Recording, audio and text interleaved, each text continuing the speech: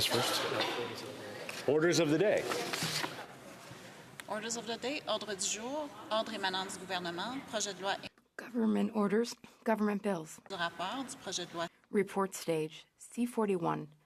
An act to amend the criminal code and to make consequential amendments to other acts. Pursuant to order made on Thursday, June 8, 2023, Bill C-41, an act to amend the criminal code and to make consequential amendments to other acts as amended, is deemed concurred in at report stage on division. When shall this bill be read a third time? Pursuant to order made on Thursday, June 8, 2023, the House will now proceed to third reading of this bill. And there's another page. Madame Joly. Ms. Joly. Seconded by Ms. Haiju, moves that Bill C-41, an act to amend the criminal code and to make consequential amendments to other acts, be now read a third time and do pass. Debates. The Honourable Parliamentary Secretary to the Minister of Public Safety. Thank you so much, Mr. Speaker. Today we conclude debate on Bill C-41 before sending it off to the Senate. This legislation aims to address important aspects of the deepening crisis in Afghanistan and responds to calls from Canadian humanitarian aid agencies to be able to deliver relief to a country on the brink. Once again, the committee process did the good work that I have seen time and time again in this place, making the bill that we have before us today better than it was. Better because we listened and we responded. We included an important amendment from the member for Edmonton Strathcona to include a humanitarian carve-out in the bill. I will expand more on that later, but I thank her for bringing this forward so we could unanimously support it. As someone who's worked in the humanitarian sector, she brings a passion to her work that reflects her clear desire for a better world. Although we were both elected in 2015, the member for Sherwood Park, Fort Saskatchewan and I have never worked together before. There are many issues where we have divergent views, but on the issue of aid to Afghanistan and to those most in urgent need, we're on the same page. I want to sincerely thank him for the patient and collaborative approach he brought to this bill. I can confidently say we would not be here today without his efforts. As my friend from the Bloc Québécois, the member for Lac-Saint-Jean, asked at committee, quote, can the committee members make some concessions and manage to balance out this bill to get a deal as quickly as possible? As a parliamentarian, I'm trying to see what's acceptable to humanitarian organizations to get this bill passed as quickly as possible, end quote. I think that's exactly what we accomplished with the bill before us now. I thank the honourable member for Lac-Saint-Jean for his passion, for ensuring we're acting to save lives in Afghanistan and around the world, for his trust and his friendship, and for the productive way that we work together. Before talking about the changes made to the bill, I want to reiterate what brought us here, Mr. Speaker. I'm proud of the cross-party collaborative efforts made by the Special Committee on Afghanistan and the important recommendations put forward by that committee, reflecting the work that Canadian non-governmental organizations and humanitarian aid agencies have put forward as a pathway to deliver aid to Afghanistan. The situation in Afghanistan is haunting. The Afghan people have persisted through 4 decades of war, and since the forceful capture of the country by the Taliban, the world has witnessed the erosion of fundamental rights and the steady deterioration of social and economic systems. This has created the largest humanitarian crisis in the world. I want to remind this House that Afghanistan was a country that was reliant on foreign aid before the takeover by the Taliban. According to the Special Committee's report, quote, the World Bank has assessed that Afghanistan's economy was shaped by fragility and aid dependence. Grants were financing some 75% of total public expenditure and were responsible for about 45% of Afghanistan's gross domestic product in 2020.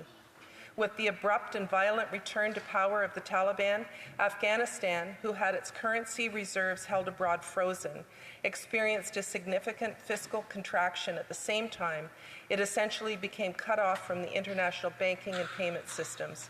That occurred because the Taliban have long been rightly subject to sanctions in relation to terrorism.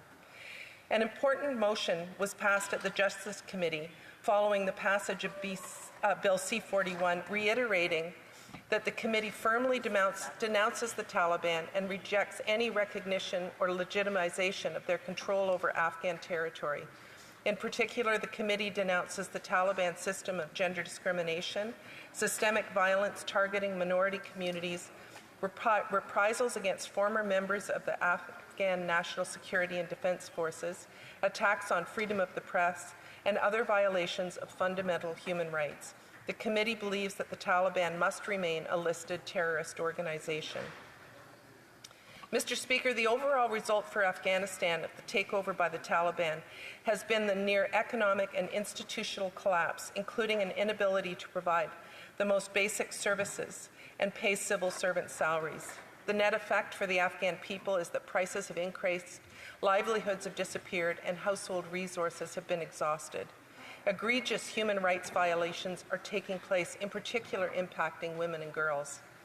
To encapsulate the enormity of this situation, John Aliff, Regional Director for Asia and the Pacific at the World Food Programme, told the special committee, quote, "Today, millions of people in Afghanistan, young children, families, and communities, stand at the precipice of inhumane hunger and destitution," end quote.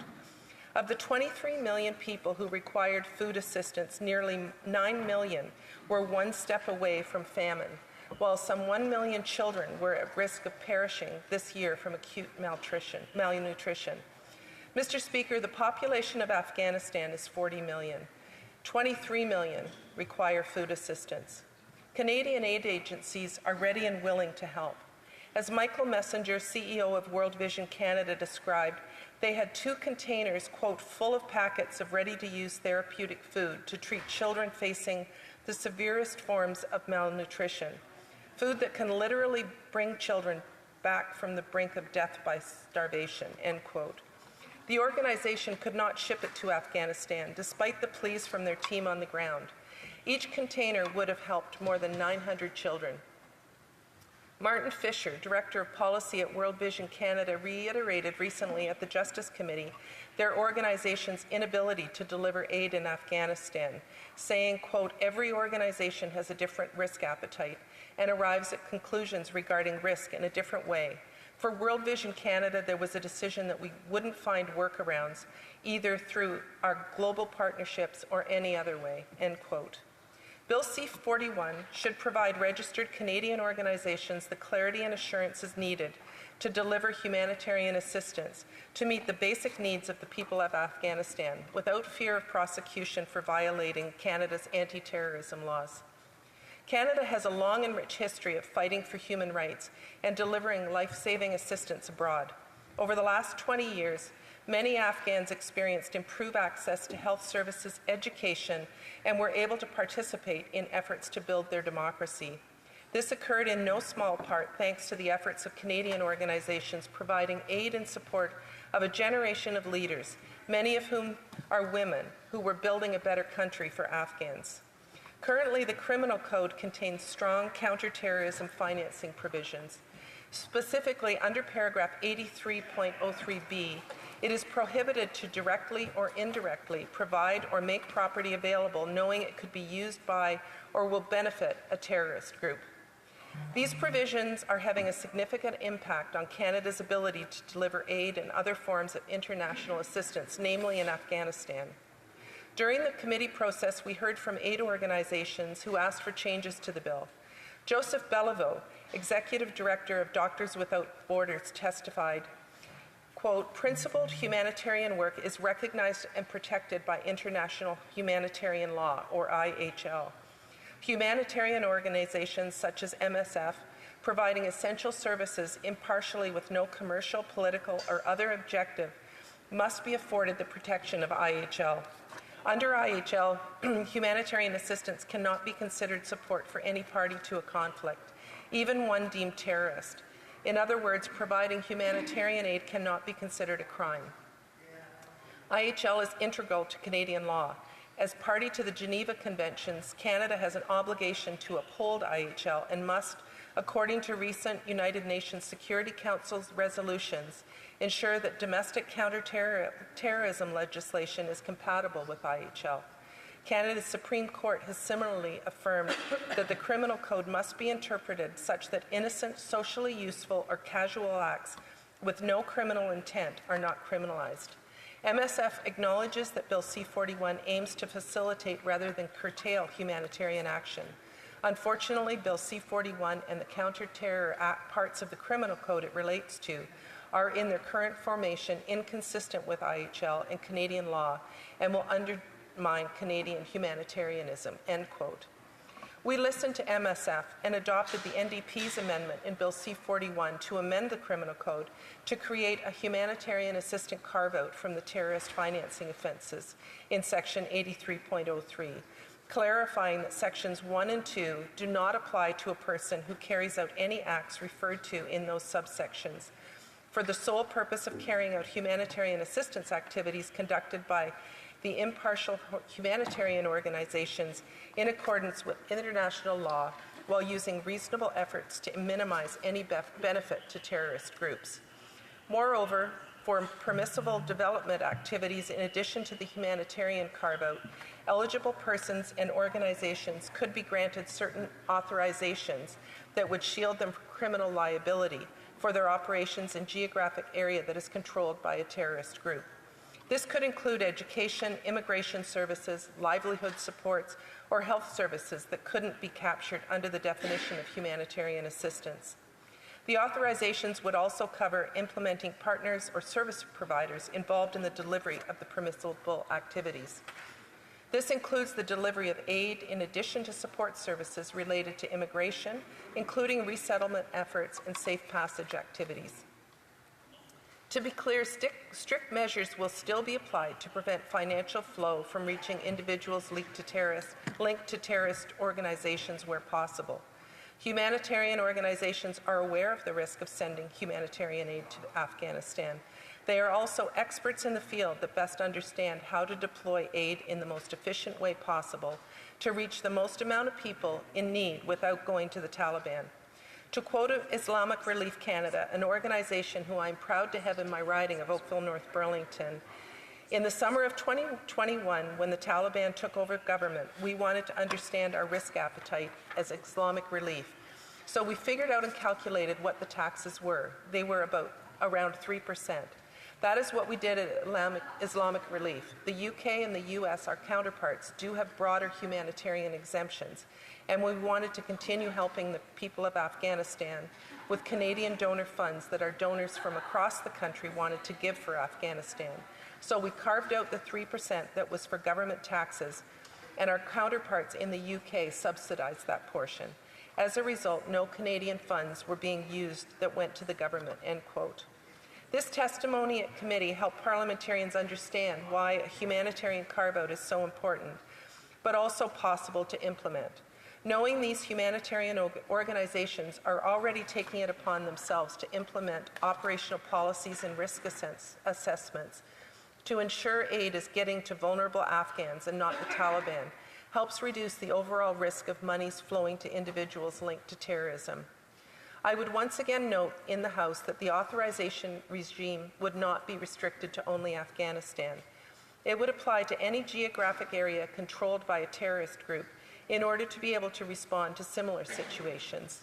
Jessica Davis testified that approximately 8% of countries worldwide are controlled by terrorist groups, including Nigeria, Yemen, Somalia, Afghanistan, and parts of West Africa, where terrorist groups are controlling territories. Bill C-41 would apply to those areas in the world as well. At committee, we heard about the need to reduce the burden on humanitarian organizations in having to determine themselves which geographic areas are controlled by a terrorist group, and that they required clarity. The amendment adopted at committee, put forward by my Conservative colleague, places a positive onus on the Public Safety Minister to provide written information as to whether an authorization is required at the request of an applicant. This amendment considers the dynamic nature of terrorism and allows for the most up-to-date assessment of terrorist groups and their control of geographic areas. Another important change made at committee ensures that if an application is refused, those applicants would be able to reapply after 30 days. This was amended to shorten the original 180-day reapplication waiting period. This was requested by the humanitarian aid organization and reflects their desire for their organizations to be able to quickly reapply should they be unsuccessful for any reason. Applicants can also seek recourse through a judicial review. An amendment to the original bill also explicitly restricts the use of applicant information for the purpose of the authorization request or its renewal. This responds to a request from humanitarian aid organizations who articulated concerns about how the data collected in an authorization application would be processed by departments and agencies. Moreover, information sharing by prescribed departments can collect and disclose information in assisting the public safety minister in this regime and has been limited to the purposes of the administration and enforcement of the regime. The public safety minister must ensure that the assisting entity was amended to require that it occur within the first year rather than the 5th year of this section coming into force, and every 5 years thereafter. I recognize that there are those who are skeptical about how the new regime will work and are eager to see regulations developed following passage of the bill. This shortened one-year timeline will ensure that we can quickly address any shortcomings should they arise. The Minister of Public Safety must table a report to Parliament, which must also include a plan and timeline to remedy any deficiencies. We as parliamentarians have an obligation to all Afghans to pass this legislation because aid to Afghanistan remains absolutely vital. With this legislation, Canada is responding to the continuing crisis in Afghanistan by facilitating the provision of humanitarian assistance, health services, education, and human rights programs, as well as safe passage and immigration processing for vulnerable individuals destined for Canada. This will also help our government work with like-minded countries and international partners to advance our international priorities. Canada has a hard-earned international reputation as both a fierce protector and a steadfast source of humanitarian assistance. Canada has committed to accepting at least 40,000 refugees from Afghanistan. So far, 32,745 have arrived in Canada. A few weeks ago, I had the privilege of greeting a plane of 280 Afghan refugees arriving in Toronto via the UAE. It is impossible to express the joy that these people had upon arriving in Canada. One gentleman told me that Canada is the best country in the world, and I would agree with that, Mr. Speaker. I looked at the young girls arriving, thinking that they could now have an education. And most importantly, these individuals will be able to go to bed knowing that they are safe. These refugees who will make Canada home are the lucky ones. Millions, however, remain in Afghanistan and need our help today. Our government will continue to work in close collaboration with international and Canadian partners as we work together to accomplish our shared humanitarian and development assistance commitments. To quote Martin Fisher, head of policy at World Vision Canada, "We believe that with some fine-tuning, it is a critical step forward in the longer-term journey to ensure that Canadian humanitarian organizations, as well as those delivering other services in these difficult contexts, can operate in a neutral, impartial, and independent manner in the most difficult and exceptional circumstances. We cannot lose sight of the severity of the humanitarian crisis there and the obligations that Canada and Canadians have to help," end quote. Mr. Speaker, I firmly believe that the committee process has ensured that the bill we have before us has been improved by the input of civil society and the collaborative work of parliamentarians, and that the fine-tuning has been achieved. I firmly believe that this legislation will truly make a change that will save lives of some of the most vulnerable people in the world. As Martin said, we as Canadians have to help. It is in our nature to help, and as parliamentarians, we have an obligation to help. C-41 will ensure that humanitarian organizations can deliver aid to Afghanistan and save lives. Thank you, Mr. Speaker.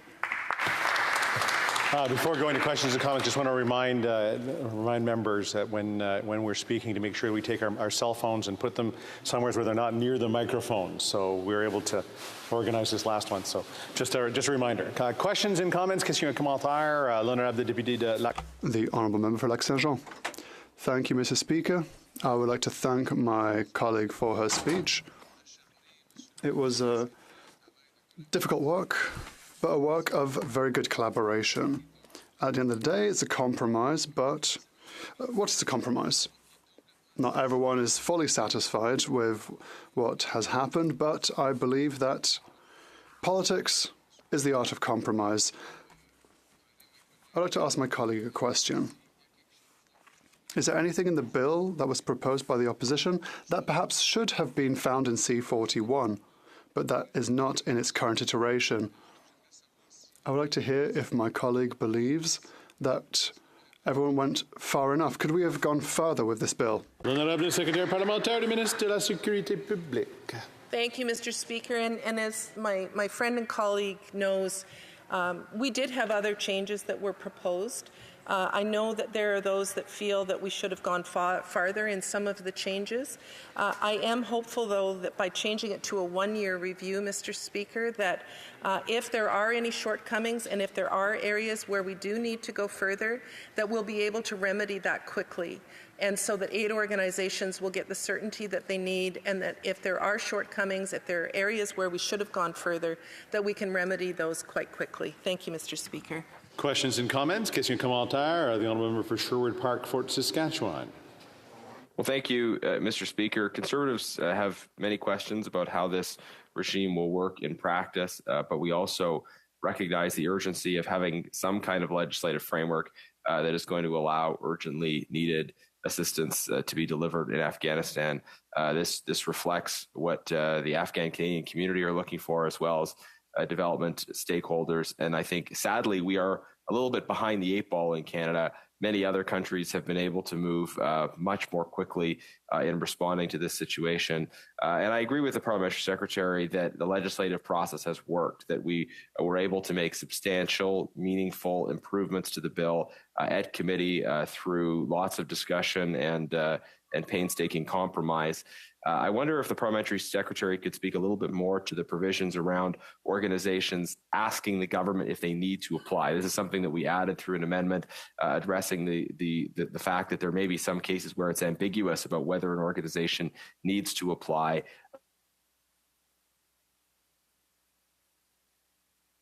I believe we. Okay, well, I'm just going to interrupt the member. The internet did a bit of a hiccup, so maybe back up by about 10 seconds. Okay, just the gist of it is I'd like to hear from the parliamentary secretary about how that she anticipates that regime will work in terms of organizations asking if they need to apply, and how long the government response will take in those cases. Honourable Parliamentary Secretary. Thank you for the question, and I thank the honourable member for putting forward the amendment that puts the onus on the government and not the aid organizations to make that determination. As the honourable member knows, the original bill required aid organizations to determine themselves whether or not it was a geographic region, for example, that was under control of a terrorist.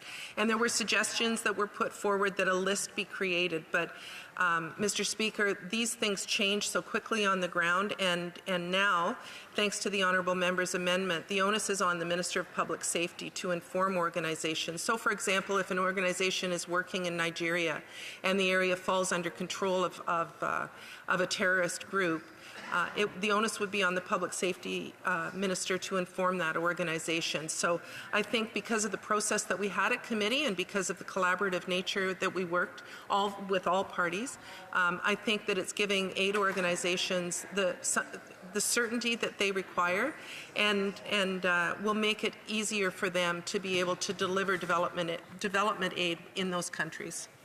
Question et commentaire. The honourable member for Rosemont-le-Petite-Patrie. Thank you very much, Mr. Speaker. It's a shame because on such an essential and important issue, C41 is not the solution. It should have been done by Foreign Affairs and not Public Safety. New Democrats will not be able to support a bill that says that international solidarity sector has to ask the Canadian government before they can go save lives abroad.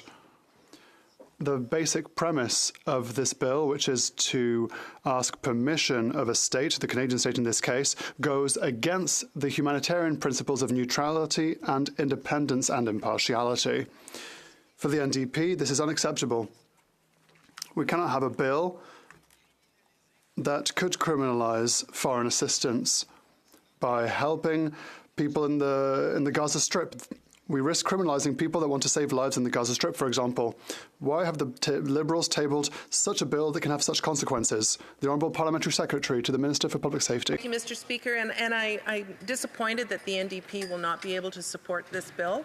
The bill is one that was done with compromise, and I do feel that it is a bill that will allow aid organizations to deliver the aid they need across the country. We did listen to the New Democratic Party in including a humanitarian aid carve-out, which was not originally part of the bill. And I think that's an example of listening, not just to the New Democratic Party, but listening to organizations like Médecins Sans Frontières, Doctors Without Borders, who said that it was critical. I know that other organizations like the Red Cross and World Vision Canada also wanted this humanitarian carve-out. And so we listened and unanimously with all parties in the House adopted the NDP amendment that makes that important distinction that under humanitarian law, aid organizations can deliver humanitarian aid even in places like Afghanistan without getting an authorization beforehand. So the authorization regime will only apply to developmental assistance, and we feel that it reaches at the proper balance and is a way for aid organizations to deliver aid to the most vulnerable in the world. In comments, question or commentaire, the Honourable Parliamentary Secretary to the Minister of Foreign Affairs.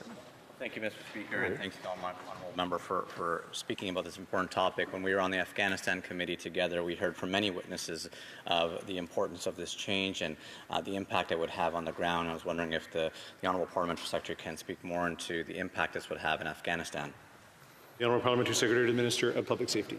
Thank you, Mr. Speaker, and I thank my colleague for the question. We did serve together on the special committee and heard about the need to urgently get this work done. Right now, Canadian organizations overall are not able to deliver aid directly into Afghanistan. And as I spoke about, Mr. Speaker, there's a humanitarian crisis in that country.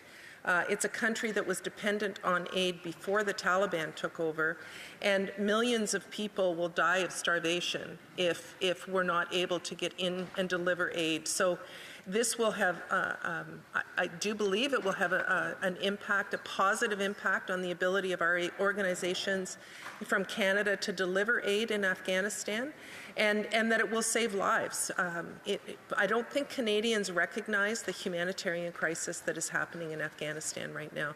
I wish they did. I wish more Canadians were paying attention, and I think this will allow amazing Canadian aid organizations, which we have in this country, to deliver the aid that they want to deliver in Afghanistan. Questions and comments. Question or commentaire, the Honourable Member for Saanich Gulf Islands. Thank you, Mr. Speaker, and I thank my honourable colleague and Parliamentary Secretary for her speech. I am torn about Bill C-41 only to the extent that I understand why some of my NDP colleagues will be voting against it. I'll be voting for it. I think it's urgent that Canada provide the cover for massively needed humanitarian aid and assistance. I think this is an aspect of what this government claims is a feminist foreign policy. We have a government in Afghanistan that's declared war on its women, and we're not doing enough. And I ask my honourable colleague to share with us, if she will, because she's such a strong feminist, what else she thinks we ought to be doing to protect the women and girls in Afghanistan, and why we haven't gotten the women who were former members of Parliament out of Afghanistan as quickly as possible. The Honourable Parliamentary Secretary. Thank you, Mr. Speaker. And what is happening to women and girls in Afghanistan is horrific. It is almost indescribable the way women and girls are being targeted by the Taliban, not being able to leave their homes, being married off, lack of access to education, to employment. Some of these young women have spent their lives under a regime where they were allowed to do this. You know, they were allowed to be members of Parliament. They were, and it pains me to even say allowed. No woman should have to be allowed to do anything, Mr. Speaker. But the fact is, now in Afghanistan, that has those aspirations of young women and women and girls in Afghanistan are gone. There's much more that we can be doing. to support those women. There are incredible organizations like Women for Women and Canadian Women for Women in Afghanistan who have not been able to deliver programs in the way that they would like to. But I would also argue that Canadians need to pay attention to what's going on in Afghanistan and raise their voices in support of the women and girls living there under this oppressive regime. Thank you, Mr. Speaker. Reprise du débat, continuing debate. The honourable member for Sherwood Park, Fort Saskatchewan. Well, thank you, Mr. Speaker. I'm grateful for the opportunity to address the House today on this important piece of legislation, Bill C-41, the trigger of which is the crisis in Afghanistan, but more broadly, which seeks to establish a framework for allowing vitally needed assistance, development assistance, short and long-term assistance, to get into areas that are controlled by terrorist organizations. I wanted to start my remarks today by speaking about the legislative process more generally, because I think the process we've been through on Bill C-41 has been quite effective, and I think maybe instructive for other kinds of engagements going forward. Our primary roles as members of Parliament is to be legislators, and naturally we get drawn into a variety of other activities that are also important, but are not as central. We are here to legislate. We're here to make law, understand laws that are before this House, debate them, propose changes to them, try to make them better, and represent our constituents specifically in the lawmaking process. The process that bills are supposed to go through is they're presented by the government as items for consideration, without being perfect or approaching perfection at that point. Then they're debated in principle. Members vote on the principle. Then they're analyzed in detail at committee. There should be meaningful consideration, back and forth discussions among parties that are oriented towards making the bill as good as possible. And then we come back to the House for report stage and third reading. Very often, sadly, bills are presented in a way that sort of presumes they are the final form, and the discussion in the House sort of treats them as if the legislative process is a necessary evil instead of a vital process of refinement. And too often, I think there's pressure to push legislation forward as is, to sort of accept, well, this is a good bill, so pass it, instead of to actually dig into the meat or the substance of it. I think also too often we see cases of legislation that doesn't have detail in it. Rather, it provides an enabling framework for the government to simply do whatever it wants afterwards. And in all of these cases, these are kind of involve a minimization of the important role that legislators are supposed to provide, are supposed to play in the process of making laws, making good laws for our country. I think on Bill C-41, though, the process worked very well. We had the government put forward a piece of legislation that was very flawed, and the need for the legislation was clear, based on advocacy from various stakeholder organizations, people from the Afghan Canadian community, and from the development sector in particular. Opposition parties had been asking for this. There were a number of motions of the Foreign Affairs Committee calling for legislation that would allow humanitarian and longer-term development assistance to get into Afghanistan. So the advocacy that happened led to the government putting forward legislation that was flawed. And we debated it in principle. We brought it to committee, and then we had lengthy, painstaking, detailed negotiations among different parties. The conversations were multidimensional. They were, I think, all motivated by the sincere desire of everyone to make the bill better, and recognizing the urgency of resolving the challenge that we have, the legal impediments to getting vitally needed humanitarian assistance into Afghanistan. Those conversations happened. They were constructive all the way along, and as opposition members, we were very grateful as well for the hard work and involvement of our nonpartisan public service. I think there's an important interplay that happens as well between legislators and the public service. That is, that we should not simply take or be expected to take as given the products we were given by the public service, that it is our job to challenge and question and to say, we want you to come up with a different solution to this problem. And public servants, I think, we're responsive to those issues and questions, and we deferred to their expertise when there were technical concepts that needed to be understood. So I think there was a very good interplay between the parties and between legislators and the public service that led to substantial improvements in the bill. I think my only complaint about the process would be that increasingly we're seeing committee chairs make relatively narrow rulings about scope of bills. And I think that's a trend we should watch, because when the House endorses a bill at second reading in broad principle, committees need to have the space and the scope to be able to make amendments without too narrow an interpretation of the scope parameters. And that said, we solved that problem by having a unanimous consent motion in the House to deem an amendment in scope that might have otherwise not been deemed in scope. So we were able to achieve a workaround here, but in general, I think this is just a point of caution for committee chairs and for those that are informing these decisions to think about that we would risk getting to a point where the kinds of improvements that are required to a bill at committee cannot be made if the interpretations of scoping are too narrow. But that said, I think this was a constructive process, and we've come back with a bill that is still not perfect, but is substantially improved and substantially changed as a result of members of Parliament from all parties doing the work that they're supposed to be doing in terms of engaging the legislative process. And I enjoyed working with all of my colleagues on the committee most of the time. I would say I enjoyed working with all of the people some of the time, and some of the people all the time, to paraphrase an old line.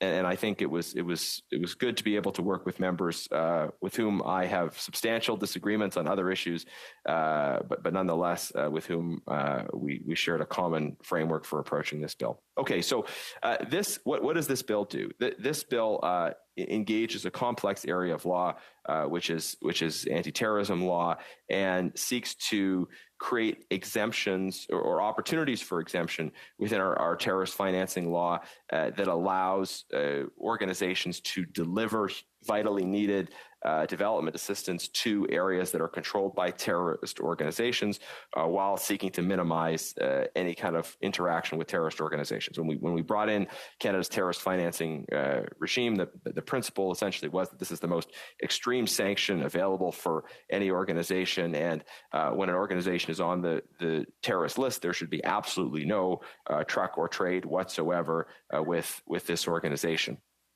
And that's a good principle to start from. But when you have terrorist organizations that control territory, there may be instances where there needs to be certain kinds of minimal engagement. And if we don't have a nimble enough framework that allows that kind of minimal engagement, then the likely outcome is simply that fewer organizations will be listed as terrorist groups. Our view is that we need to be able to list terrorist organizations as terrorist organizations and keep them on the terrorist list, even if they control territory. It would be perverse to see terrorist organizations taken off the terrorist lists simply because they became militarily successful.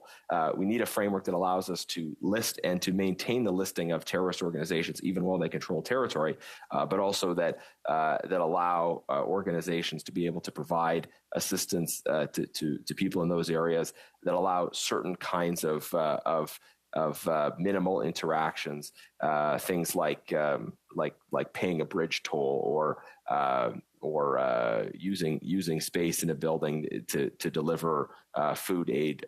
Naturally, these limitations, these exceptions need to be quite limited, but they should exist. And I haven't heard anybody say that we should condemn people who through no fault of their own happen to live in areas controlled by terrorists to not receiving any kind of assistance or support.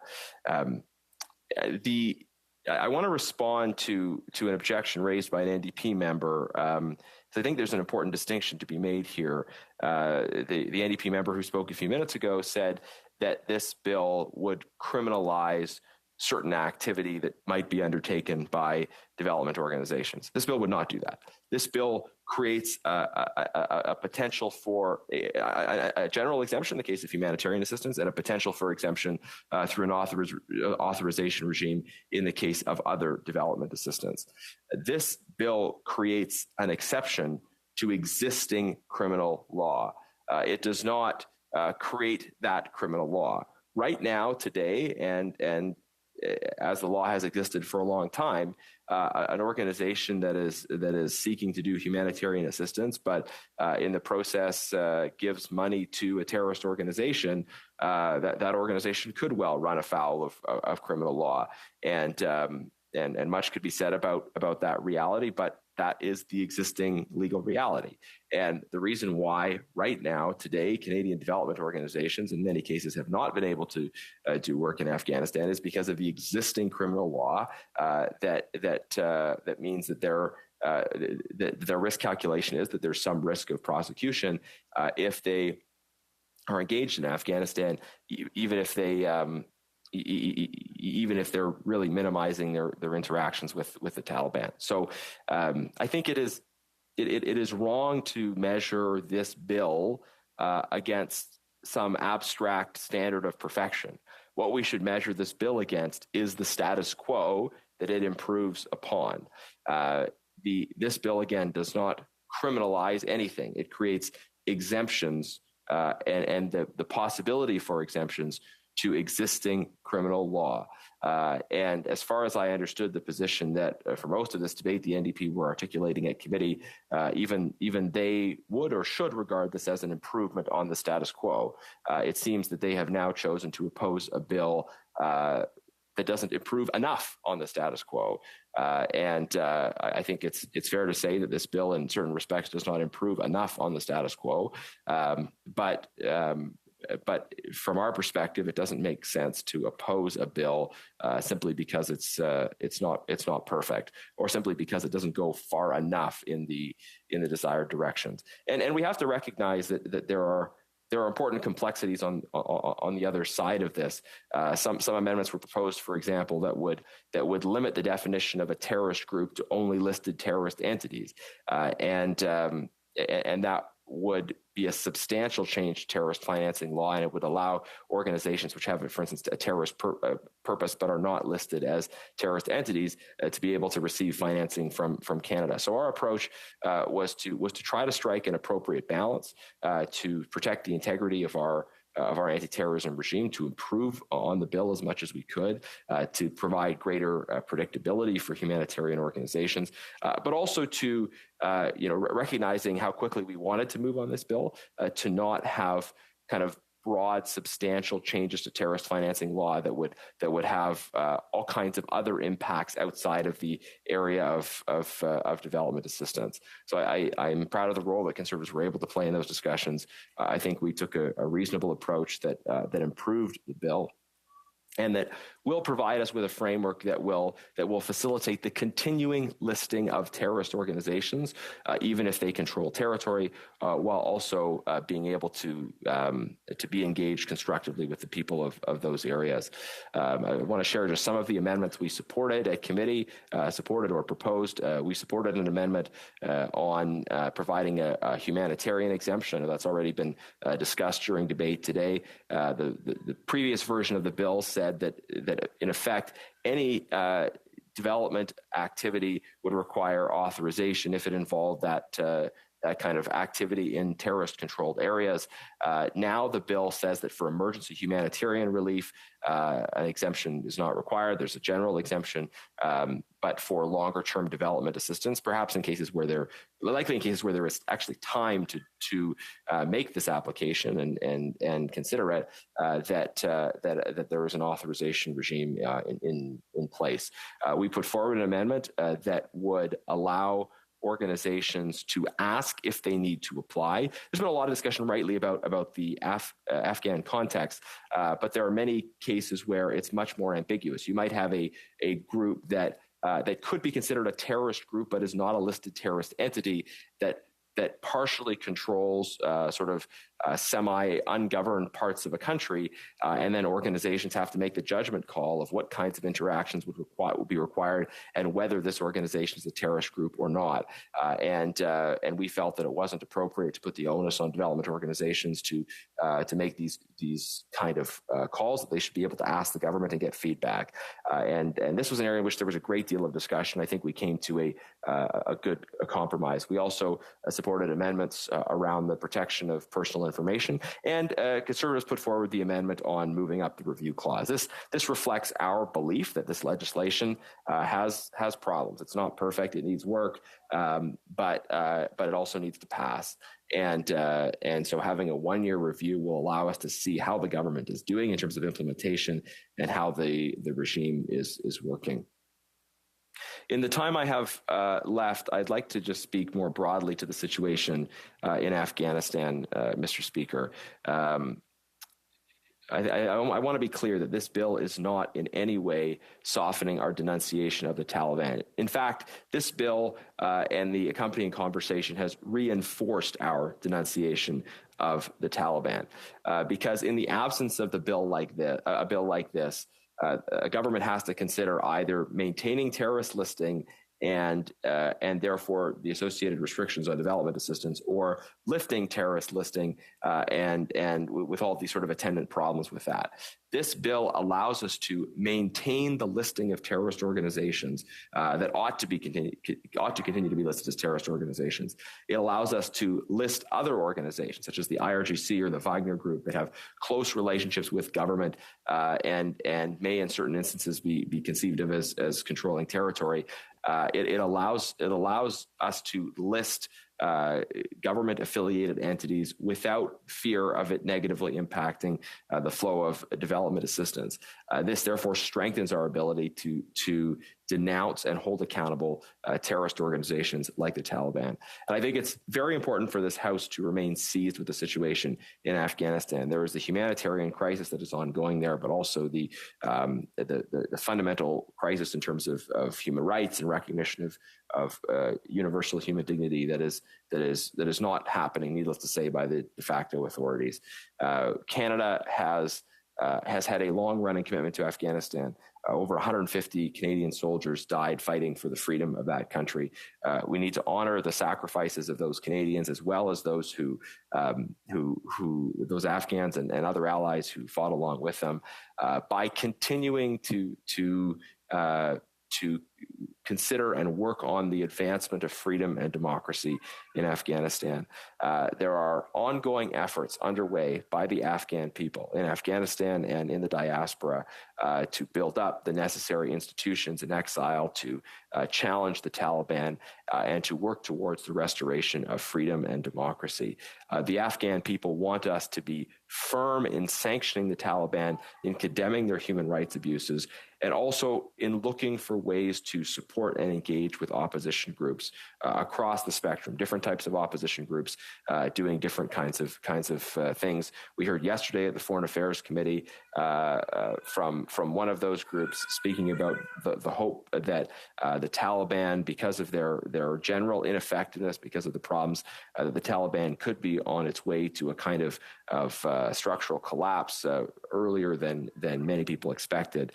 And we can hope for that collapse. We can hope for the restoration of freedom and democracy in Afghanistan. And we should not give ourselves over to undue pessimism as it relates to Afghanistan. We need to continue to be engaged and thinking and reflecting and proposing ideas for a brighter future for Afghanistan when this dark night is over. Canada has been there in the past. The abandonment of Afghanistan in the recent chaotic pullout, the failures of the government the Canadian government to effectively evacuate those who needed to be evacuated. These are, I think, sad points in terms of our engagement, but we need to work together as parliamentarians to build for a brighter future for Afghanistan. And I want to commit, Mr. Speaker, to the Afghan community, to all those that are listening, that it will continue to be a priority for me to think about and to work on how Canada can honor its commitments to Afghanistan and continue to work with the Afghan diaspora, the people of Afghanistan, to address, yes, the immediate humanitarian crisis, but also to work for the restoration of freedom and democracy and the expansion of pluralism that includes ethnic and religious minorities. I think this is possible. This is realistic, and we must continue that work going forward. Thank you, Mr. Speaker. Questions and comments. Questions et commentaires. The Honourable Parliamentary Secretary to the Government House Leader. Yes, thank you, Mr. Speaker. I'm going to go back to the member's beginning remarks when he was talking about the process, and I found it somewhat interesting because, as the member will recall, I was actually in opposition when Stephen Harper was the Prime Minister, and there was a quick pro quo of, you don't pass anything in committee if it comes from opposition members. They never accepted any amendments with a majority Harper government. Today, we have seen better legislation, healthier legislation, in good part because of the members' involvement in the committee and suggestions on ideas. And more we're seeing not only government member amendments being brought forward, but also opposition members' amendments being brought forward, and more importantly, even passed, Mr. Speaker, which gives strength to the legislation. And I'm wondering if he could just kind of provide further comment, given the very nature of the issue, in terms of the people that we are helping by supporting what I believe Canadians at heart, great humanitarians. And we are assisting those in being able to do the work that they want to be able to do to support the world in a very positive way. His comments. A member for Sherwood Park, Fort Saskatchewan. Thank you, Mr. Speaker. I don't think it's quite correct that the Conservatives in government never accepted opposition party amendments. I will say, it was very good to be able to work constructively with members of all parties, including the governing party. Of course, the context we have right now is a minority parliament, so there was the opportunity for the opposition to come together and make changes to the bill that the government didn't like. But ultimately, we were able to work collaboratively with the government. But I think that collaboration was also born out of the realities of a minority parliament. So I think we have tried to use the tools we have to work constructively to make this bill better and to bring in those kinds of changes that have delivered the improvements that will make the regime hopefully work better. But in any event, we have the 1-year review clause that we proposed that ensures that, given the potential problems, that we are going to have an opportunity to look at this issue again very soon. Questions et commentaires. L'honorable député de Lac-Saint-Jean. Merci, Monsieur le Président. Thank you, Mr. Speaker. I'd like to thank my colleague for Sherwood Park, Fort Saskatchewan, for his speech. We worked extremely hard, all 4 parties present in the House, on this bill. We were able to achieve a compromise that didn't satisfy everyone, but politics is the art of compromise. Now, the question I have, and I think it's one of the most important ones, is February 8, 2022, at committee, I asked a question on the issue before us today. On February 22nd, 2022, I tabled a motion for unanimous consent in the House of Commons, and the Liberals blocked the motion. We could have solved the problem a lot faster.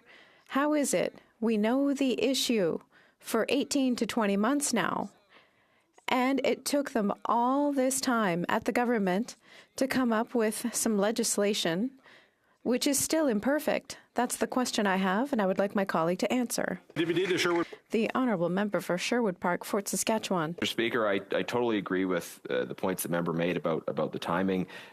This has been raised multiple times by multiple committees. I think there were 2 different motions adopted at the Foreign Affairs Committee, and prior to that, there was a recommendation in the report of the Special Committee on Afghanistan.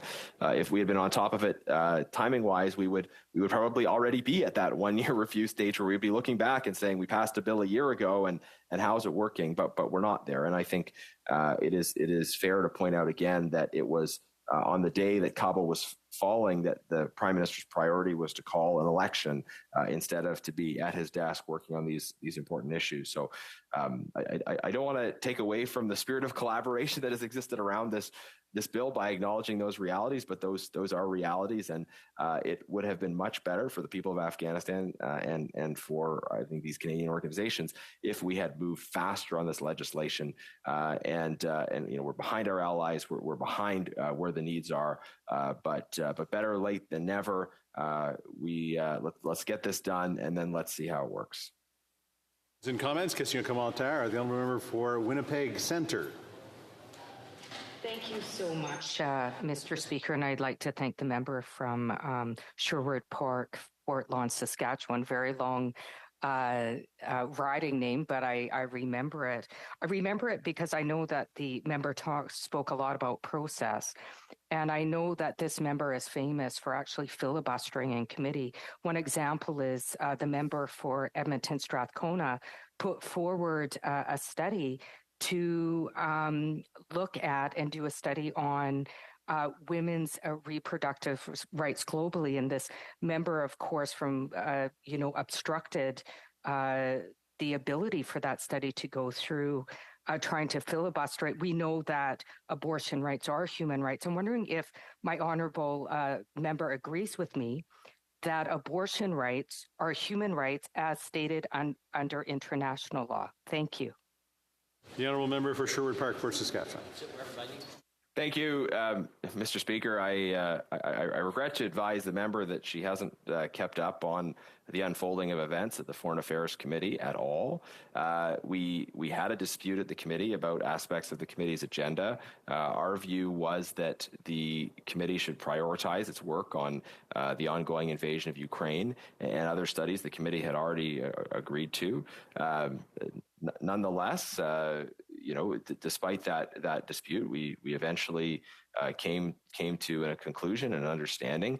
The study that I think the member is referring to was a priority of the Liberals and the NDP. They wanted to do a study on abortion at the Foreign Affairs Committee, notwithstanding the various other things that are going on in the world right now. That was their priority, and that study has since occurred. And the hearings are complete, and I think the House will be hearing back the conclusions of that study. And I won't preempt any of that. But if the member had kept up with the workings of the Foreign Affairs Committee, she would know that in fact the events that she is alleging are ongoing are no longer ongoing, and the House will have an opportunity to look at the conclusions of the Foreign Affairs Committee. Just looking at time. Maybe we have a quick interaction. Just make sure it's a very quick interaction. The honourable member for Sandwich Gulf. Hello to the member for Sherwood Park, Fort Saskatchewan. In voting for this bill, would the honourable member also put forward any ideas he has for what we should be doing to protect the lives of women and girls in Afghanistan? The honourable member for Sherwood Park, Fort Saskatchewan. Well, thank you, Madam Speaker. At the same time as the committee adopted this bill, we adopted a motion that my Conservative colleague had put forward, which was a clear denunciation of the Taliban, including identifying the system of gender discrimination that they have built and are building, and calling for the continuing listing of the Taliban as a terrorist organization. I think it's very important that we work closely with women's groups from Afghanistan and Afghan diaspora groups in general to understand what they're looking for. I think what they're looking for is for us to continue to be tough on the Taliban and condemning what they're doing, sanctioning them, etc., and also to look for ways to support civil society, opposition groups, and to remain hopeful about what the future of Afghanistan could look like. That we can see a post-Taliban future sooner rather than later. And when the honourable member comes back, there'll be a whole minute and 35 seconds left in questions and comments. Statements by members. Déclaration de député. The honourable member for Spadina, Fort York. Mr. Speaker, on July 11th, this Sunday, a rally will be held on Parliament Hill by 2,000 Iranian Canadians to again protest the failure of the Canadian government to get justice from Iran for the January 8th, 2020 shooting down of Flight PS-752. That horrific act murdered 176 people, 55 of which were Canadian citizens and 30 permanent residents. One of those victims was a friend. Sunday's rally will also demand that the Canadian government abandon its ongoing reluctance to list the Iranian Revolutionary Guard Corps as a terrorist organization, and for the government to finally take action against Iranian operatives who are harassing and intimidating the Iranian community in Canada. From Parliament Hill to Toronto City Hall and Richmond Hill, I have stood in solidarity with Canada's Iranian community. Will this government? To date, the protesters have received useless platitudes and empty promises. Hopefully, the government's indifference will soon end. Thank you, Mr. Speaker. The honourable member for Cape Breton-Canso. Mr. Speaker, in the early 1970s, the former Town of Dominion Police Service established the Police Boys and Girls Club, an organization to support and engage youth in the local community. 50 years later, Mr. Speaker, I'm proud to say that this club and its initiatives are going strong. With that, it's my sincere pleasure to congratulate the Police Boys and Girls Club on its 50th anniversary. Today, the club provides activities for nearly 125 youth in the Dominion area. And that's an incredible feat, Mr. Speaker, which certainly maintains impact on our communities. Mr. Speaker, our youth are our future, and organizations such as the Police Boys and Girls Club reassure me and should reassure everyone in this House that the future is very, very bright. Thank you to all the community volunteers, past and present, who devoted their time over the course of the 50 years. Thank you, Mr. Speaker. Member for Barrie, Springwater, Oro-Medonte. Mr. Speaker, Barrie, Springwater, Oro-Medonte is home to many great firsts. My community is home to the earliest published recipe of the iconic Canadian treat, the butter tart. The Oro African Methodist Episcopal Church, which is one of, if not the oldest African log churches still standing in North America, and the historic Fort Willow Conservation Area, which was actively used as a supply depot during the War of 1812. Just recently, our community, specifically the small town of Midhurst, became home to another historic first. Mitchell Hooper, a Midhurst resident who aptly goes by the nickname The Moose, was crowned the champion at the 2023 World's Strongest Man Finals in Myrtle Beach, South Carolina. At this year's competition, Mitchell Hooper became the first man to win 4 events and 6-event final at the World's Strongest Man, and the first Canadian to ever win this prestigious title.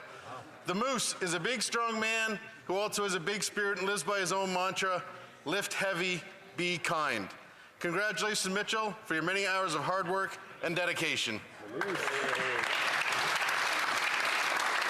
The honourable member for Winnipeg North. Yes, thank you, Mr. Speaker. People from the Philippines who have visited Canada in the last 10 years or actually have a current USA valid visa, Mr. Speaker, will now be able to travel to Canada via air visa-free. Mr. Speaker, this is wonderful news.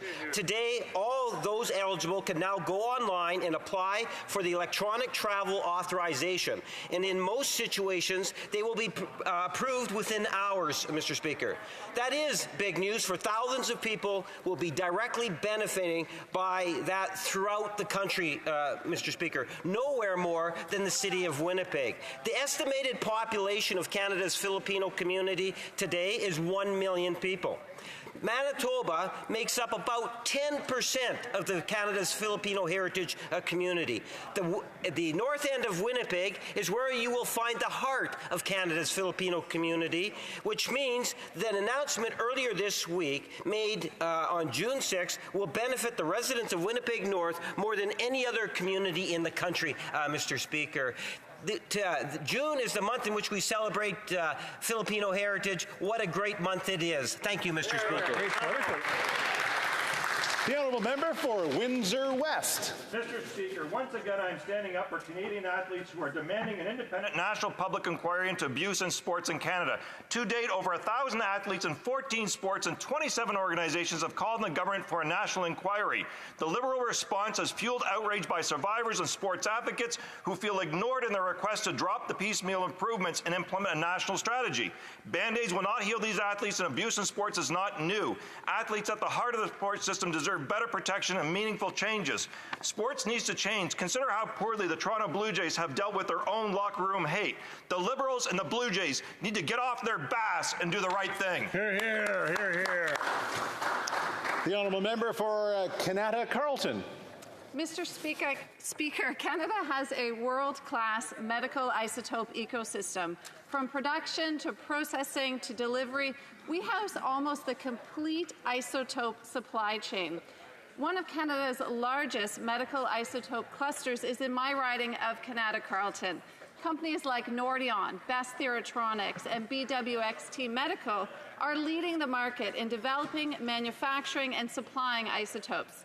These companies contribute billions to Canada's economy, and they employ hundreds of people in my riding.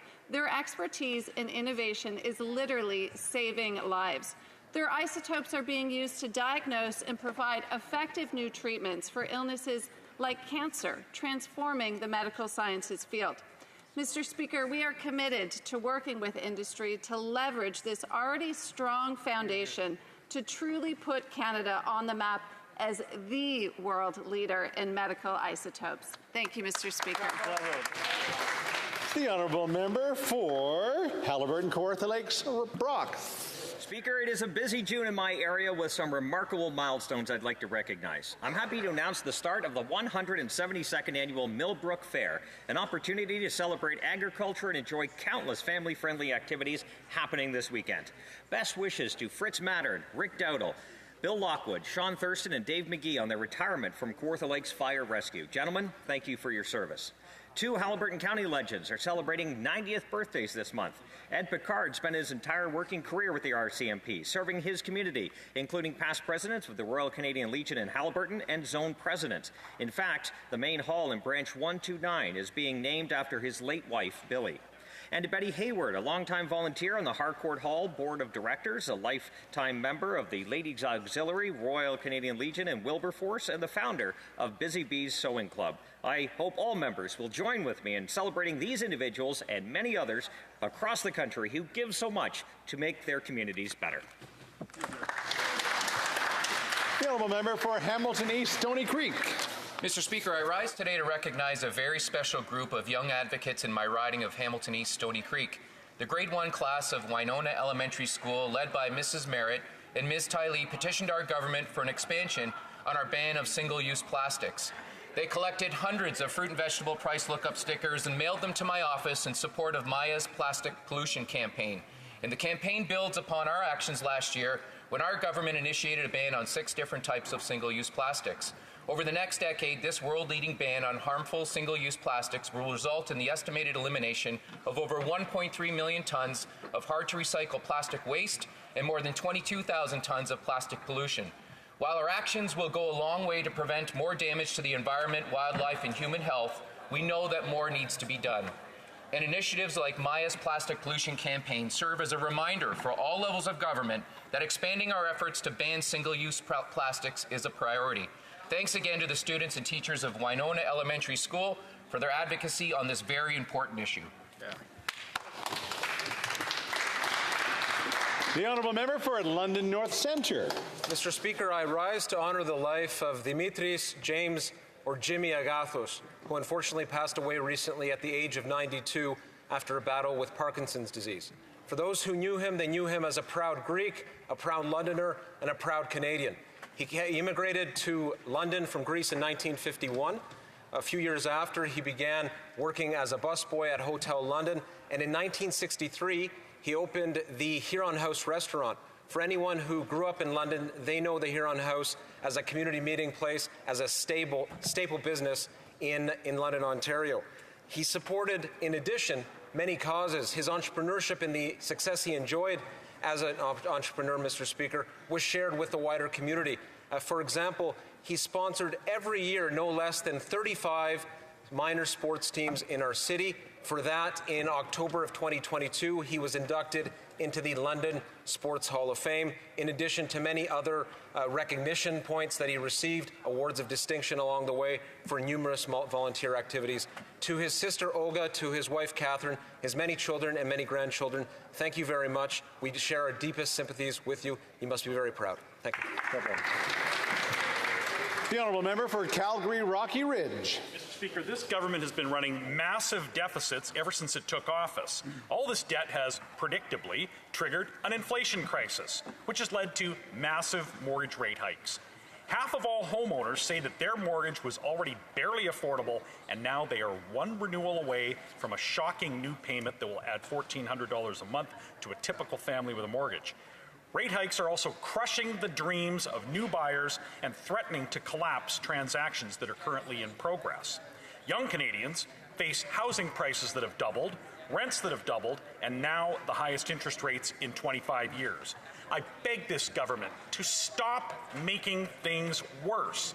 Stop the massive deficits that cause inflation and that are driving up mortgage rates to the point that homeowners can't pay for the homes that they own and young people give up hope of ever owning one. L'honorable député de Pierrefonds-Dollard. The Honourable Member for Pierrefonds-Dollard. Weekend, I visited the Art Cave exhibition presented by the mixed media class for the neurodiverse at the Dollard Centre for the Arts. Ce cours est donné. This course is led by Kiana at the Civic Centre every Sunday for 8 weeks. This is an important meeting place for neurodiverse young adults. People with autism, ADHD, Turcot syndrome, and OCD. It was a pleasure to see the amazing art by Laura, Katia, Alicia, and other students. Art is a valuable expression of people's lived experience, thoughts, and feelings.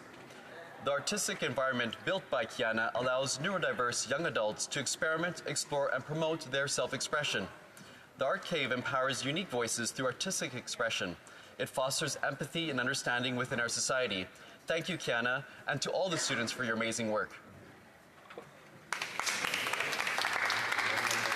The Honourable Member for Dauphin, Swan River, Neepawa.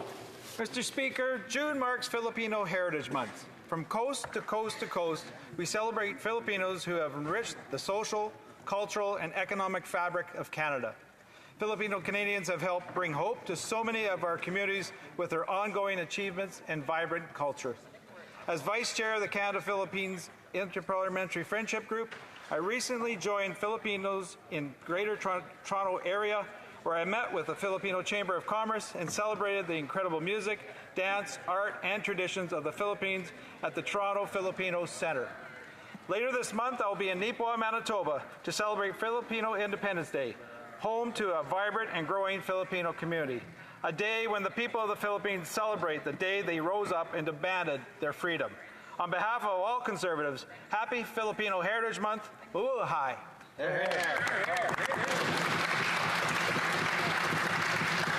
The Honourable Member for Sturgeon River, Parkland. Mr. Speaker, this Liberal government has added more to our national debt than all previous governments combined. The only thing worse than a tax and spend Liberal is a borrow and spend Liberal. Liberal deficit borrowing is driving up interest rates, making Canadians' loans and mortgages more expensive. And Liberal overspending is driving up the cost of goods and services, making everything, including our homes and our food, more expensive. Now, Albert Einstein once said that compound interest is the eighth wonder of the world, and that those who don't understand it will face the consequences. As interest rates rise, Canadian homeowners are facing the consequences, and Canadian taxpayers are facing the consequences of an exponential increase in government interest debt. Eventually, this debt needs to be repaid. We can't burden future generations with this overwhelming responsibility. It's time to save Canadians' finances by ending these Liberal deficits and balancing the budget.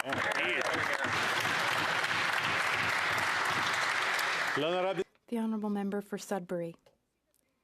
Mr. Speaker, across the country, people are forced to leave their communities because of forest fires, or forced to spend days under a blanket of smoke. In Northern Ontario, there are currently 50 active fires. I'd like to thank all of the firefighters who are so bravely committed to fighting these fires. We are working to protect the public and make our communities safe. We are investing in training more community firefighters, and we are reaching out to Indigenous peoples so that they can apply their traditional knowledge to fighting the threat of forest fires. We are welcoming hundreds of firefighters from other countries to support our efforts in the days and weeks to come. We will continue to work together to keep Canadians safe and to build strong, resilient communities. The Honourable Member for Winnipeg Centre. Thank you, Mr. Speaker. I rise today to speak about an the urgent need to address the toxic drug supply crisis that is costing lives in Winnipeg Centre. Yesterday, I joined local frontline organizations, advocates, and elected officials in calling on the federal government to work with Manitoba to increase the number of naloxone kits in Winnipeg. The situation is so dire that some organizations have been forced to source supplies from other provinces. Their message is clear: more kits are desperately needed. We also need to start treating the overdose crisis as a public health issue, not a criminal issue. I've been disgusted by the rhetoric we've been hearing from the leader of the official opposition, who has been whipping up fear and spreading misinformation about this issue. Yes, we need more funding for addiction treatment, but we also need to keep people alive. Someone who fatally overdoses from poison drugs can never recover.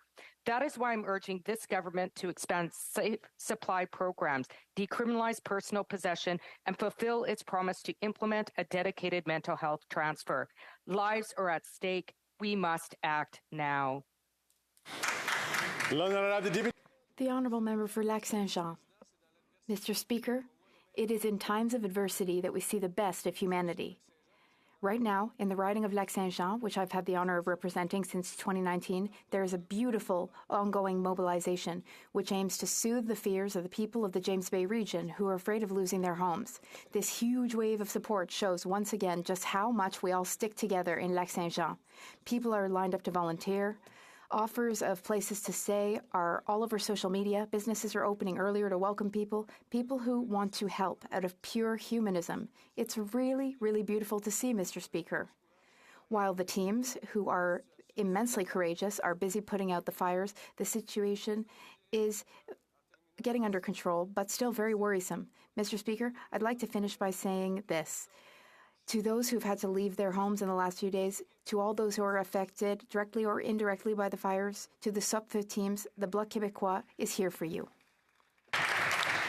The Honourable Member for Yorkton Melville. Speaker, let's play a game of Jeopardy! I choose budgets balance themselves for $1.22 trillion. Hey. This Liberal deficit will saddle our kids and grandkids with insurmountable debt for generations to come. Answer, what is $61 billion? This increase in prices is at its highest in 40 years, raising the cost of groceries, gas, and everything Canadians buy. Answer, what is Liberal inflation? This burden on families is making owning a home unaffordable for millions of Canadians, and it doesn't come down soon. It will result in the loss of their homes. Answer, what are Liberal interest rates? Finally, for $1.22 trillion, this Canadian political leader will end the destruction of the middle class and those who currently see no hope in joining it. Answer, who is? The member for Carleton. It's your home, my home, our home. Let's bring it home!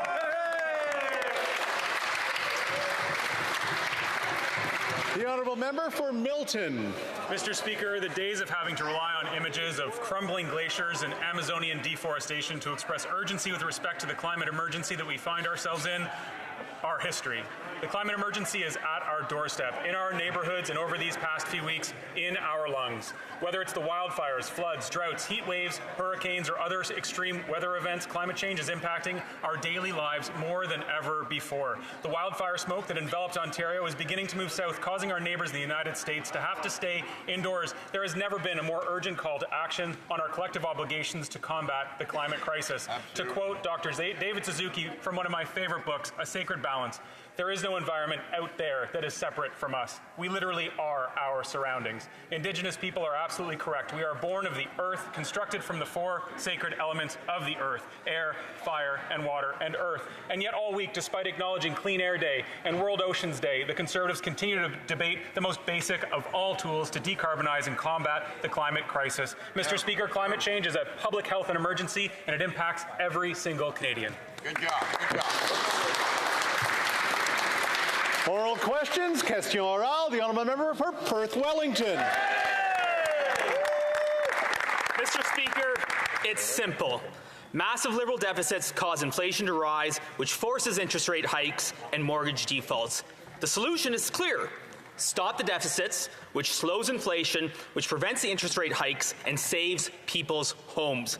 This week, the Bank of Canada increased interest rates to 19 times what they were last year. Will the Prime Minister end his inflationary deficit spending and save Canadians' homes? That's right. Hear, hear. The Honourable Parliamentary Secretary to the Minister of Finance. Speaker, this last year, the Canadian economy has grown by 3.1%. Canadians have created close to 900,000 jobs. 2.7 million Canadians have been lifted out of poverty. 9 million Canadians are getting access to dental care. Child care costs are coming down by 50%. And guess what? Canada has the lowest deficit in the G7. We've cut taxes for small businesses. We've cut taxes for the middle class. There is definitely more work to do, but we have the tools to make life more affordable for Canadians. Honourable Member for Perth Wellington. Well, Mr. Speaker, that is cold comfort to Canadians who are skipping meals, families who are cancelling their kids' sports activities, and families who have no hope of having a summer holiday, even for a couple days of camping. And young Canadians, entire generation, have lost all hope of ever owning their own homes. But the Liberal solution to spend more and drive up prices. Budget bill after budget bill after budget bill, the Liberal Prime Minister and Finance Minister keep taking away more and more opportunities from hard-working Canadians. Will the Liberals pull back on their budget bill and replace it with one that does not throw more fuel on the inflationary fire? That's right. The Honourable Parliamentary Secretary. I think it is really important to talk about families because we are the party that introduced the CCB. We've lifted hundreds of thousands of children out of poverty. And when parents are trying to make ends meet, one of the most important things that our government is doing is lowering the cost of childcare. I've had multiple parents complain to me over my parliamentary life about the fact that the cost of childcare was equivalent to a mortgage payment, but they don't say that anymore, and it's going to get better because we're going to continue to reduce it until it's $10 a day. The Honourable Member for Perth Wellington. Well, Mr. Speaker, what I hear from parents are parents who are working 2 and 3 jobs, working every hour of overtime they can just to put food on the table. And Mr. Speaker, rent has doubled under these Liberals. It's harder and harder for families to make ends meet at the end of each month. Conservatives have offered to stay here as long as it takes to fix the Liberal budget bill. Will the Liberals stay here, fix their bill, eliminate wasteful spending so that Canadians can finally get some relief from their inflationary crisis, or will they just go on vacation? Excellent. The Honourable Parliamentary Secretary to the Minister of Finance. Speaker, unlike what the Conservatives are saying, Canada is working and Canadians are working. Canadians have created close to 900,000 jobs since the pandemic. But you know what? There was a time for the Conservatives to positively contribute their solutions to the Budget Implementation Act. That started in April. Instead of doing that, they decided to filibuster the entire thing. They sent food banks home. They sent chambers of commerce home. They didn't want to hear from Canadians on how we can make it better. So their suggestion that they're going to come back in the summer when their homework was due 2 months ago is quite hypocrisy, Mr. Speaker. The Honourable Member for Louisa Saint-Laurent. Mr. Speaker, let's just talk about the facts for all Canadians. After 8 years of Liberal governance with compulsive deficits and no control in spending, here's the reality. Uncontrolled deficits generate inflation. Inflation raises interest rates. High interest rates mean that people may risk losing their house. That is the reality every single day here in Canada, but especially in the months and years to come. Why is the government not doing what it did last November? That is, going back to a plan for a balanced budget. The Honourable Parliamentary Secretary to the Prime Minister. Mr. Speaker, after inflation peaked at 8.1%, it has gone back down to 4.4%, and the Bank of Canada expects it to go down to under 3% by the end of this autumn. Mr. Speaker, Canada has had the best economic growth last year. Next year, the OECD is expecting us to have the strongest economic growth once again. Canadians should trust and can trust in the resilience of our economy. The Honourable Member for Louis Saint-Laurent. Mr. Speaker, with all due respect to my colleague, the reality is that if he goes to talk to people who are about to lose their house, they will laugh in his face because they can no longer pay for their homes anymore. Is he going to buy their homes for them? If he wants to quote studies, the International Monetary Fund says that Canada is the riskiest country in the OECD when it comes to mortgage loans. The Governor of the Bank of Canada himself says that house payments could rise by 40% due to inflation. That's the reality that people experience every single day. Why does the government refuse to have a plan to balance the budget? The Honourable Parliamentary Secretary. Mr. Speaker, as I have just said, Canada is expected to have the strongest economic growth in the OECD. in the G7 this year and next year. Mr. Speaker, one thing that my honourable colleague has not mentioned is the fact that today, there are 900,000 more Canadians that have jobs than those that have lost them during the pandemic. 128% more jobs than we had before the pandemic. Mr. Speaker, Canadians can trust in their future. The Honourable Member for Saint-Jean. Mr. Speaker, let us talk about Chinese interference, or rather let's talk about those who are victims of it and whose government refuses to talk about it. Defenders of democracy from the diaspora from Hong Kong, Taiwan and the Solomon Islands. Minorities such as Uyghurs and Tibetans. Their representatives have all come out with a bloc québécois to demand a public and independent inquiry into Chinese interference. Not because they're choosing sides in a partisan squabble, because they want to protect their communities and they feel abandoned by their government, by this government. When will it stop ignoring their call for an independent and public inquiry? Mr. Speaker, what Canadians expect is that all parliamentarians in this place take the issues of foreign interference extremely seriously, that it's not a partisan issue, and part of that, Mr. Speaker, is actually doing the work that comes with Mr. Johnston's report. And I note that the leader of the bloc has decided not to actually look at the information that is provided to him, that is the basis of Mr. Johnston's report. So, Mr. Speaker, if opposition want to criticize the work of Mr. Johnston, they should first look at the documents included. The Deputy de Saint-Jean. Mr. Speaker, the picture speaks for itself. None of the pro-democracy groups, representatives of the diaspora and minorities who are victims of the Chinese regime support the government's approach. None whatsoever. And the government would know this if its rapporteur had taken the time to talk to them before publishing his report. They're all calling for a public inquiry led by an independent commissioner with subpoena powers. They want us to finally get to the heart of the matter and tackle Beijing's meddling tactics. Finally. When will the government finally listen to them? The Honourable Parliamentary Secretary. Thank you, Mr. Speaker. Protecting Canadian democracy is a responsibility that we take very seriously. When the opposition wants to play political games, we on this side are taking serious measures. We want to continue with the implementation of a transparency register on foreign interference. We want to strengthen the control and oversight mechanism when it comes to protecting our democratic institutions. The Honourable Member for Rosemont-la-Petite-Patrie. Mr. Speaker, a 9th interest rate hike by the Bank of Canada is hitting Quebecers hard. Imagine having worked all your life to fulfill your dream of buying a house, Mr. Speaker. Then, a few years later, you're forced to sell it because your monthly payment has risen from $2,300 to $3,800, a 64% increase in just 1 year.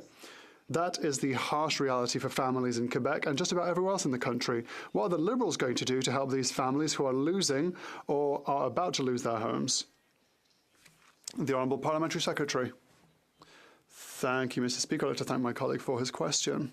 We all agree that Canadians have been hit by an increase in rent and mortgages. The federal government implemented a national housing strategy. Not only that, we also invested money in municipalities because everyone has to be around the table for these decisions. In the 2023 budget, we will take measures and publish directives to help people. Thank you, Mr. Speaker.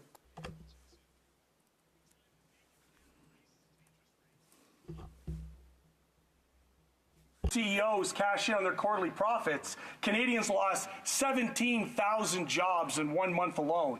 To Liberals and Conservatives, economic recovery just looks like somebody else's unemployment. But for everyday people, it looks like economic punishment. So at a time when there is deep despair, why does this Liberal government refuse to fix unemployment insurance while so many Canadians continue to lose their jobs? The Honourable Parliamentary Secretary. Mr. Speaker, Canada's economy remains strong. We have experienced the strongest economic growth in the G7 over the last year. Our unemployment rate remains low at 5.2%. We have recovered 128% of the jobs lost since the start of the pandemic. However, we are also working hard to make sure that we are looking after all workers, including those that have lost their jobs. We are making record investment in skills training, record investment in affordable housing. We're partnering with labor and industry on generational investment in the VW plant in St. Thomas and the Stellantis plant in Windsor, and we are modernizing the EI system to make sure it is there for all workers when they need it. Thank you, Mr. Speaker. The honourable member for Leeds, Grenville, Thousand Islands, Rideau Lakes. In a growing conflict of interest, the Prime Minister's rapporteur was paying the same firm for advice as one of the people he was supposed to be investigating.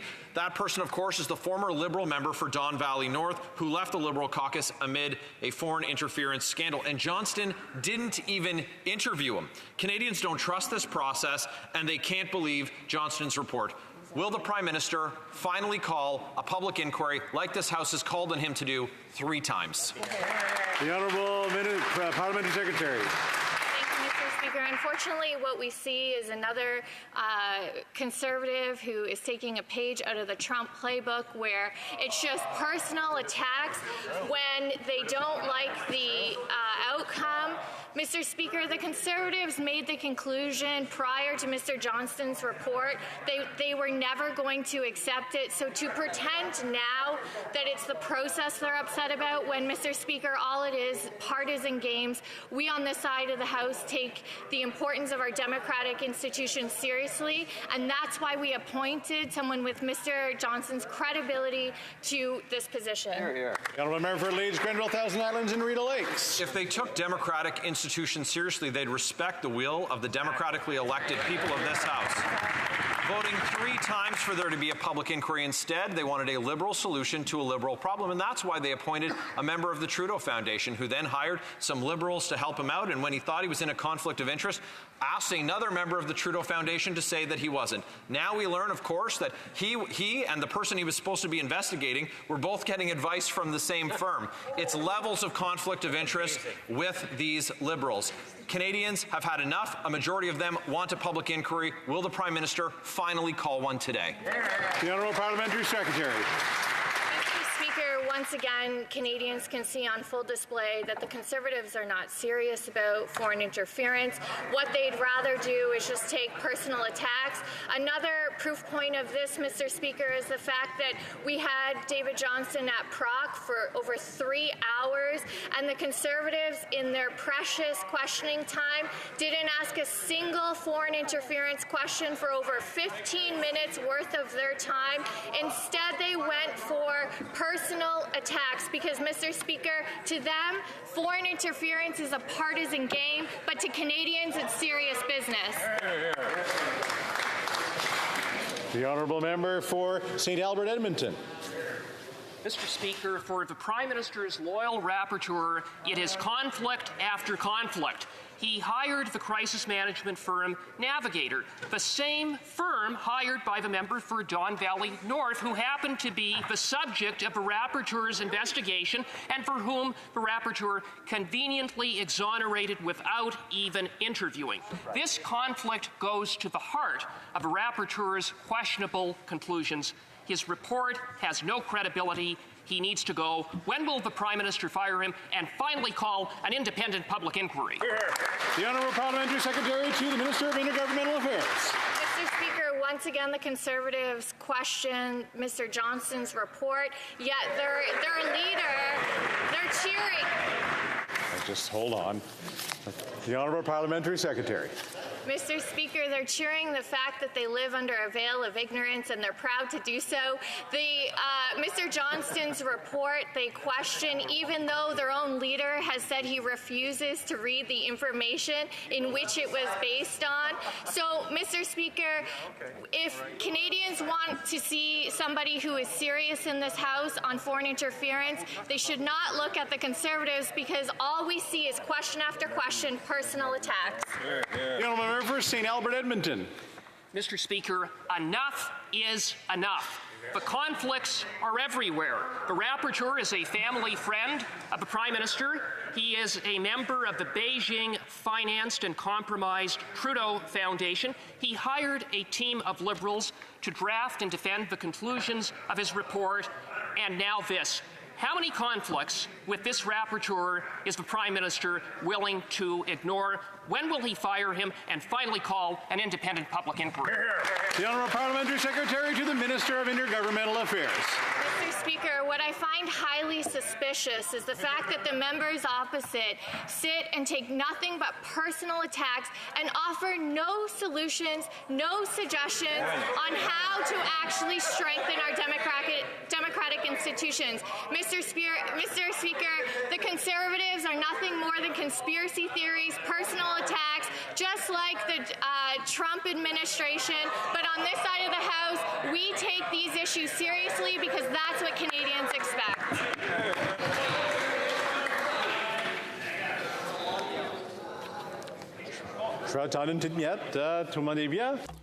The Honourable Member for Mégantic-L'Érable. Mr. Speaker, this week we've seen a lot in the scandal of Beijing's interference in our democracy. First, the loyal Liberal rapporteur who sees absolutely no conflict of interest in his role, and the fact that he is a great friend of the Trudeau family, that he was a member of the Trudeau Foundation, that he sought advice from another Trudeau Foundation friend, etc., is not an issue. Then we saw that the special rapporteur omitted important facts and witnesses from his report. Yesterday, we learned that the loyal rapporteur and a Liberal MP targeted by his investigation had hired the same crisis management firm. How can Liberal MPs blindly follow the Prime Minister in yet another conflict of interest? When will they finally send the rapporteur packing? Well, let's speak about the special rapporteur. I have a quote here from the leader of the Conservatives, who he himself said, "We have before us a very credible individual," and I think that history has very little to do with the fact that he has had a very distinguished career. End of quote. Conservatives have decided to play political games. They could simply just follow and receive the information from our intelligence bodies. The Honourable Member from Mégantic-L'Érable. Since then, he's been trapped by the Prime Minister, Mr. Speaker. Sacha Trudeau, Sheila Bloch, Valérie Blais, Don Guy, Pierre-Elliott Trudeau, David Johnston, Frank Iacobucci, Maurice Rosenberg, Member of Parliament for Don Valley North, Navigator. All these people and organisations have links with the Prime Minister. Now, the problem is that these are all main players in the play put on by the Prime Minister to avoid triggering an independent public inquiry into Beijing's interference. No one believes in Mr. Johnson's independence anymore. When will the Prime Minister finally fire his friend Johnson and launch a truly independent inquiry? The Honourable Parliamentary Secretary for the Minister for Economic Development. Thank you, Mr. Speaker. My colleague once again wants to play political games with protecting Canadian democracy. We take this very seriously on this side. The Conservatives are focusing on political games. On this side, we are taking measures. This rapporteur is eminently qualified, and no one in my riding, no one has come up to me to say that this person was not credible. So we're working with a trustworthy person.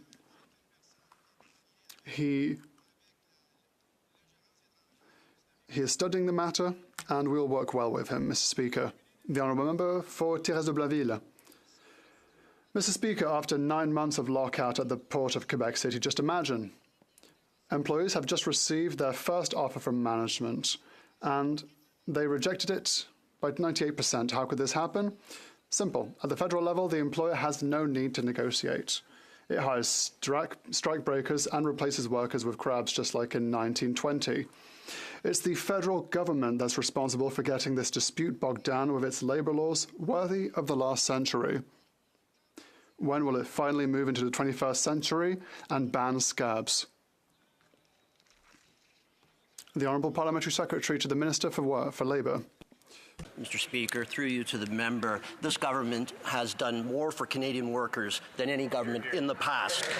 We are on track. We are continuing to support workers and the bargaining process, both the employers and the workers, and we are on track to ban replacement workers by the end of this year. It's part of the budget, and we're on track to do it. Merci. The Honourable Member for Thérèse de Blainville. Mr. Speaker, well, let's do it now. Not you, Mr. Speaker, but the government.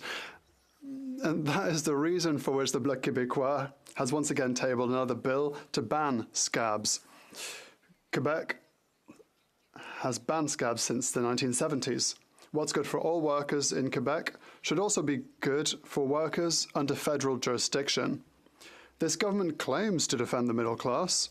Well, if that's the case, when will it take up our bill and ban scabs, which allow workers' rights to be trampled underfoot? Parliamentary Secretary to the Minister of Labour. Speaker, as I mentioned, we are on, we've wrapped up consultations. We're taking the feedback that we have received from unions, employers, and Indigenous groups to inform our legislation, which will be tabled by the end of this year. This is the latest evolution in policy to protect the collective bargaining process. We need to strike a balance between doing it quickly and getting it right. So I encourage the opposite member to support our budget so that we can get this job done. The Honourable Member for Hastings, Lennox and Addington. Thank you, Mr. Speaker. Earlier this week, the Bank of Canada hiked interest rates. This is a direct result of the government's inflation-inducing fiscal policy driven by frivolous tax and spend policies that bankrupt Canadians. As a result, reams of struggling Canadians will default on their mortgages, putting the dreams of homeownership even further out of reach. We do have a solution. We will stop the deficits, rein in inflation, stem interest rates, and end the defaults. Mr. Speaker, are they willing to put partisanship aside, work with the opposition, and end this inflationary deficit spending? The Honourable Parliamentary Secretary to the Minister of Housing. Monsieur le Président, écoutez, j'allais répondre sur le logement, mais je dois avouer que... I must admit on the matter that the last comment from my colleague has surprised me. If she wants to collaborate, I would invite her to stop filibustering on the budget.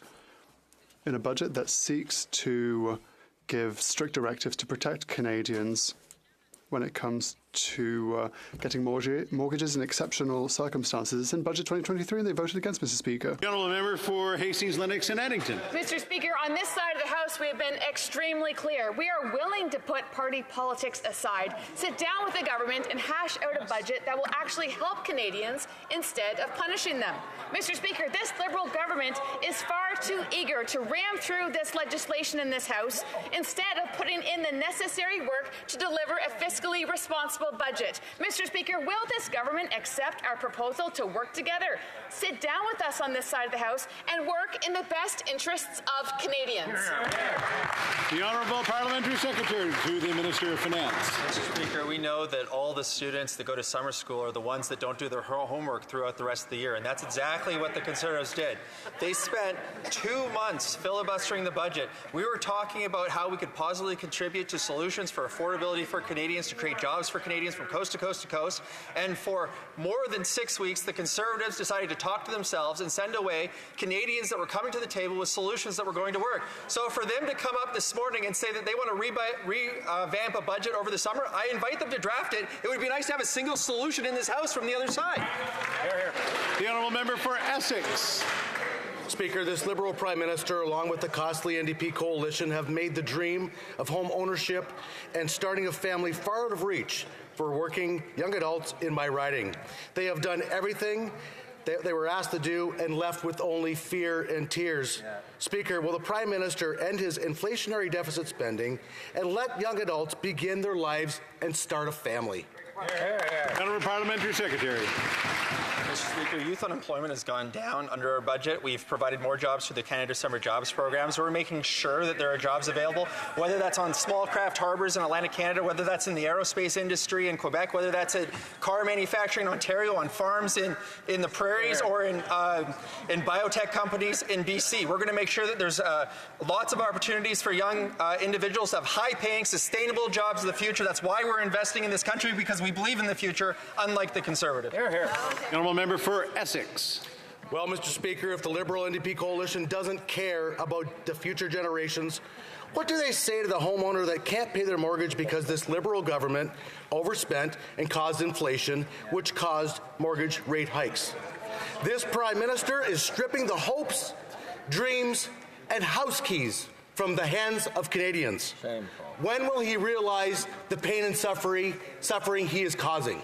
The Honourable Parliamentary Secretary to the Deputy Prime Minister. I think context is important. Inflation in Canada is in fact coming down. It reached a peak of 8.1%. It's now at 4.4%. It's going to go below 3% as it's projected before the end of this year. And despite the fact that it's coming down, it's already lower than what it is in the United States, what it is in the United Kingdom, what it is in Europe, and what it is in the OECD. That means that we can afford to make investments in making life more affordable. No Canadians are convinced that their lives are going to be more affordable by getting rid of dental care, getting rid of child care, eliminating the CBC, stopping to fight climate change. They have no good ideas on the other side of the House, Mr. Speaker. The Honourable Member for Port Moody Coquitlam.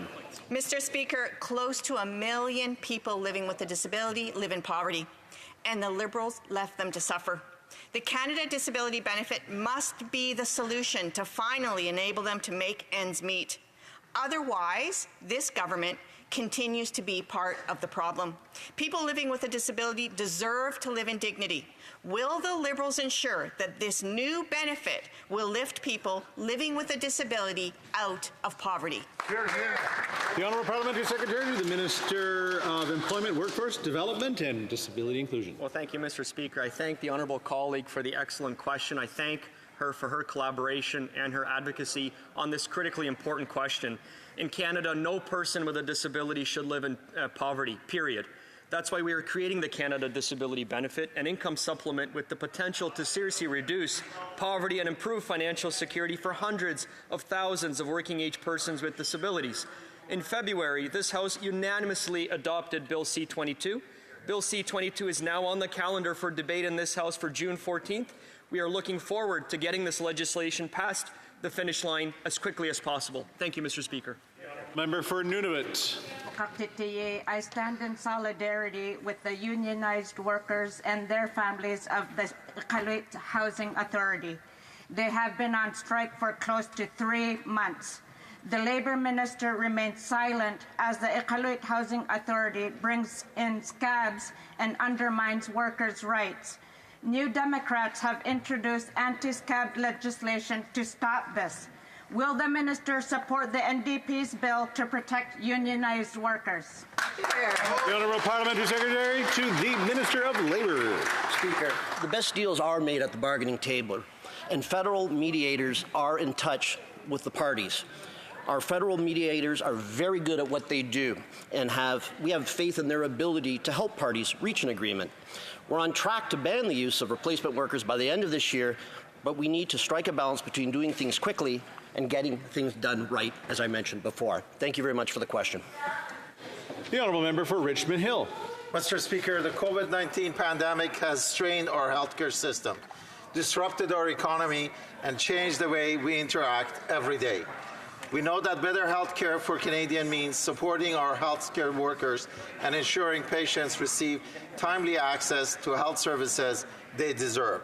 Yesterday, the Minister of Health announced direct support to Medical Council of Canada, the National Registry of Physicians, the Foundation for Advancing Family Medicine, and Canadian Alliance of Medical Laboratory Professional Regulators.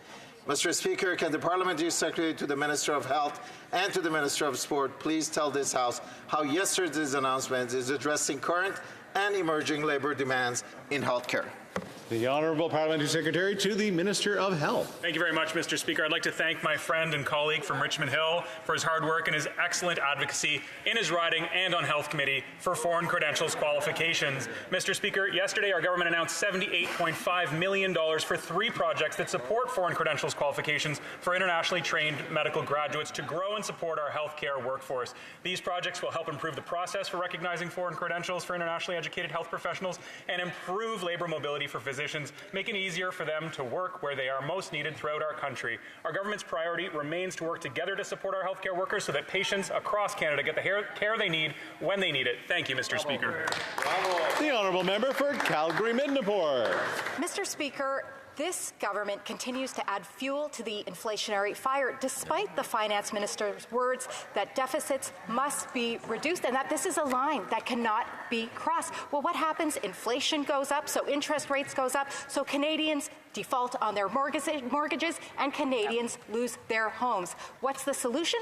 The solution is to stop the inflationary spending, stop the interest rates so that Canadians can have lower inflation rates and lower interest rates. Is the government ready to do this, Mr. Speaker? The Honourable Parliamentary Secretary to the Minister of Finance. Mr. Speaker, it's unfortunate that the Conservatives don't believe that we can fight inflation and fight climate change at the same time. Yet, emissions and inflation are both coming down in Canada.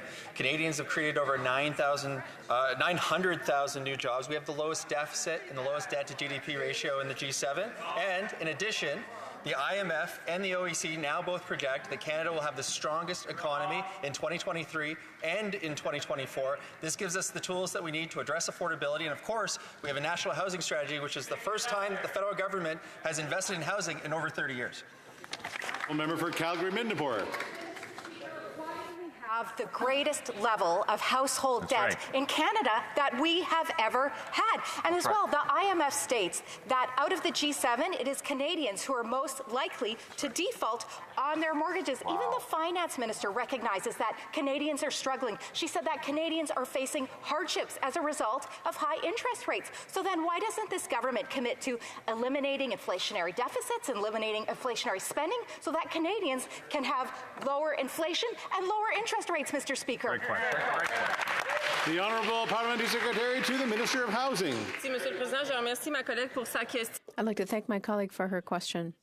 As she knows, the National Housing Strategy is not just helping people to pay their rent. It's also to help them access the dream of owning a home. My colleagues on the other side voted against the budget, which had measures to help Canadians directly if they're struggling with mortgage payments under exceptional circumstances. I invite her to read that part of the budget and vote in favour of it. Falls. Speaker, the IMF warns Canada is at the greatest risk of home mortgage defaults in the world. This Liberal government's out-of-control spending and massive deficits have caused inflation to skyrocket. Canadians cannot absorb these higher rates, placing their dreams of home ownership at risk. Families are struggling, and they are struggling because of this Liberal government. Will the Prime Minister end his inflationary deficit spending? The Honourable Parliamentary Secretary to the Minister of Finance. Speaker, despite what the Conservatives say, everyone knows that inflation is a global phenomenon, but inflation in Canada is lower than our peer economies, and we have the best fiscal framework in the G7. Our budget not only retains this fiscal advantage, allows inflation to continue to decrease, makes life more affordable for Canadians, invests significantly in healthcare and in dental care, while creating high-paying, sustainable jobs to go above and beyond the close to 900,000 jobs that Canadians have already created. The Honourable Member for Niagara Falls. Speaker, Canadians simply can't afford the higher cost of living brought about by these Liberal government's policies. They are being forced to work more shifts or find a second job simply to get by. Canadians deserve our help, and Budget 2023 only makes the cost of living crisis worse.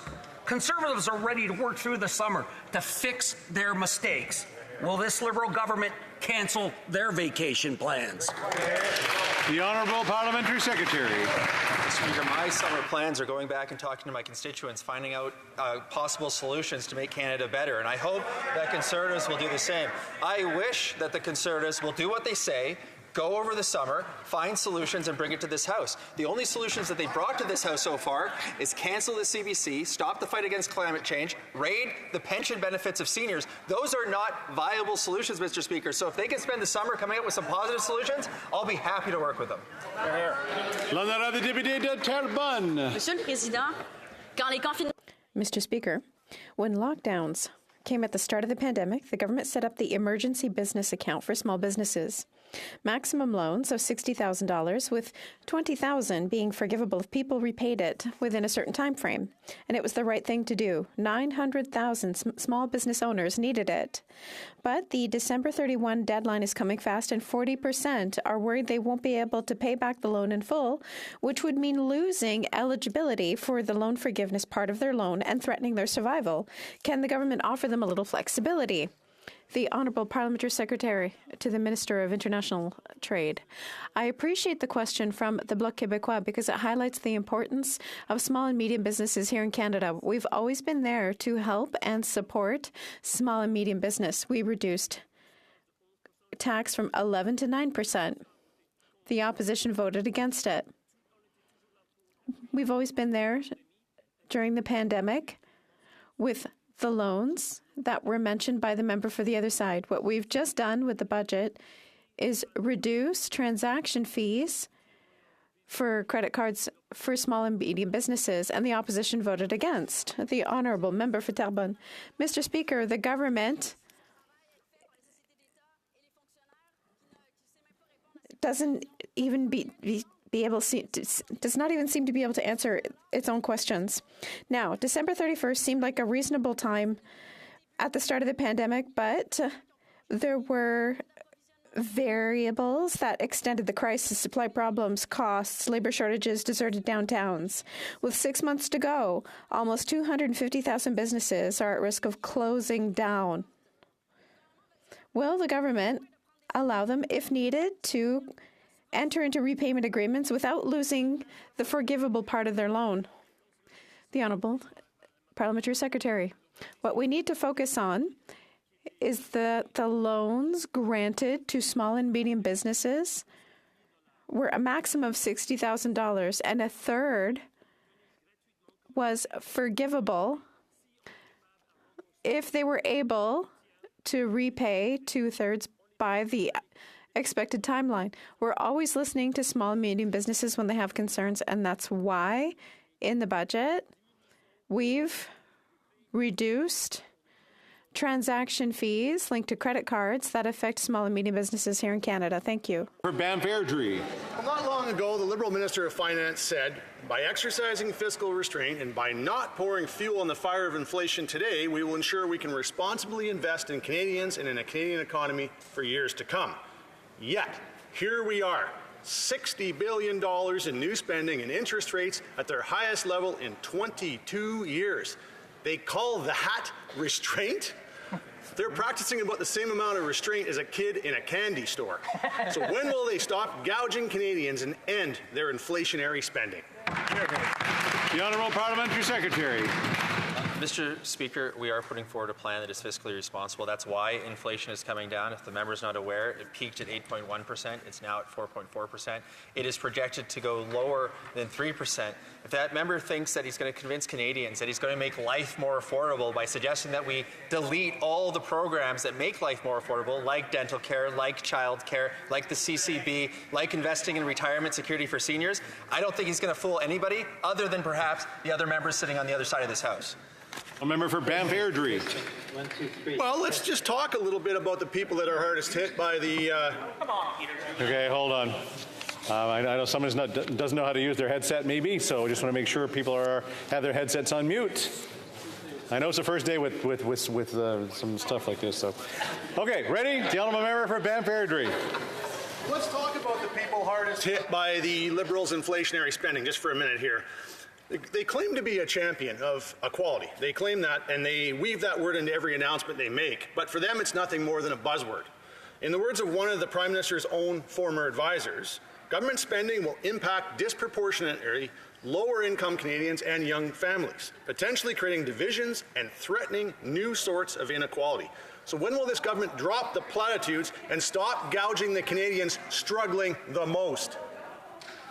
The Honourable Parliamentary Secretary to the Minister of Health. Thank you, Mr. Speaker. The Conservatives have no credibility when it comes to supporting families. When they were in power, they sent out checks to millionaires with their universal child benefit. Our Canada Child Benefit has supported tens of thousands of families in my riding alone, Mr. Speaker.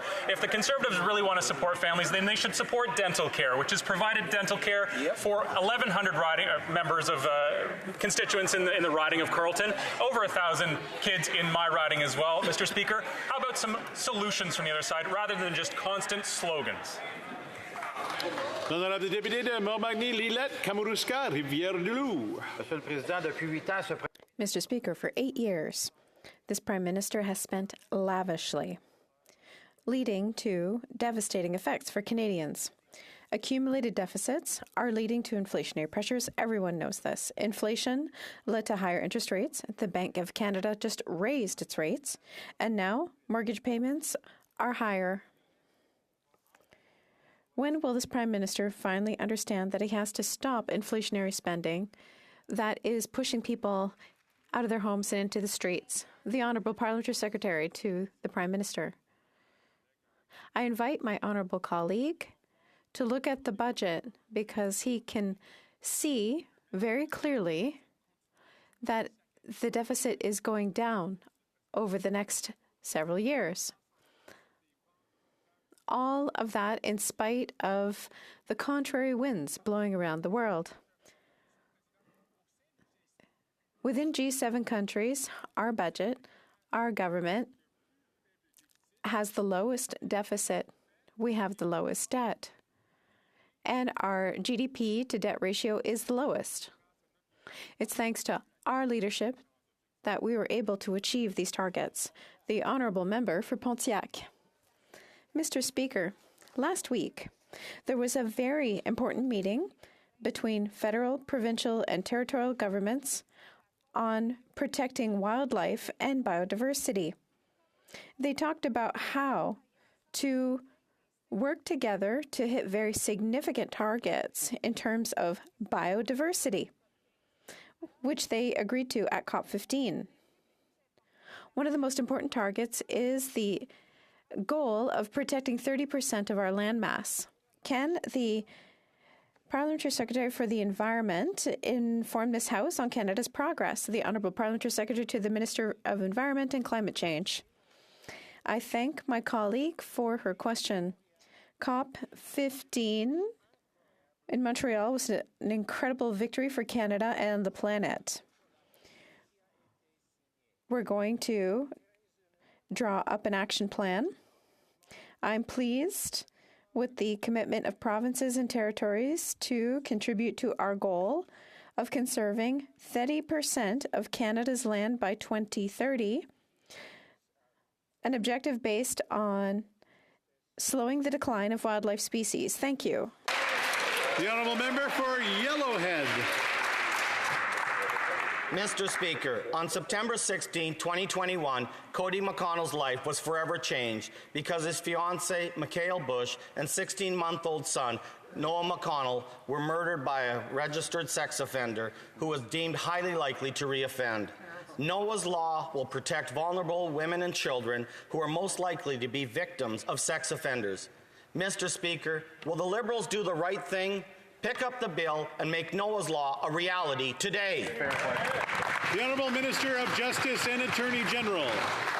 Mr. Speaker, I thank the honourable member for his question, and I salute the empathy and the place from which that good place from which the question came. Mr. Speaker, our sympathies go out to Cody McConnell and his family and friends for his loss. I tabled, Mr. Speaker, in the Senate Bill S-12, whose intention is precisely to preserve and strengthen the Sexual Offenders Registry. Mr. Speaker, I've undertaken publicly, and I will do it again now, to look at the proposed Noah's Law to see if it is in conformity with what we're trying to do, and to work with members across the floor to see what we can do. Honourable Member for Regina Wascana. This Liberal government have given Canadians higher deficits, higher inflation, and higher interest rates, which of course leads to higher mortgage payments. According to a recent study by the International Monetary Fund, Canadians are now the most at risk to default on their mortgages. And this problem will only get worse as more and more Canadians renew their mortgages at higher interest rates. Mr. Speaker, when will the Prime Minister end his inflationary deficit spending? The Honourable Parliamentary Secretary. Mr. Speaker, as I've had the opportunity to say many times in this House, our plan is fiscally responsible. Inflation is coming down. It's at 4.4%. We expect it to be less than 3% before the end of this year. At the same time, we're investing in making life more affordable, and we can afford to do that because we have the lowest deficit, and because we have the lowest net debt to GDP ratio, and because we have the fastest growing economic growth at 3.1% in the G7. We need to take advantage of our good fiscal framework and make sure that we make life more affordable for Canadians.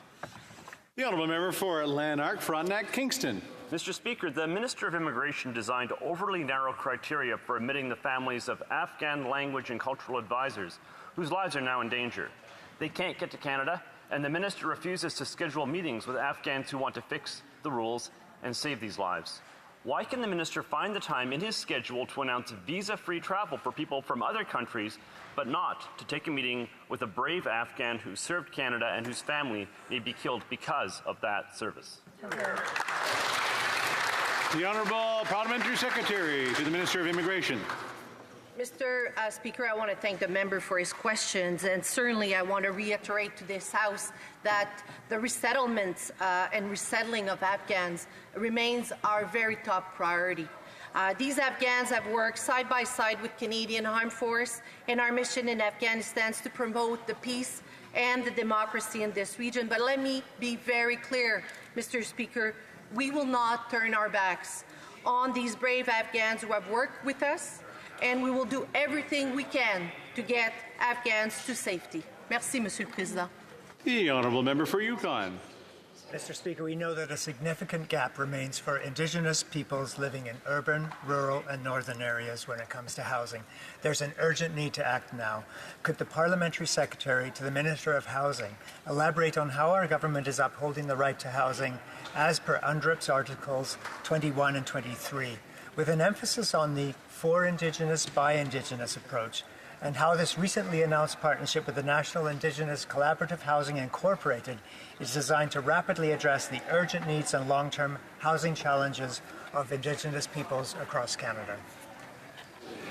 The Honourable Parliamentary Secretary to the Minister of Housing. Thank you, Mr. President. I want to thank my colleague for his questions and all his hard work. Too many Indigenous people in urban, rural, and northern communities do not have the housing they need. That's why our government committed to a co-developing for Indigenous, by Indigenous, urban, rural, and northern housing strategy. Yesterday, we announced an immediate funding of $287 million with the National Indigenous Collaborative Housing, and it's just the beginning. Through the budget 2023, we're investing an additional $4 billion. As we advance towards reconciliation, our focus remains on providing safe, affordable home for all. Thank you, Mr. President. The Honourable Member for Edmonton Strathcona. Albertans have made it very clear they do not want coal mining in the Rocky Mountains. Coal mining in the eastern slopes threatens our land and our water. It's not good for our planet. It's not good for Albertans. Yet the minister is fine with an Australian coal mining company carving out more than 500 hectares of Grand Mountain. Based on my private member's bill, this government promised that all coal mining would trigger a federal environmental impact assessment. Albertans want it, First Nations want it. So where is the impact assessment on the Grand Cache mine? The Honourable Parliamentary Secretary to the Minister of Natural Resources.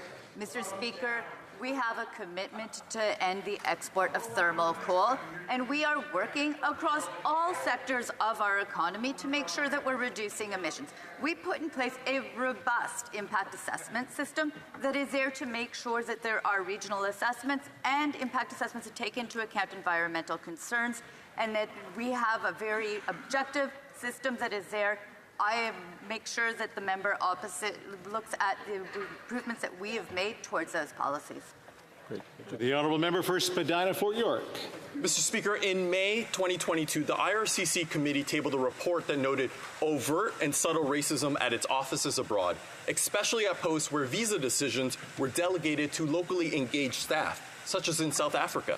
It's come to my attention that an unofficial filter system has been incorporated in that country.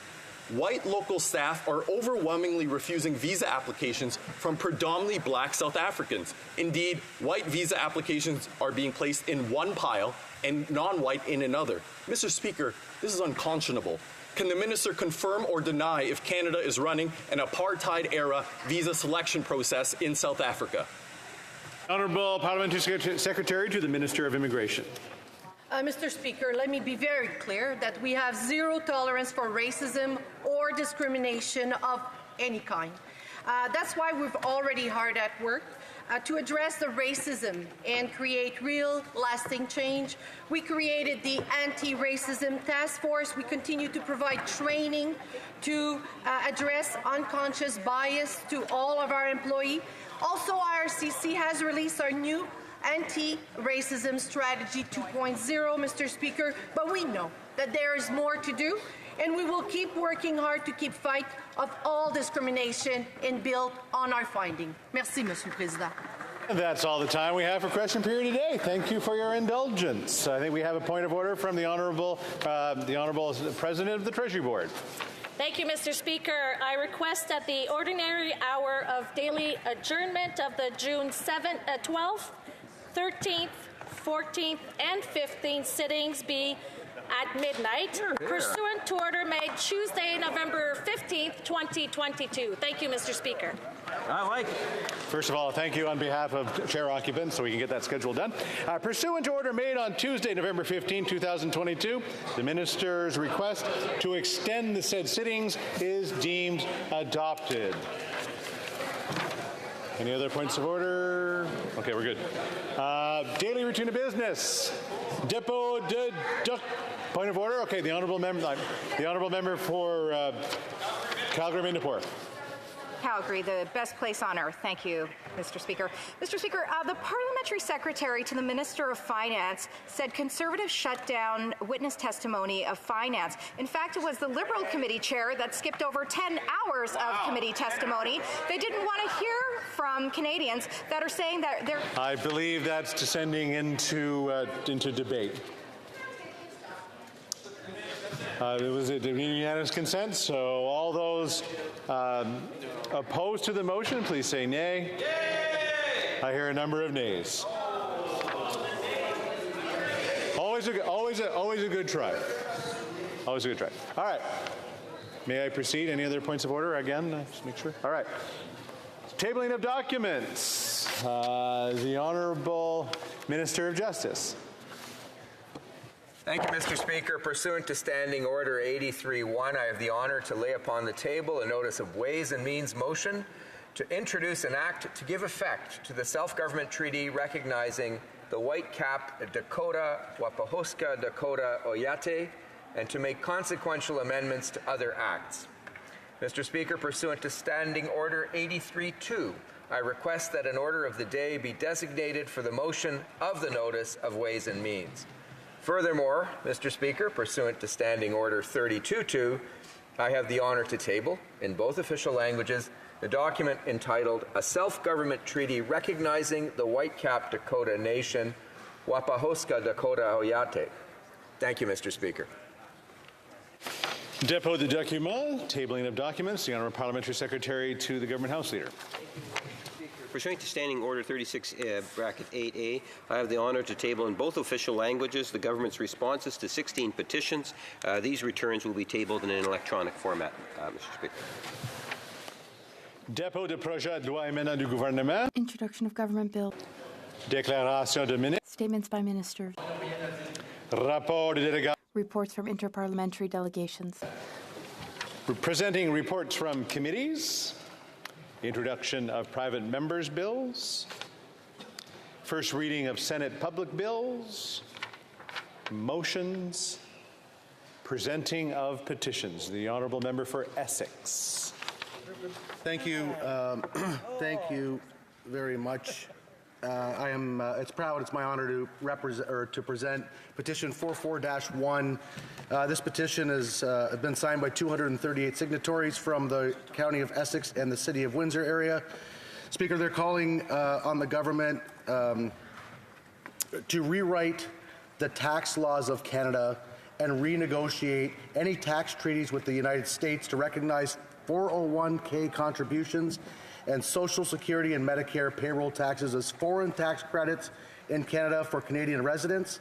And further, Mr. Speaker, that they are calling to reinstate the temporary waiver with respect to 401k contributions and FICA payroll taxes retroactive to January the 1st, 2022, until such time as the tax laws of Canada and tax treaties with the states have been updated. Thank you, Mr. Speaker.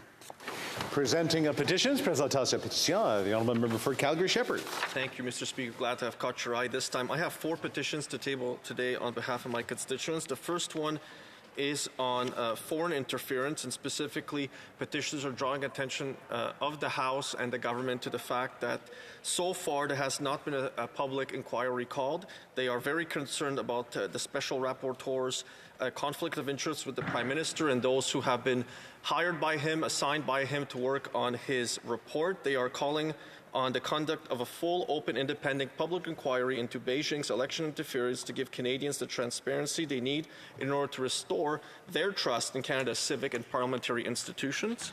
My second petition is from Hong Kongers and those with heritage from Hong Kong. They're drawing the attention of the House to the following, that the February 6, 2023 announcement made by Canada to extend and expand the Hong Kong Pathway Open Work Permit program for eligible Hong Kongers by extending the Open Work Permit scheme for an additional 2 years and to make additional changes to it in Pathway Stream B, that those changes are not sufficient to save more pro-democracy movement Hong Kongers. They want the following to be changed. They want the requirement for the obtention of a police certificate from Hong Kongers to be annulled and not a requirement. They want eligible open work permit holders in Canada not to have to submit it. They also wanted to apply when you apply for permanent residency in Canada through the Hong Kong Pathway Stream B, and they believe that the police certificate requirement and making Hong Kongers seek that from the constabulary in Hong Kong puts them all in danger. That is my second petition. The third petition is from petitioners, again, from the riding of Calgary Shepherd, my constituents. They're drawing attention to the House to the fact that there are over 53,000 internationally trained nurses and doctors, physicians in Canada, and that we should copy what we do for skilled trades in the Red Seal program and create a Blue Seal program that will make the processes simpler for the recognition of international credentials within a 60-day standard. That way more doctors and nurses will be licensed, and the streamlining process will also help us fill the shortages of workers in healthcare. And my final petition comes from Venezuelans, both in my riding and all across Canada, who are calling the attention of the House to the disaster that is the Maduro communist regime in Venezuela, for whom I have very little affection, but I have a lot of affection for the people of Venezuela. They're drawing attention to the House to some important numbers. As per United Nations High Commission for Refugees figures in 2022, more than 6.1 million Venezuelans have left Venezuela since 2015. Canada promised to welcome an additional 4,000 migrants from the Latin American region by 2028. And Canada announced at the Summit of the Americas in Los Angeles, June of 2022, that it also planned to bring in 50,000 more agricultural workers from Mexico, Guatemala, and the Caribbean. They're calling for the following two things: to create a Canada-Venezuela humanitarian visa program to help Venezuelans and the family members of Canadians and Venezuelans with permanent residency of Canada to come to Canada, provide them with the ability to work and study while in Canada, and finally, to provide those Venezuelans who are already in Canada the option to extend their visitor status, work permits, and study permits so they continue to live and work here in Canada temporarily and not be sent back to that awful communist regime. Thank you. Presenting the petitions, the Honourable Member for Kitchener Centre. Thank you, Mr. It's an honour today to rise to present a petition on behalf of petitioners who first of all note that the Canadian Food Inspection Agency, the CFIA, announced in September of last year a new policy that prohibits the entry of commercial dogs, which includes adoption and fostering from specific countries who are at high risk for rabies. There are over 100 countries listed where these dogs are prohibited from entering Canada from, including Ukraine and Afghanistan, where humanitarian crises are occurring, and the Philippines and China, where rescuers are saving animals from the dog meat trade. Animal advocacy groups have said that they were not consulted on this plan. It came as a shock to them. The petitioners recognize that there are other measures that could ensure public safety, such as adequate vaccinations, blood antibody testing. They note that no other Western jurisdiction have banned international dog rescue entirely, and that many Canadians adopt and rescue dogs from overseas.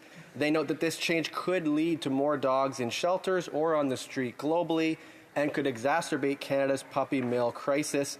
They also note that they feel it is important for Canadians and their pets to be safe while also working with rescues and advocates being important. They call on the Government of Canada to work with affected dog rescues and animal rights advocates to ensure government policy on dog importations keep Canadians safe without increasing the number of animals in shelters or on the street globally? Thank you. Presenting of petitions, the honourable member for Winnipeg North. Yes, thank you, Mr. Speaker. It's a pleasure. I table a petition today that's been signed by the members of the Falun Gong, who have been very proactive at a number of different issues. Falun Gong is a traditional Chinese spiritual discipline which consists of meditations, exercise, and moral teachings based on the principles of truthfulness, compassion, and tolerance. In July '99, the Chinese Communist Party launched an intensive nationwide persecution campaign to eradicate Falun Gong. Hundreds of thousands of Falun Gong practitioners have been detained in forced labor camps, brainwashing centers, and prisons where torture and abuse are routine, and thousands died as a direct result. I'm sure, Mr. Speaker, you can imagine the passion in those individuals involved in the petition campaign, and what they're really doing is calling for the government, in fact all parliamentarians, to do more in terms of raising the profile of this particular issue and to take actions where we can. Presenting of petitions, présentation pétition. Questions on the order paper, the Honourable Parliamentary Secretary. Yes, Mr. Speaker, the following questions will be answered today. Question 1435, 1436, 1441, and 1443. Furthermore, Mr. Speaker, the government's responses to questions number 1437 to 1440, 1442, 1444, and 1445 could be made orders for return. These returns would be tabled immediately. Que les questions submentionnées. Is it approved that this be placed on the order paper and that the documents be tabled immediately? So ordered. Terry. Finally, Mr. Speaker, I would ask that all remaining questions be allowed to stand at this time. Thank you. Anything else? Okay. Orders of the day.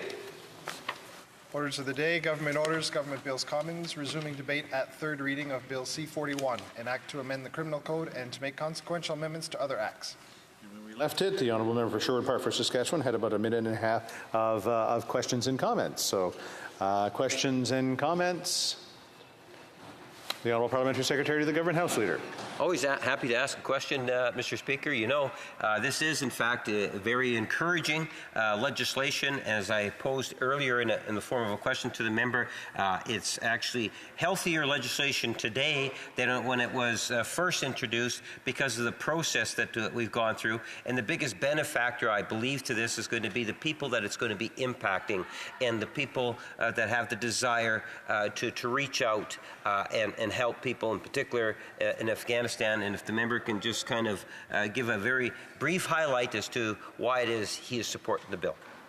L'honorable député de Sherwood Park for Saskatchewan. The honourable member has 50 seconds to answer. Well, thank you, Chair. I certainly agree that this bill has been improved through the committee process. As I said, I think it is a bill that improves on the absence of a bill in this context, although there is still a lot of work to be done. And this is in part why Conservatives proposed a very tight timeline for review, so that we'll be able to revisit the subject a year from now. Our government has moved far too late on this, but at this point, we need to move forward as quickly as possible and then evaluate the approach and see to what extent it is working effectively to get humanitarian and other forms of development assistance to those who urgently need it. Resuming debate, the honourable member for Lac Saint-Jean. Mr. Speaker, what an honour to have been named by you. It's a first for me, and I hope that I will be up to your wisdom. But I'm slightly scared that you find me not up to snuff, but we'll talk about it. But I'm going to start my speech now. Mr. Speaker, last year, my colleagues from other parties and myself had the honour of sitting on the Special Committee on Afghanistan. I was one of the deputy chairs. One of the very first questions I had the opportunity to ask the witnesses, already more than a year ago now, at the meeting of the 7th of February 2022, was the following. and I would like to quote myself, Mr. Speaker. It was said that the criminal code might need to be amended so that NGOs on the ground could operate in Afghanistan without fear of being accused of funding terrorism. It's a very important issue that needs to be addressed. What do you think? That was the question. End of my quote of myself. I asked this question subsequently whenever I had the opportunity to do so, and this was as much to the organisations themselves as to the various departments involved. And so it's no surprise that I was delighted to hear the news when the government finally announced that it would amend the Canadian Criminal Code to allow humanitarian aid to be channeled once again. And at the same time, allow NGOs to do their work without fear of prosecution. Mr. Speaker, that's what NGOs were afraid of. Bill C-41 is therefore a beneficial bill that will enable progress to be made in the field of humanitarian aid, and I'm pleased to have been able to contribute to it along with my colleagues from the other parties. Mr. Speaker, you know that I love democracy. I am one of those who believe that, despite differences of opinion, working together is more often than not beneficial to the work of Parliament. I would therefore like to thank my colleagues with whom I have worked over the past few weeks to try to improve this bill, but also to support its rapid adoption. I would like to name them through their riding, of course, because this was diligent work and collaborative work. I would like to thank the member for Oakville North Burlington, the member for Edmonton Strathcona, and the member for Sherwood Park for Saskatchewan. Other MPs participated. But it is with that group that we really worked in collaboration to try and find agreement on some matters. I would also like to take this opportunity to tell them that I'm proud of the work that we accomplished, and that it shows that despite our often different and sometimes even completely opposed positions, we are capable of working together and finding common ground. All in all, C-41 is a good bill, but let's not be too hasty. Even though I believe it is a good bill, I've had to put some water in my wine a few times. That's normal. It comes with teamwork and collaboration between parties. Even so, I dare to believe that we came up with a satisfactory result for everyone. I think that C-41 could have been even better. Let me explain to you why, Mr. Speaker. The bill is currently before the Senate, where it is undergoing a preliminary study before the report stage. As a reminder, as currently iterated, the Criminal Code does not provide for exemptions to facilitate these essential activities in areas experiencing terrorist activity. On the 9th of March 2023, the Government of Canada tabled Bill C-41, an act to amend the Criminal Code and to make consequential amendments to certain acts. As I posited earlier, the purpose of this bill is to amend one of the Criminal Code offences relating to the financing of terrorist activities in order to facilitate the provision of international aid, immigration activities, and other forms of assistance in geographical areas controlled by terrorist groups. In other words, the planned amendments were intended to create a new authorization regime that would allow those providing humanitarian aid to apply for an authorization that would protect them from the risk of criminal liability if the conditions are met. It should be noted that at present, the Taliban, as the de facto power in Afghanistan, are likely to receive revenue from any payment in connection with the support of humanitarian aid. In checkpoints, sometimes there are taxes that are given to checkpoint controllers. The Criminal Code states that any Canadian or person in Canada making or authorizing such payments would be liable to contravene any provision of the Criminal Code. Despite the uncertainty, most organizations continue to respond to crises around the world. However, the stakes were raised considerably when the Taliban, a listed terrorist entity, took control of Afghanistan in August of 2021. The scale of the humanitarian economic crisis currently facing the Afghan people cannot be overstated. The aim of C-41 was to correct, on paper, the failure to allow an exception for organizations trying to deliver humanitarian aid on the ground. Some aid groups welcomed it, others less so. In particular, they deplored the addition of legal and bureaucratic obstacles. For the sake of clarity, here is what Bill C-41 provided for at first reading. Under this system, the authority to grant authorization to NGOs would be granted by the Minister for Foreign Affairs, or the Minister for Immigration, Refugees and Citizenships, or the Minister for Public Safety, or a delegate thereof with the power to grant authorizations. Is it just me, or are there a lot of people involved? It's a lot of bureaucracy. C41 was perhaps not ideal in its first iteration. These authorizations would protect applicants from criminal liability for certain activities, such as providing humanitarian assistance, which would otherwise run the risk of contravening the criminal code. Well, that's great. It's about time. When deciding whether or not to grant an authorization, the Minister for Public Safety would consider requests from the Minister for Foreign Affairs or the Minister for Immigration, Refugees and Citizenship, and would then take into account their assessment of the application. But everything remains to be seen. The Bloc Québécois was criticizing the government for using an approach based on mistrust, even though it already knows and works with a good number of Canadian NGOs. They collaborate with them, NGOs that have a proven track record. What's more, no one at the department could tell me how long the authorization process would take, and even if they could have given me a figure, would we have believed them, Mr. Speaker? Now, I don't know about you, but I've had the opportunity on many occasions since I've sat in this House to witness the slowness and impedance of the Canadian government machine. When C41 was read for the first time, it provided for the Government of Canada to process licence applications within a reasonable time, Mr. Speaker. I repeat, a reasonable delay, a reasonable time frame by the Government of Canada. That's rather scary. Despite the beneficial advances that the bill implied at first reading, what worried me was the number of interventions required between departments and the impact such a bill could have had on humanitarian organizations. Because that's no secret, Mr. Speaker. When it comes to processing times, I get the impression that some departments don't watch the clock too often. Even worse for NGOs working in countries like Afghanistan, where the situation deteriorates rapidly. Well, it's 1 minute to midnight, Mr. Speaker. I said so, Mr. Speaker, during the committee review of Bill C41. I had to put some water in my wine. I had to temper my expectations. That's okay. That's normal. In fact, the Bloc Québécois worked together, hand in hand with the other parties and stakeholders, to speed up passage of this bill, but also to improve it. In the end, I'm satisfied with the result. However, during the committee review, I was surprised to learn that whilst Liberal government boasted that it had carried out extensive consultations with major NGOs, in order to get to this bill, we quickly discovered that some organizations, notably Médecins Sans Frontières, Doctors Without Borders, had not been consulted by the government. All these are organizations that know what happens in the field. This is the sector, the entire sector should have been consulted, which was unfortunately not the case. What is unfortunate is that it seems that this becomes a habit from the government. They come with bills, and very often they haven't consulted those that will be most affected by these bills.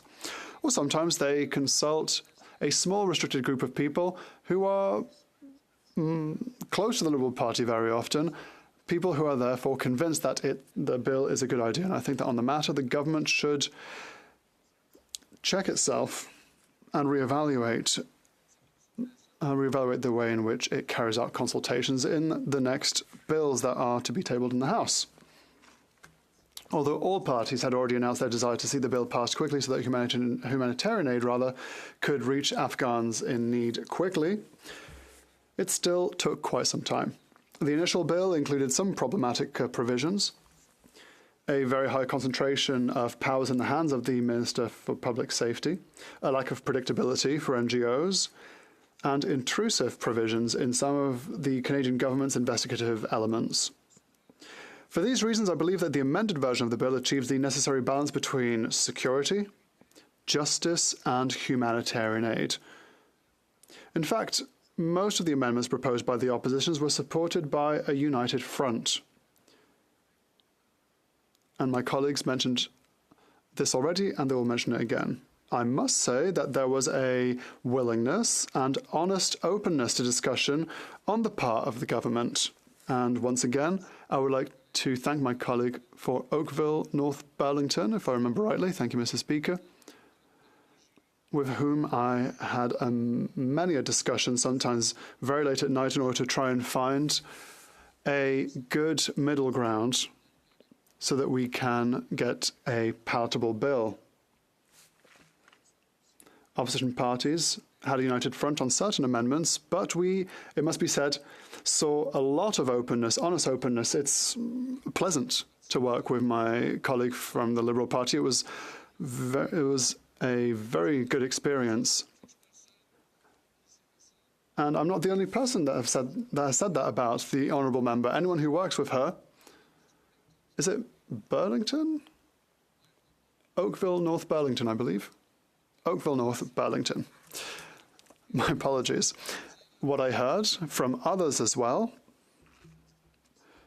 is that we have to highlight that we often attack the government, that's our job, but when there's someone who works very hard and it's open to discussion, we also have to highlight this in the House. In the end, the amendments adopted improve the bill on several fronts. Firstly, they remove the sword of Damocles hanging over NGOs wishing to contribute to humanitarian aid in territory controlled by a terrorist group by incorporating the principle of deliberate and illegitimate aid into the sections of the Criminal Code. NGOs will nevertheless have to make reasonable efforts to minimize any advantage that might be perceived by terrorist groups. It also becomes mandatory for the minister in question to indicate to any eligible group or person the categories of activities that would require authorization in certain regions. The amendments also provide for an annual report by the minister on approved and rejected applications from the previous year, as well as an in-depth review of the effects of the bill with a detailed plan to remedy any shortcomings that may be raised. Mr. Speaker, the amended bill is therefore a version that, on paper and hypothetically, seems to meet the objectives set out by all the parties. However, it remains to be seen what real impacts these legislative changes will have on the ground. And that is why I would like to say that the real effects, NGOs will let us know if this works or not. And unfortunately, this will need humanitarian disasters in terrorist-held territories. So things will have to go poorly for us to test the system, but NGOs are here to help these people, and they will let us know if the system works or not. Because let's face it, it's rather mind-boggling that it has taken, Mr. Speaker, almost 2 years since the evacuation of Afghanistan for a bill to finally be adopted in Canada.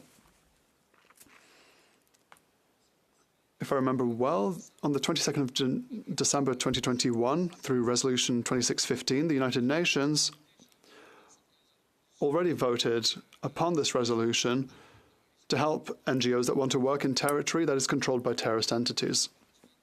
22nd of December 2021, Mr. Speaker, the United Nations voted this resolution in, and today, in June 2023, Canada is finally waking up. This is very problematic, Mr. Speaker. Remember, Mr. Speaker, that the pandemic struck all of Canada, all opposition parties united, and voted legislative amendments to help the Canadian population and Quebec population as rapidly as possible. Complex bills, amendments to complex statutes, and we did so in a mere few weeks, not even in a mere few weeks. So how can we have a situation that is well known, for which everyone agrees that there's an issue? This is the issue in Afghanistan. There are people who are dying every day. Women, men, children are suffering, are vulnerable, are experiencing one of the worst humanitarian crises on earth.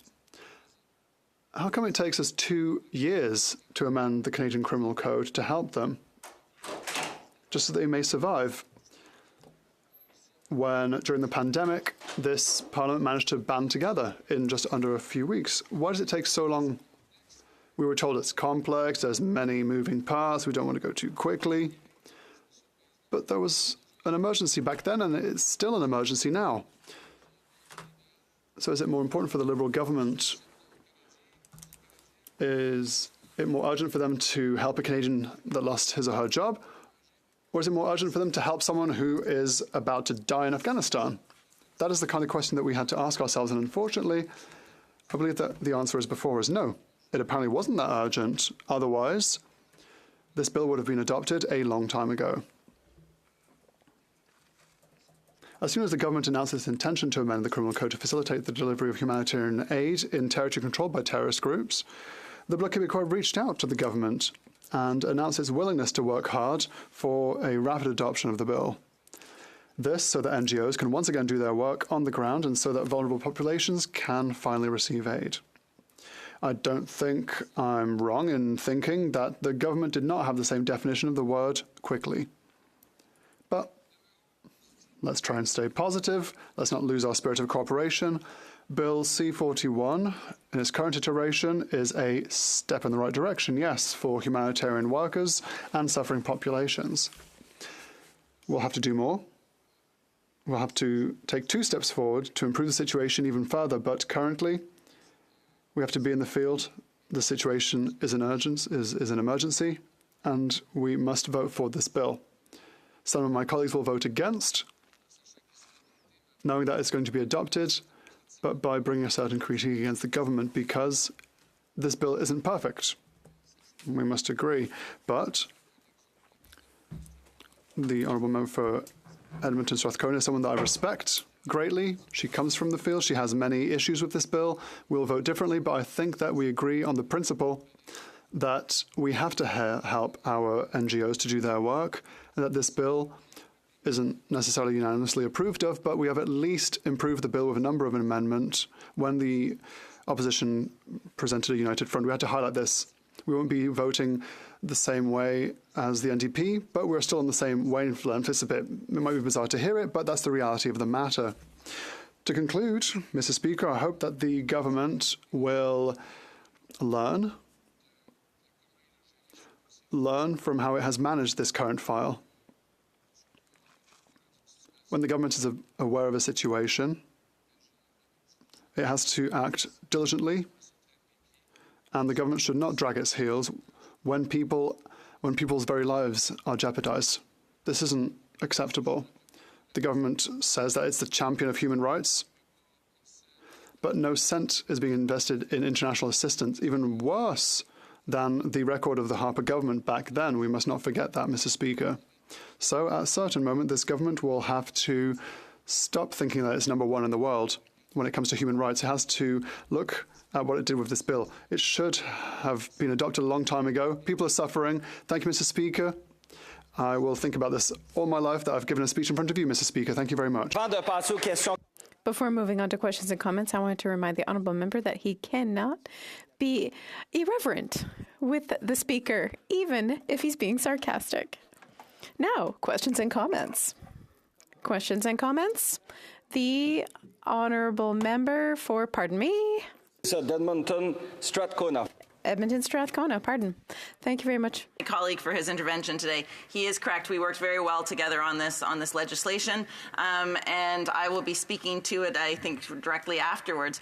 But one of the main issues that I have with this bill, and as he mentioned, I have worked in this sector for over 2 decades, and one of the main concerns I have with this is that it, in effect, criminalizes international development work. So instead of saying that we will tell organizations when we don't want them to work in a certain area or when they need an exemption in a certain area, they have to assume that they are committing a crime and check in. It is the criminalization of international development of the very Canadian organizations that are flying our flags around this country or around this world, that are doing what needs to be done in the most dangerous, difficult circumstances that we are now criminalizing. I wonder if he could just talk a little bit about how difficult that makes it for organizations.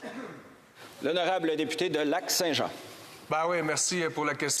Yes, thank you for the question. I thank my colleague for Edmonton Strathcona for the question. She's right.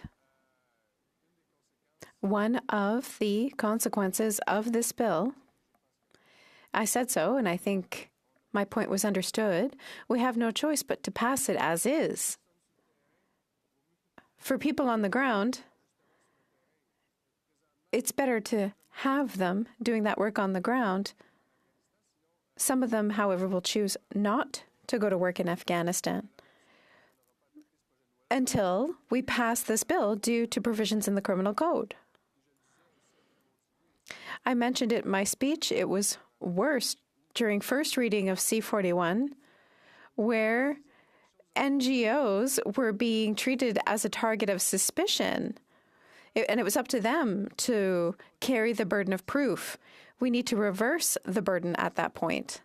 So I do agree with her on that point. As I said, this is a bill where everyone worked to try and find a compromise, and that's what happened.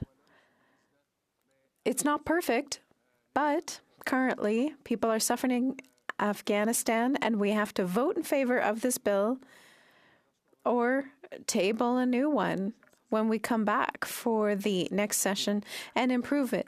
However, in the meantime, there's a lot of NGOs who are asking us to pass this bill and wondering if we can change or improve it.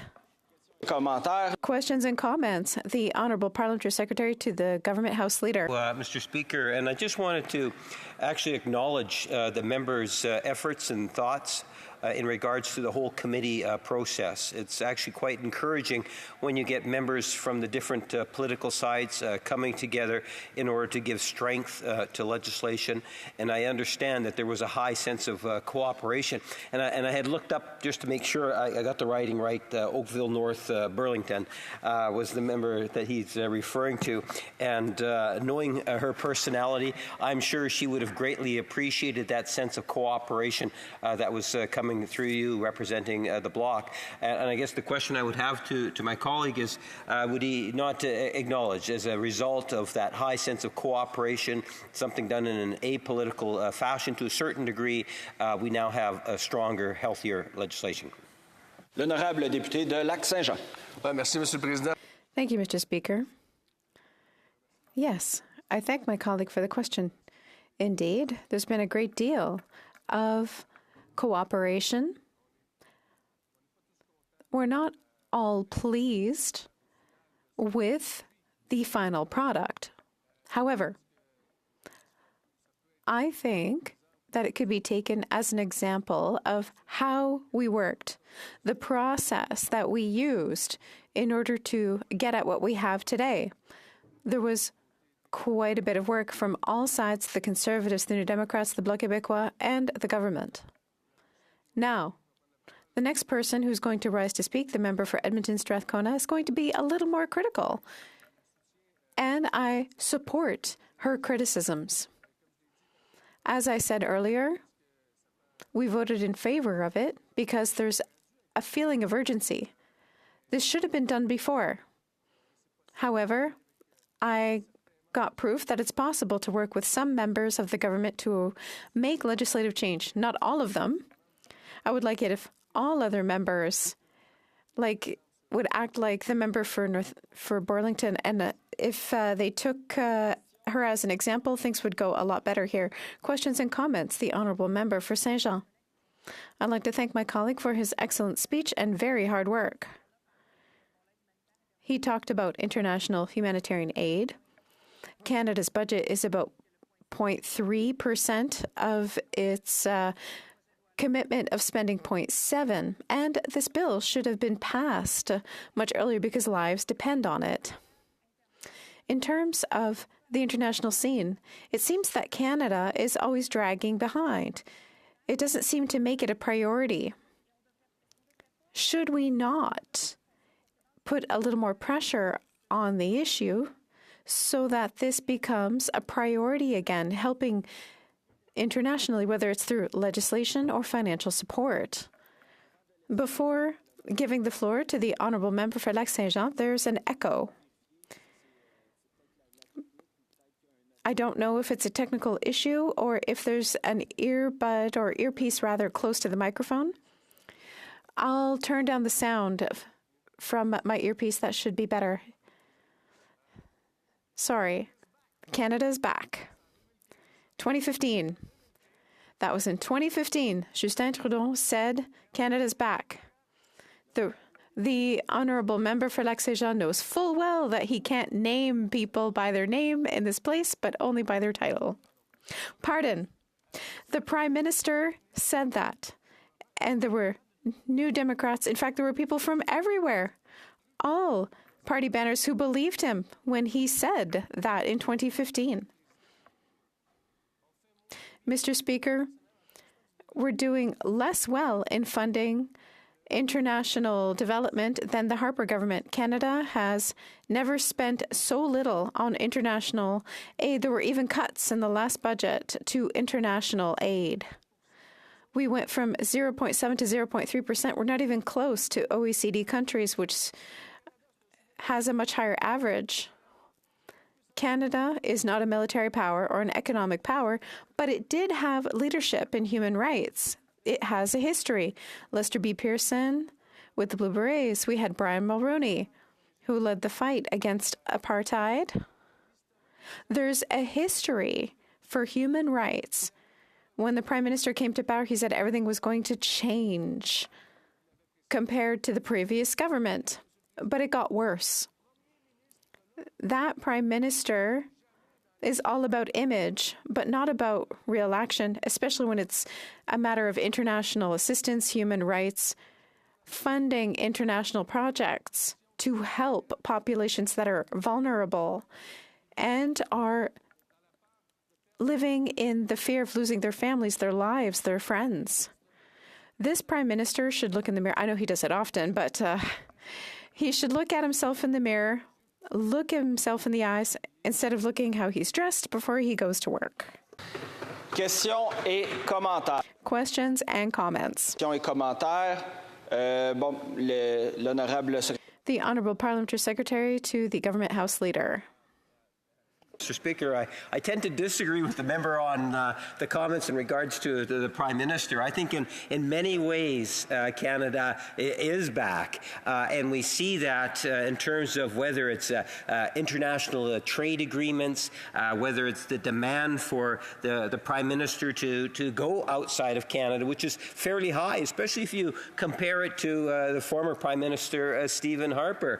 I think that in many ways Canada continues to contribute through the United Nations, are working with our allied forces, doing things to support our Five Eyes country, and so much more. But to the legislation, I think the legislation is good legislation, and after its passage, we're going to be able to see more people helping more people in need, and I see that as a good thing. Would he not agree?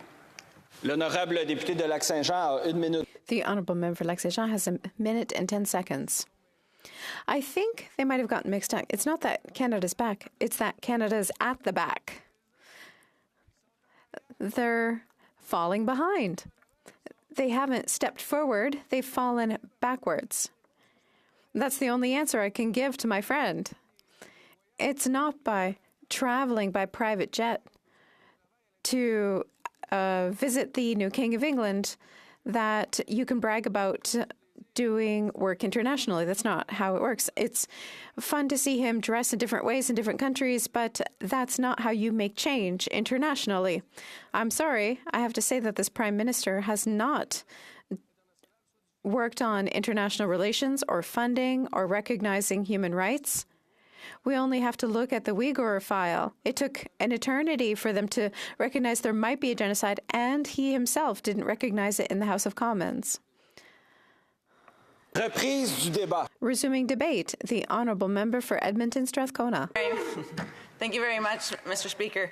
Well, to start with, I just have to say, to hear from the Liberals that say that they think that they actually are back is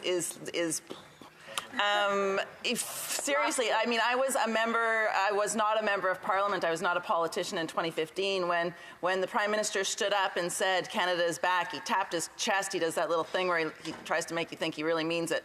And we all thought he did. He said all the right words. He said all the right things we wanted to hear. He said that Canada was back, that we were going to be back on the world stage, we were going to be back with peacekeepers. He promised over 600 peacekeepers. He told us we were going to be back on international development, diplomacy. We were going to be in those conversations.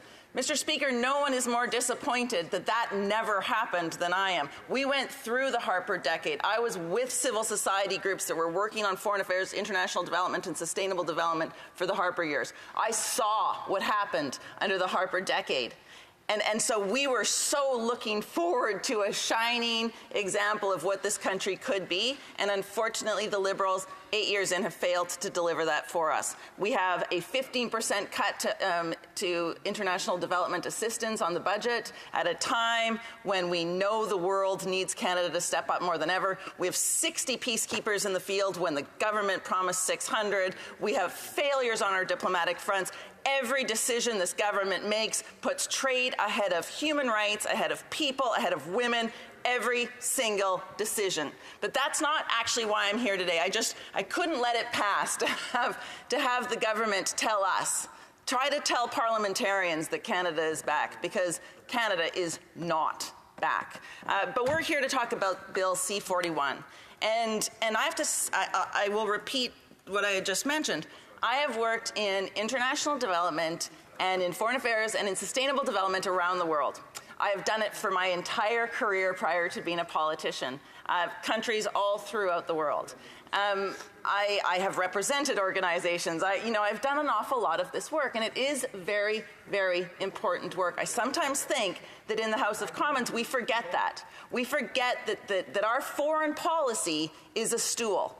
And that stool requires trade to be there, 100%. And it requires us to have diplomatic and relationships with other countries. But it also requires development. Because when we step back from that, piece of the stool, I think you know what happens, Mr. Speaker.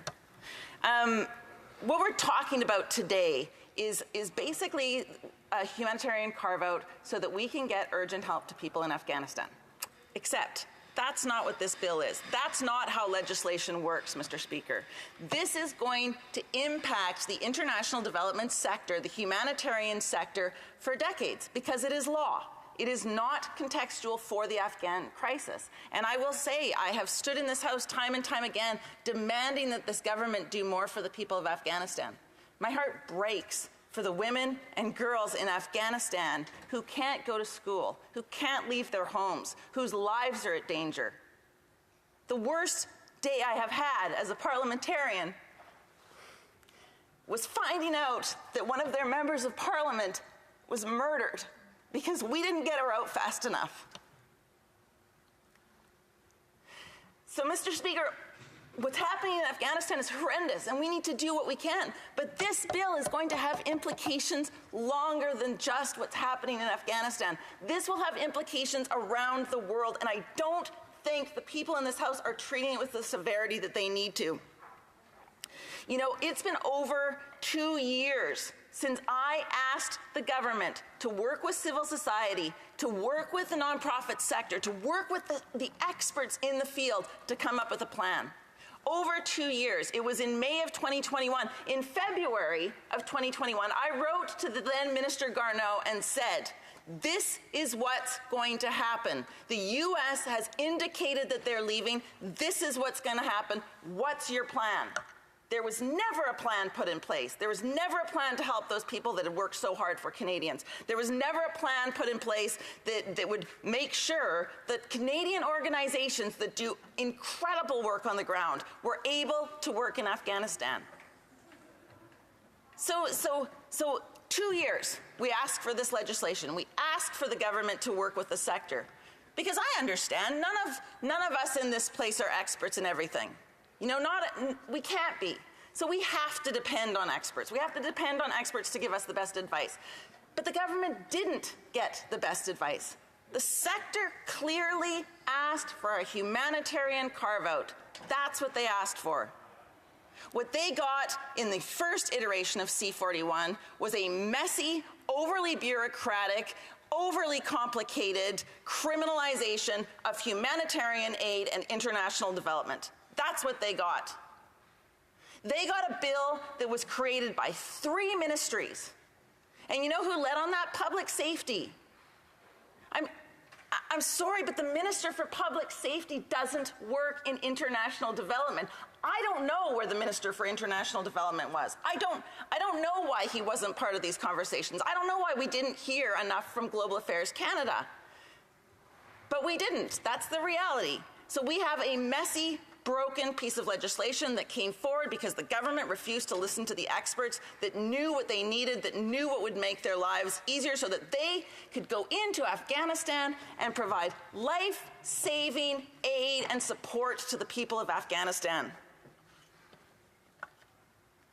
And you know, the Minister of Public Safety did come to committee. And I do want to take a moment here because I agree with my colleague from the bloc, the Member of Parliament for Lac Saint Jean. I worked very well with him. And I do want to give a shout out to the member for Oakville North Burlington because she was basically given a terrible piece of legislation and told to shine it. And when I say a terrible piece of legislation, Mr. Speaker, I think you know exactly what I think of that piece of legislation. She was told to make it better. So instead of bringing us a law that we could improve slightly, she brought us a dumpster fire that we then had to go and try to do what we could do with. So I do want to give her a shout out. She worked very hard, very collaboratively, very well with me. I worked very well with the member for Lac Saint Jean. We all, every one of us, wanted to make sure that this bill got help to people in Afghanistan as fast as it could. But when the Minister for Public Safety came to committee, he talked to us about balance. He said we have to have a balance between protecting against terrorist groups and international development groups. And what I said to him then, and I will say to every one of you in this House right now, the balance is wrong. He got the balance wrong.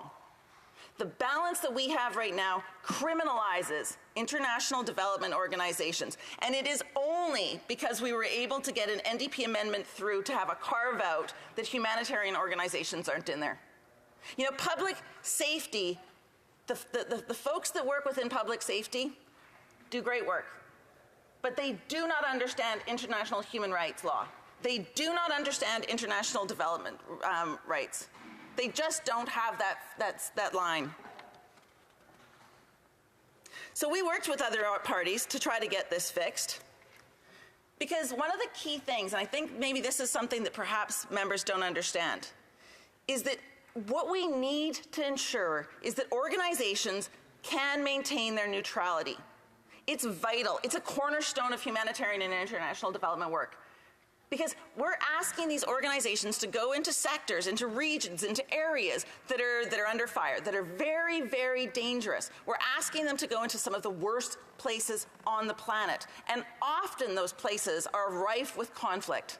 Often there are groups working there that are bad actors, that are terrorists, that are doing terrible things. So the only way an organization can do that work is if they are seen as being neutral, if they are seen as being independent, and if they are seen as being impartial. This legislation makes organizations actually go to the government and get permission to work in certain areas, which takes away their ability to be impartial and independent. It just does. You know, I raised this when the Minister for International Development was first appointed. As you know, Mr. Speaker, the minister was the Minister of Defense. And no offense to this minister, but that was a terrible idea because we spend our entire careers trying to ensure that folks understand we are not the military. We are not the government. We are independent. We are here to help. We are here to provide life-saving supports. That's what the sector does. That's what they try to do. And so when we put in a minister who was the Minister of Defense, how do you think that looks? That endangers the organizations that are working on the ground. It's an indication that this government doesn't understand, that they don't care, that they don't get it. So when this bill came to committee, and we did vote for it to go to committee because, as I said, we all wanted to make sure this aid got out to the people in Afghanistan that needed it, we brought forward 12 amendments. All of those amendments came from the sector. Only 6 of those amendments were actually adopted.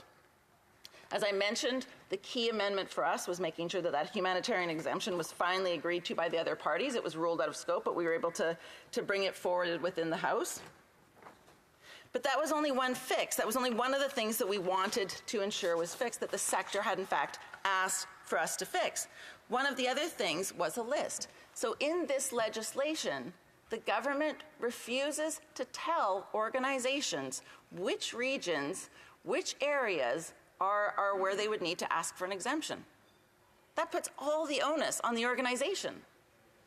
And in this place, when we stand in this very sterile environment, that seems to make sense, right? Like, it seems to make sense that an organization is going to go and work in Sudan, so they should ask if Sudan is one of the countries that they would need an exemption for, and that's fine. But that's not how international development works. You know, some of the Canadian organizations that I have worked with have 40-year relationships in some of the countries they work in. You know, Change for Children in my riding has a 40-year-old relationship working in Nicaragua. And I can tell you, what is happening in Nicaragua has changed over 40 years. It has changed.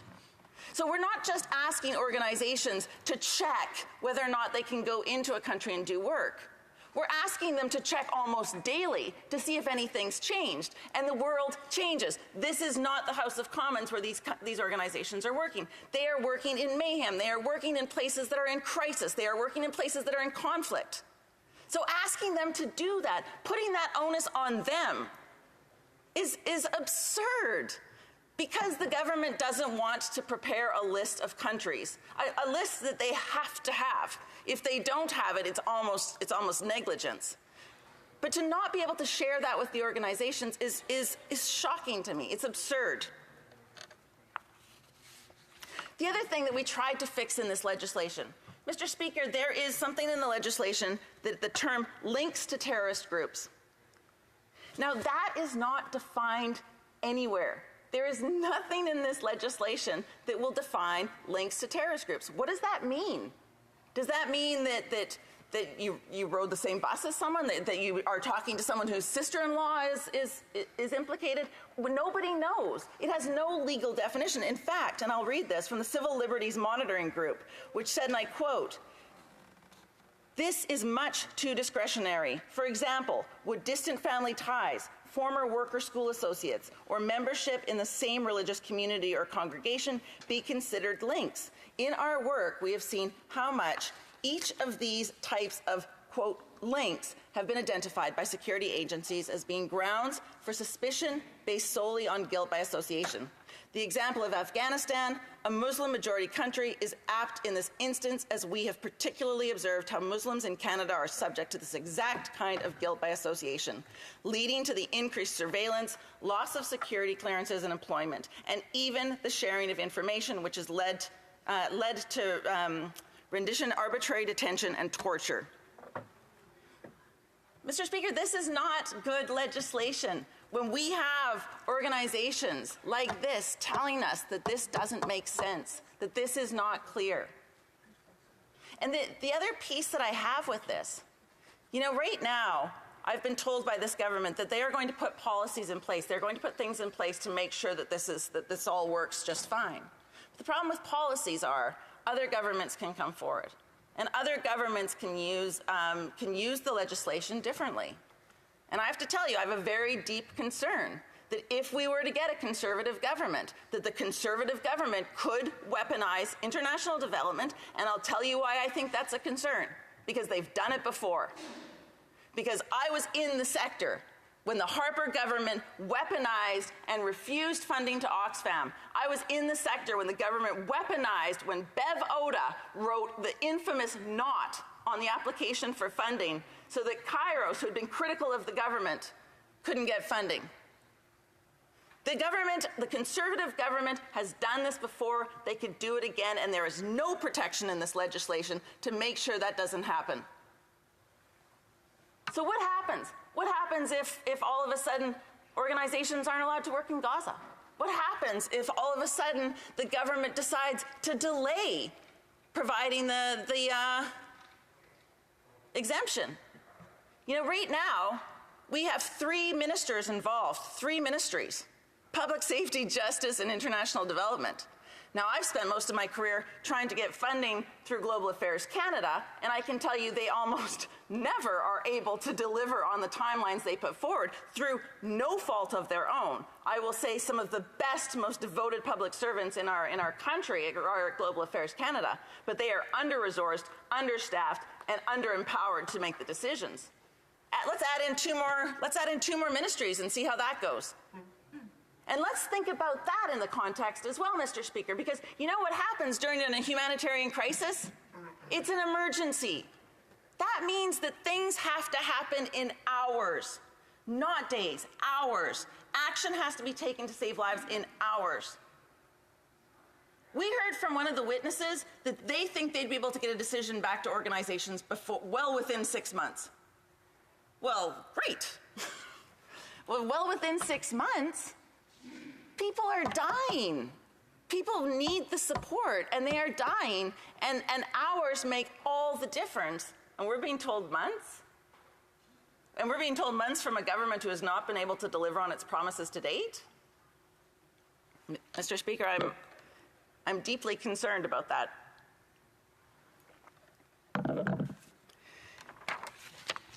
The other thing I wanted to bring up really quickly as well, one of the amendments that we were able to get forward and that I'm very happy about is that we do have a one-year review.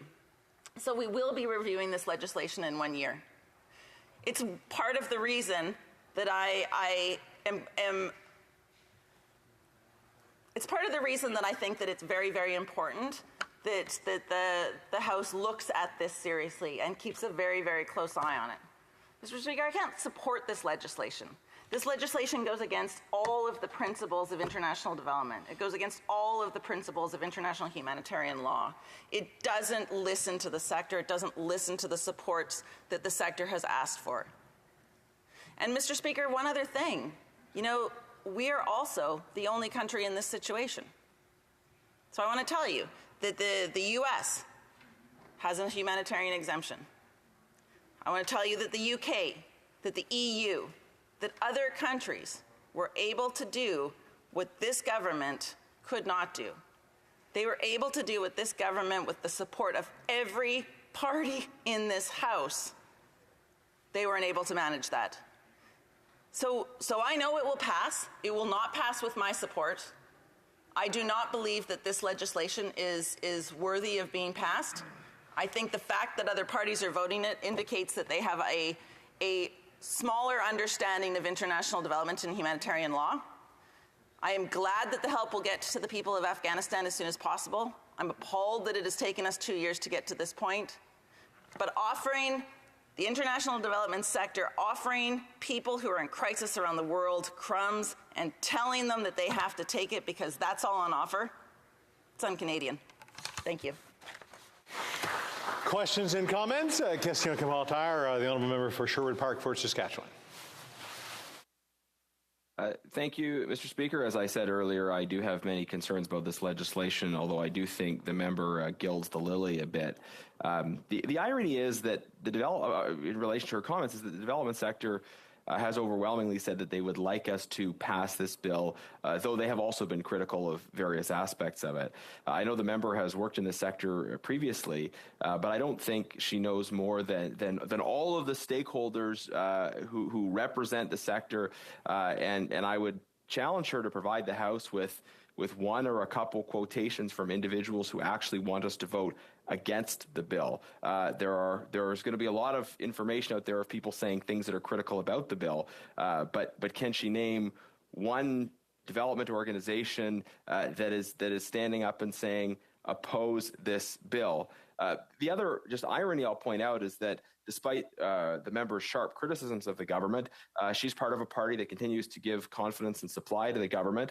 The Conservatives in the bloc, though we have voted against the government on key confidence and supply issues, have sought to work collaboratively with the government to find compromises, recognizing that one can't always get 100% of one's way here. So the two questions are, can the member name any stakeholder that agrees with the NDP position of opposing the bill at third reading? And secondly, if these issues are so fundamental, why does her party uniquely continue to provide the government with confidence and supply? Member for Edmonton Strathcona. Mr. Speaker, I want to tell you a little bit about our committee, the Foreign Affairs Committee. It's an interesting committee, of course. We have people from all parties, and probably one of the most important committees that we have in the House of Commons, particularly considering the war in Ukraine, what we see happening in Afghanistan, Sudan, conflicts that we have around the world that Canada could play a uniquely important role in. And one of the things that I think I'm quite proud of is that in the committee, we represent the policies that are brought forward by the government, or we test that those policies are being upheld. And I was part of this sector when the Feminist International Assistance Policy was brought forward, something I'm very, very proud of. Of course, I would like to urge the government to do more to make sure that we are actually implementing that policy. But one of the things that came forward in this last recent session is we were able to look at the sexual and reproductive rights for women around the world. Of course, this happened after a lot of delay by the member for Fort Saskatchewan, or Edmonton, Sherwood Park, Fort Saskatchewan, because he tried to filibuster it. He has some religious objections. He tries to impose his will on our committee on quite a regular basis to the detriment of the work that we need to get done for places around the world.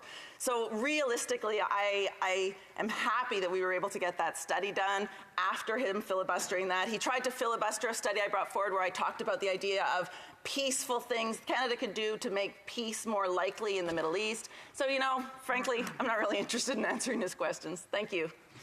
Questions and comments? Question commentaire à l'honorable député de... The Honourable Member for Joliette. Thank you, Mr. Speaker. I thank my honourable colleague for her speech. Her passion and commitment are very, very clear when it comes to this matter. But I would like to better understand her stance. Now, I understand that this bill is imperfect. The member from Lac-Saint-Jean described it as a compromise. And I understood from her speech that the way this bill is being done flies in the face of the principles of international development. But there is a crisis in Afghanistan, and Canadian NGOs are asking us to support this bill, given that it's the best option, only option on the table. Now, I understand that her party will be voting against the bill for the reasons that she outlined, but would she feel that it would be better that this bill be implemented or that there be nothing? The Honourable Member for Edmonton Strathcona. This difficult challenge that we found the sector in. I want to thank the colleague for his question. It is, in fact, exactly where we are at. You have millions of people who are dying, millions of people who are at risk. And you also have principles of humanitarian development, humanitarian aid that are core principles under which we need to do this work.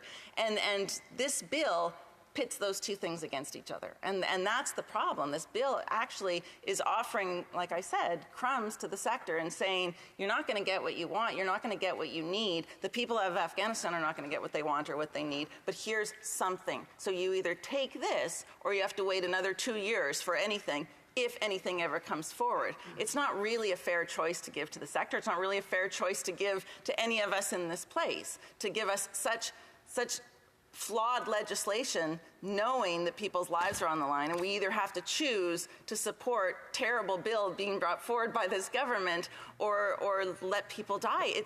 It's an impossible choice. And the implications are that down the road, this could have impacts on other populations. This could mean other people could die because of the criminalization of development.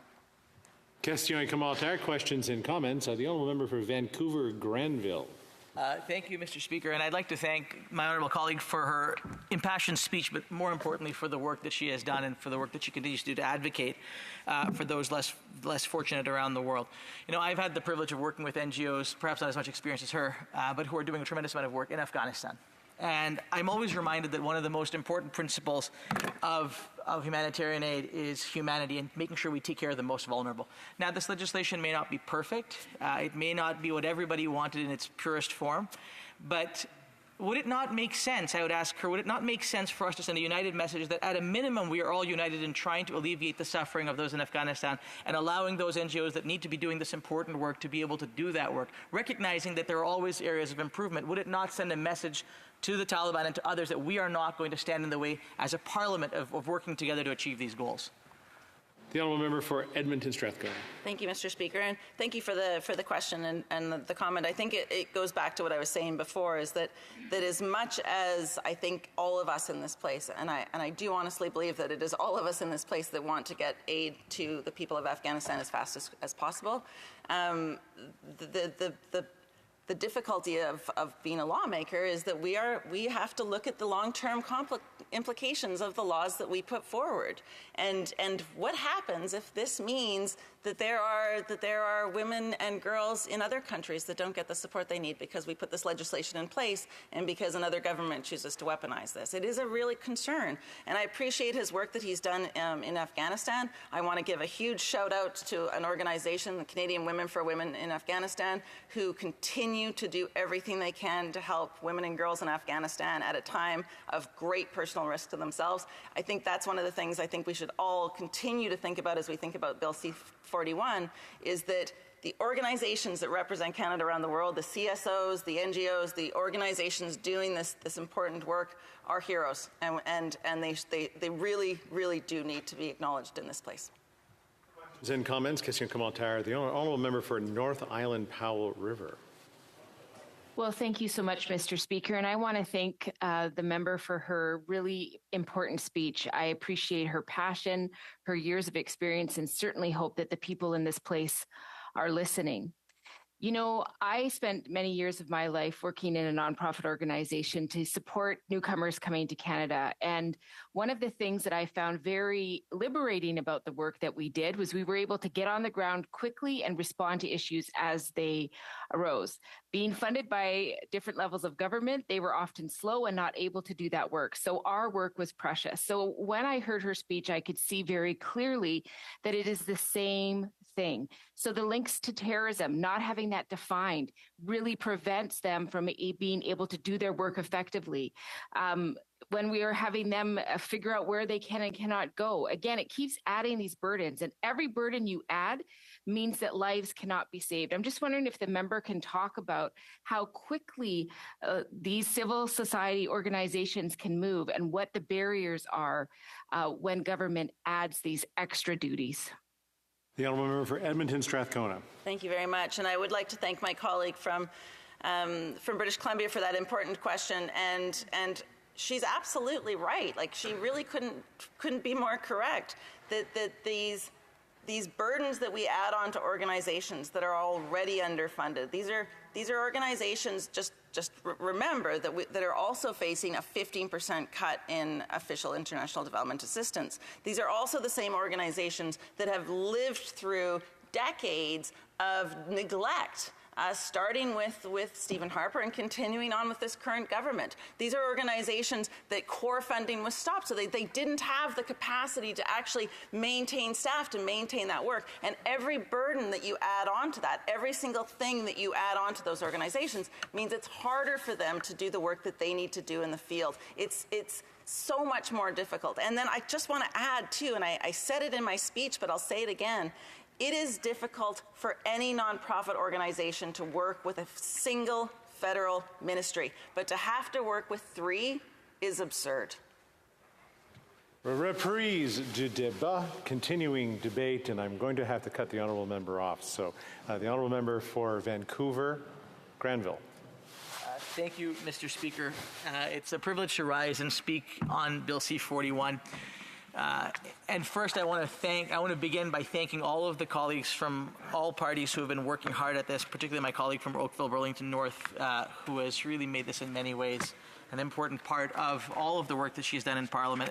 And it is something that I think we should all be, we should be very proud that we are at this point. One of the first things that was said to me when I got elected by an NGO that is doing work in Afghanistan right now is that we need to find a way to unlock this problem for the people of Afghanistan, for women and girls, and for the organizations that are trying their best to work under extremely difficult circumstances.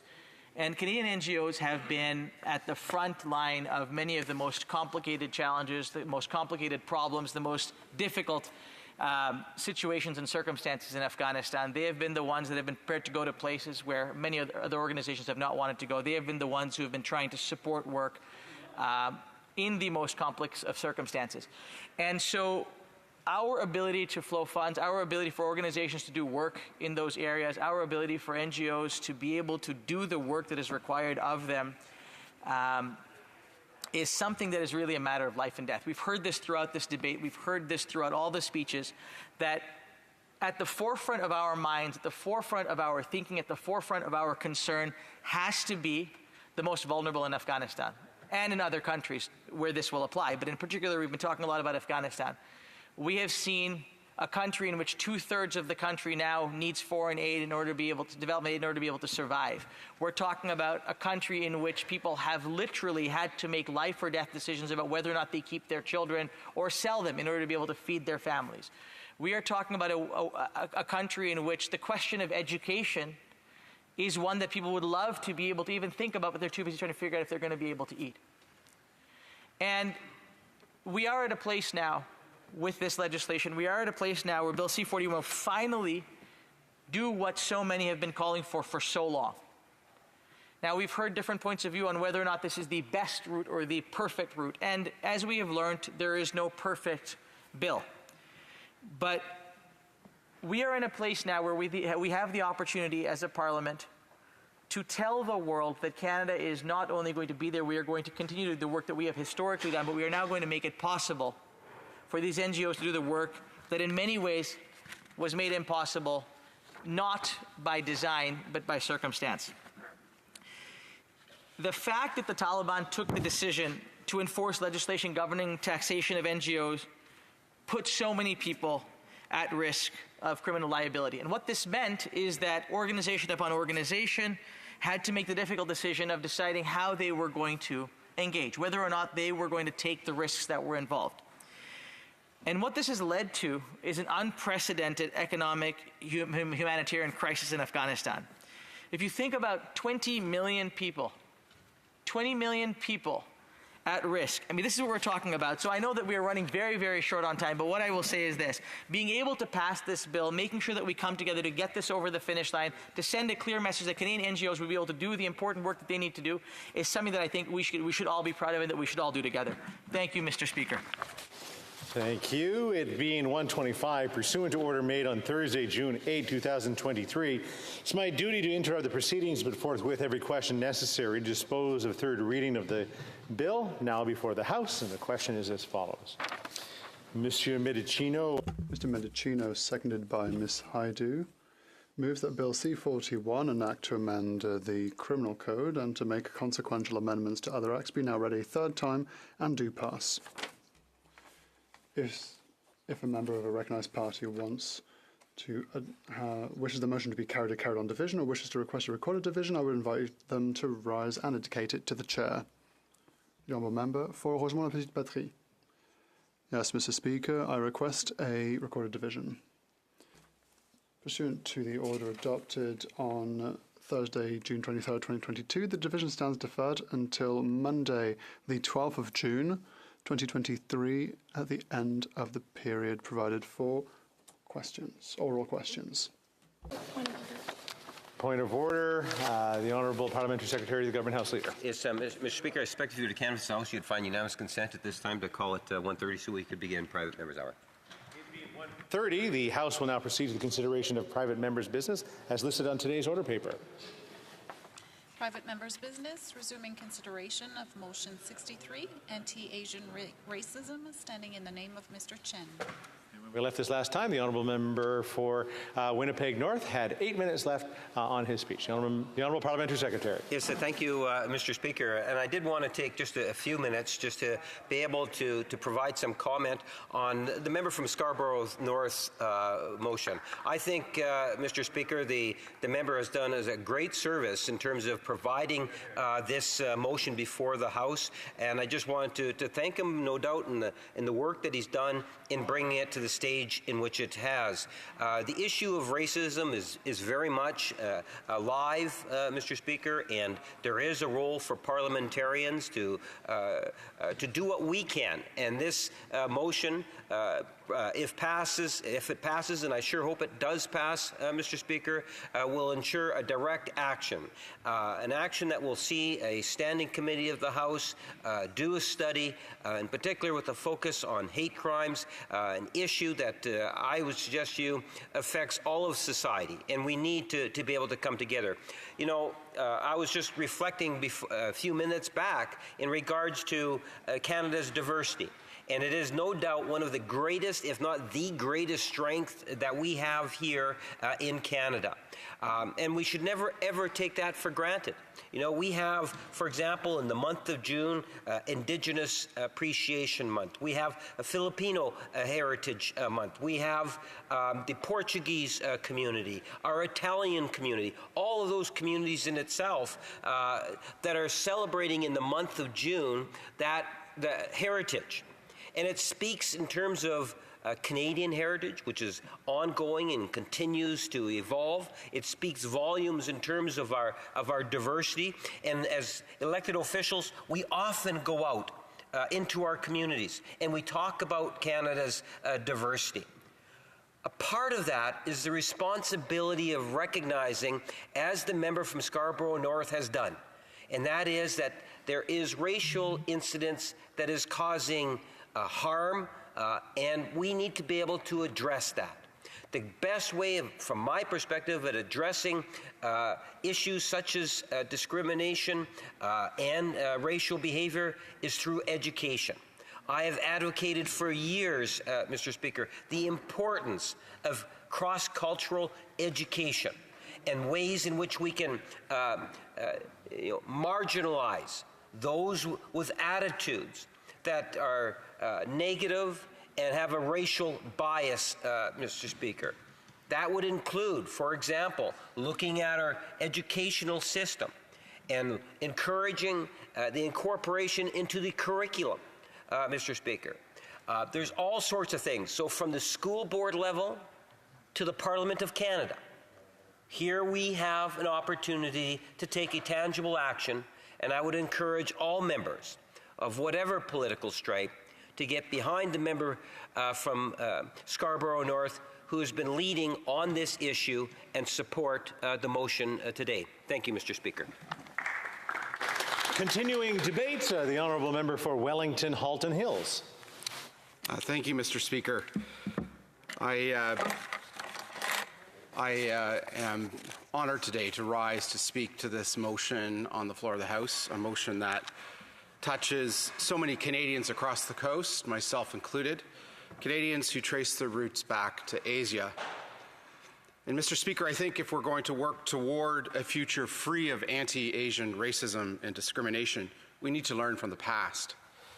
1 in 5 Canadians, 20% of Canadians, including my family and many members of this House, trace their roots back to Asia. Asian Canadians have made a significant contribution to Canada going back to the mid-19th century. For example, Chinese immigrants began to enter Canada in the mid-19th century, in the mid-1800s. Many of these Chinese immigrants were laborers. The Opium Wars had just ended, and many were looking for work. Some of them came in the British Columbia Gold Rush of 1858.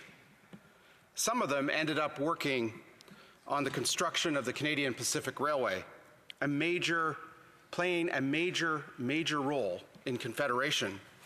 In fact, Confederation would not have happened if it were not for the thousands and thousands of Chinese laborers who came over to the West to build the railway. Their back-breaking labor literally laid the steel foundation that laid the constitutional foundation of our 1867 Constitution. The Canadian Pacific Company was formed in 1881 for the express purpose of fulfilling a promise made to the colony of British Columbia. The promise that was made was this: if British Columbia joined Canada in Confederation, then the Canadian government would build a railway connecting Eastern Canada to the Pacific Ocean. BC joined Canada and Confederation on July 20th, 1871. And the Canadian Pacific Railway was established subsequently in 1881, and the railway was completed in 1885. The construction of this railway was incredibly dangerous. Through the Rockies and the Pacific coastal mountain ranges, through the vast prairies, it was very dangerous work. Thousands Tens of thousands of laborers worked to construct this railway, including 15,000 Chinese railway workers. They worked in the harshest conditions year-round with little pay. Historians have estimated that at least 600 Chinese railway workers died constructing the railway. That's an incredible human toll of suffering and misery to complete what laid the basis of this country's confederation. And despite all that work, Mr. Speaker, despite all that sacrifice, they were discriminated against during and after. The Chinese Immigration Act of 1885 was passed and put in place by this Parliament to discourage Chinese immigration to Canada. Under that Act of 1885, a $50 head tax, a great sum of money at that time, was levied on all Chinese immigrants. That tax was then increased to $100 per head in 1900.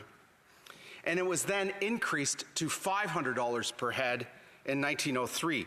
But even with this punishing head tax, it did not deter Chinese immigration to Canada as the Act had intended. In fact, the Chinese population in Canada tripled during the time of the head tax from 13,000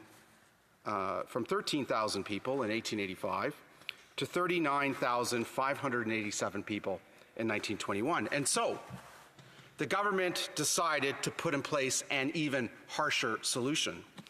And that harsher solution was full exclusion, a full ban.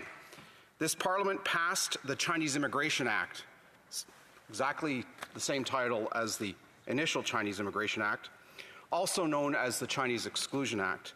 And that act, which was in place from 1923 to 1947, banned virtually all Chinese immigration to Canada for those 24 years.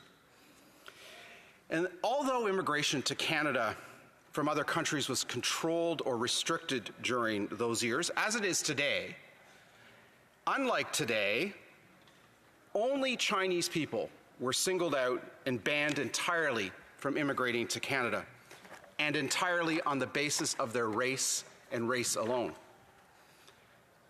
It took till 1947 for the Parliament of Canada to repeal this law, and it took until 1967 for all immigration rules based on national origin and race to be fully eliminated.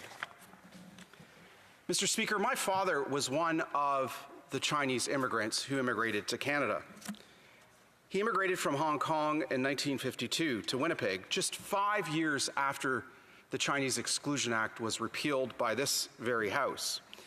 He arrived as a young student at the University of Manitoba, but even though the Act had been repealed 5 years earlier, the sentiments behind the Act still lingered on. He faced racism and discrimination that our generation can only imagine. He was also, I have to say, Mr. Speaker, met with the incredible generosity and fair-mindedness of ordinary Canadians who invited him as a single student thousands of miles away from home and very much alone to a Sunday roast beef dinner or to a Thanksgiving dinner or to spend a weekend with a fellow student's family. But nevertheless, it was tough times in those 1950s for Chinese immigrants. He had to support himself. At one point, he could not find work here in Canada as a student during the summer. And so he decided to go down to New York City, to Manhattan, to work in Manhattan's famed Chinatown. He worked in a Chinese laundry and in a Chinese restaurant, washing dishes, as thousands of Chinese immigrants in decades past have done coming to Canada, in order to save the pennies and the dollars he needed to put himself through school. Eventually, he found a position as a summer student working as a lumberjack in Northern Ontario, in Kenora, something that I can't think of more Canadian to do during a hot summer in Northern Ontario. And all along, he saved, and saved. And as the 1950s transitioned to the 60s and 70s, Canada began to change. In 1967, we got rid of our race-based requirements for our immigration system. And since then, much further progress has been made, such as the 1982 patriation of the Constitution, along with the 1982 Charter of Rights and Freedoms, such as Prime Minister Stephen Harper's apology on June 22, 2006, for the head tax that had been levied on some 81,000 Chinese immigrants to Canada. But, Mr. Speaker, despite all this progress, despite all this advancement in creating a society free of racism and discrimination, a society where your race, religion, or creed does not determine your standing in Canadian society, despite all of this, we still face racism and discrimination. The pandemic revealed the ugly side of that in the last several years. So has the rise of the PRC's threats, both here and abroad. People have exploited those issues to foment racism and discrimination against their fellow Asian Canadians.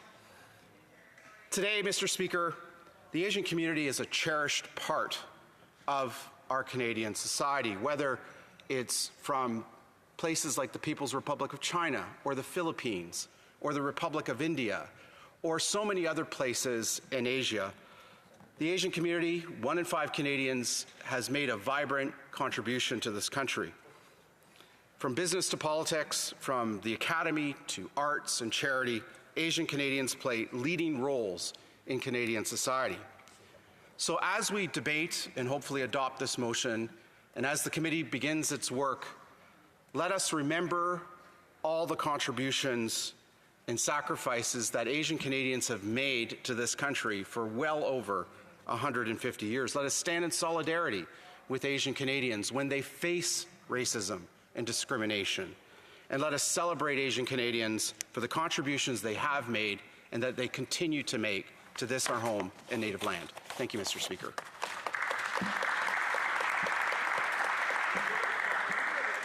The député de Saint-Jean.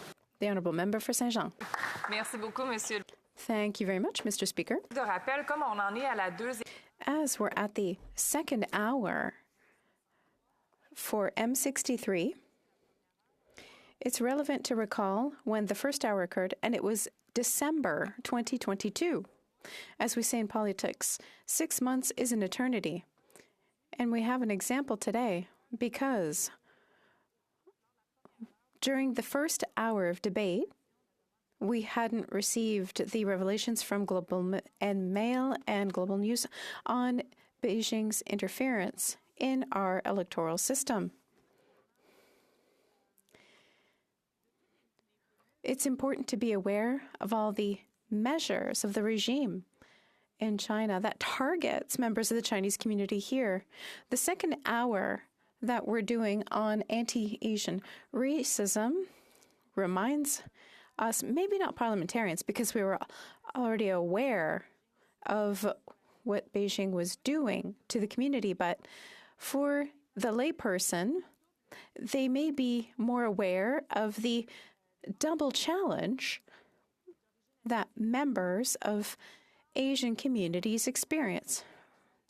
They've been ostracized by other Canadian citizens, other people who live in Canada, and on top of that, some have been targeted by their country of origin. So to talk about this motion today, after everything that's happened and all the leaks that occurred, and the revelations in Global News and the Globe and Mail, it sheds a different light on the importance of this motion. Essentially, the motion drew from the fact that there was increased stigmatization of people of Asian origin during the COVID pandemic. That was the initial driver of this motion, and I'll talk about that aspect of this motion. The numbers speak for themselves when it comes to stigmatization experienced by people of Asian origin during COVID. In 2003, there was the SARS outbreak. There was a parallel with 2020. People of Asian origin were ostracized. Perhaps their experience was not spread out quite as widely as that of COVID, but it seemed to set an unfortunate precedent that there was a quick targeting, a deplorable targeting of people who had absolutely no reason to be targeted. The COVID-19 pandemic magnified existing problems.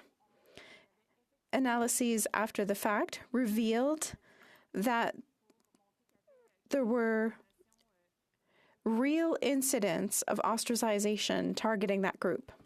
In 2021, an analysis revealed that hate crimes had gone up between 2019 and 2020, and they went up by 301%. Hate crimes which targeted Southeast Asian populations. That's extremely significant. Statistics Canada also conducted a study from August 4 to 24 in 2020, and it revealed that there was a perceived experience of discrimination, and trust and sense of belonging and access to health services had been affected. Some groups designated as visible minorities, especially Chinese, Korean, Southeast Asian, were more likely than other groups to perceive an increase in the frequency of harassment or attacks because of their ethnicity or their skin color compared to the start of the pandemic. So that was demonstrated empirically. Chinese, Korean, Southeast Asian, and Black participants were twice as likely as white participants to report an experience of discrimination. These findings are consistent with the results of an earlier participatory outreach initiative, which found that there was an increase in the number of incidents of harassment and attacks. The Vancouver Police announced a 700% increase in hate crimes against Asian communities between 2019, pre-pandemic, and 2020, during the pandemic. Unfortunately, this is nothing new. Even though the face of discrimination changes, it's not new. It's not necessarily connected to the pandemic. At a certain point, it was state-sponsored. The colleague for Wellington, Halton Hills thoroughly explained it. Canada was built on the railroad, and Chinese people were called upon to work on the railroad. And at that time, there was already discrimination in place, as well as after the railroad was built. In 1885, Canada levied a head tax on Chinese immigrants. $50 at the time was significant, and to increase the barriers to people who wanted to emigrate to Canada, in 1903, the federal tax went from $50 to $500. In 1907, Japanese immigration was limited to 400 people per year due to growing hostility towards Asian populations. And afterwards, it was limited to 150 people. In 1908, the federal government required immigrants to make an uninterrupted journey. They couldn't stop anywhere between their country of origin and Canada's shores, but that didn't exist. It was just an indirect way of saying you'll never be able to come to Canada. In 1923,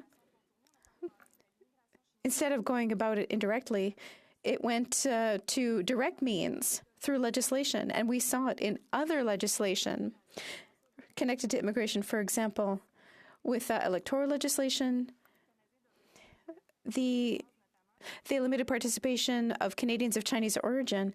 For example, in 1872, the British Columbian government banned Japanese Canadian citizens from voting in provincial elections. The stated goal was to protect the political power of white residents. In 1895, the right to vote was officially withdrawn from Japanese Canadians.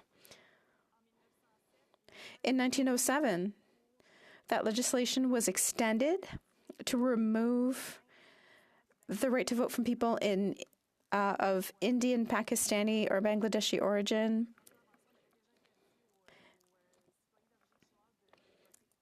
Chinese Canadians were prohibited from voting in federal elections.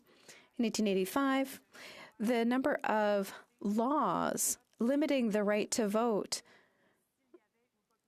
were being passed regularly. For instance, if a population was forbidden the right to vote provincially, they were also forbidden from voting federally. Racism was experienced by residents of Asian origin.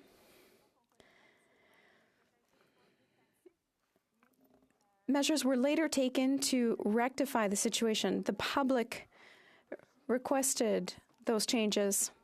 Looking at the past, we can hope for changes. The motion invites us to see if there's more real measures that we can take to solve the problem. The motion intends to condemn anti-Asian hatred and all forms of racism and racial discrimination. I invite the committee looking into it to make sure that any bill doesn't go overboard in details and deal with only one form of discrimination when all forms of discrimination should be equally considered in a possible bill or study or different measures to reduce that discrimination. My colleague for Drummond mentioned it when he spoke. We're looking for measures that don't exclude populations or let them slip through the net. And in a context of interference beyond racism, we also have to make sure that we give a voice to those who want a public inquiry, because it's not just racism that can make people feel other. People are asking for this inquiry themselves, and it's time to consider that request. Thank you, Mr. Speaker. The debate continues with the honourable member for Rosemont-La Petite Patrie. Mr. Speaker, if you don't mind, please tell me when there's 1 minute left in my speech. Thank you. Ça me fait plaisir de me lever aujourd'hui. I'm pleased to rise today to speak to this important motion. It's something the NDP caucus cares deeply about, and I want to congratulate my colleague for Vancouver East, who's already spoken. It's an important motion to talk about an issue which has existed in Quebec and Canada forever, which is the phenomenon of anti-Asian racism. I think it's also important to recall that, unfortunately, if we look at our history, this is nothing new. I'll take up some aspects that have already been raised by various colleagues from the Conservative and Bloc Québécois Party. There is anti-Asian discrimination throughout our country. For instance, the railroad being built by Chinese workers. And the railroad is essential to transportation and economic activity in Canada, and it was built by thousands of workers of Chinese origin who worked in extremely difficult conditions, who were truly exploited, injured, suffered, and died. And the owners of these big companies were certainly not bothered by that at the time. Ça s'est continué par la suite. And that was something that was continued later. Discriminatory legislation against communities of Asian origin were adopted left and right. In 1872, British Columbia withdrew the right to vote for Chinese Canadians. It's not nothing in a democracy to say, you can no longer participate in civil society. We're taking your right to vote away. And in the Chinese or Japanese Canadians saw their right to vote compromised after in 1885. Chinese Canadians were no longer allowed to vote in federal elections, and it took quite some time before that situation was rectified. In 1887, a British Columbian law forbade Chinese or Japanese workers to have a job within the mining sector, which was an economic sector that was important, and they eliminated a whole segment of the population from accessing those jobs.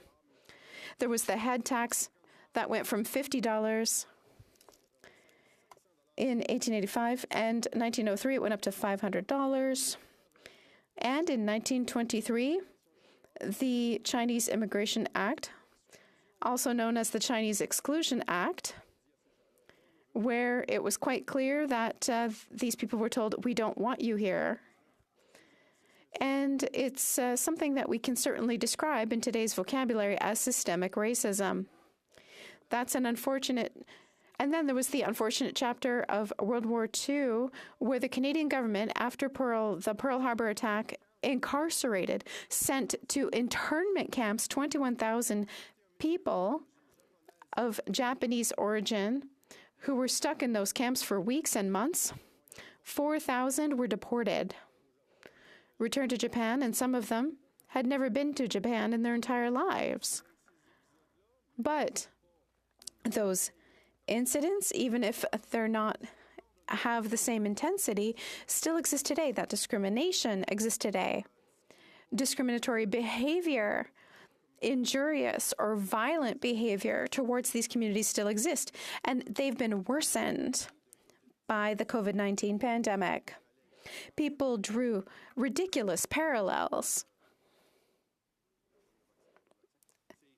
I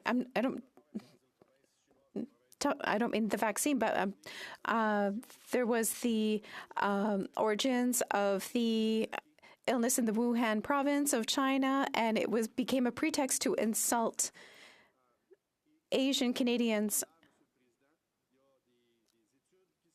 Studies have been done, police reports reveal this. In 2021 in Vancouver, where there's many communities of Asian origin, hate crimes against those communities went up by 700%. 700% in 2021 in Vancouver. Later, a general study, 58% of Canadians of Asian origin said that they had experienced discrimination. That's the majority. We're not talking about yesterday, we're talking about now. The president of the National Chinese Council for Social Justice said that it's a common and shared experience. It's something that the community experiences. And unfortunately, it's extremely frequent. And more frequent than the numbers might reveal, hate crimes in general against Asian communities in 2020 went up by 300% all over Canada. On top of that, this might just be the tip of the iceberg, because the Victoria University conducted a review, or a study rather, saying that these types of crimes are underreported. People in Asian communities don't always report the violence or insults that they experience. The University of Victoria says that there's underreporting of those types of incidents, so it's probably even worse than that. That means this motion is important. It's important to have this debate and to have the committee study afterwards, so that all of us together as parliamentarians, but also as citizens, we tackle this problem to reduce all forms of racism and discrimination. We saw it here in Ottawa when the convoy, and I will open the so-called Freedom Convoy. Citizens in Ottawa of Asian origin felt that those protesters were very aggressive and even violent. People were spit on. People were shoved because they were of Asian descent. There was a young woman who asked for an injunction to free up the streets of the city, and she was bullied. Someone in a truck drove at her when she was on the sidewalk and stopped just a meter away to scare her. This young woman is of Asian origin, and that was reported in the news at the time. It's the type of behavior that was worsened by the ridiculous parallels that put the blame on people who had nothing to do with a worldwide pandemic that no one saw coming. while we're talking about anti-Asian racism, I want to talk about a problem that affects many women from Filipino communities, because there's a massive use, perhaps even an overuse of temporary foreign workers. A lot of the workers that come here apply for jobs as help in the home. They help with childcare, they prepare meals. A lot of them are of Asian origin. And there's a phenomenon called closed permits. These temporary workers have a closed permit, and it means they can't change employers. That means that if one is hired by a very rich family and you live in the house, which is usually the case, or you're the domestic help, if you are the victim of abuse or violence or harassment or even sexual assault, you can't change employers. It's either you stay or you get on a plane to go home. I think we need to be aware of that issue. And I want to present an amendment to the motion, which I'm going to read out, that the motion be amended by adding, after the words anti-systemic racism, work in collaboration with community groups and people with lived experience to establish and fund units to deal with hate crimes in every community in Canada so that the delinquents are brought to justice, and to fight against anti-Asian racists and fight every form of hate in Canada. Thank you. I must inform the honourable members that, pursuant to Section 93, to the relevant standing order, a motion for second reading of the bill, of the private member's motion, cannot be moved unless the sponsor of the motion agrees to it. Puisque le motionnaire n'est pas présent, since the mover of the motion is not there to consent, the amendment cannot be moved at this time. The honourable member for Richmond Hill. Thank you, Mr. Speaker. Mr. Speaker, I'm pleased to join the debate on motion 63 pertaining to anti-Asian racism. I would like to start by applauding and congratulating my colleague, the member from Scarborough North, for bringing forward this motion and for his advocacy and hard work on this very important and crucial matter. Mr. Speaker, over the past couple of years, and especially since the pandemic, we've seen a disturbing rise in anti-Asian hate and racism around the world, something that unfortunately our country has not been immune to either.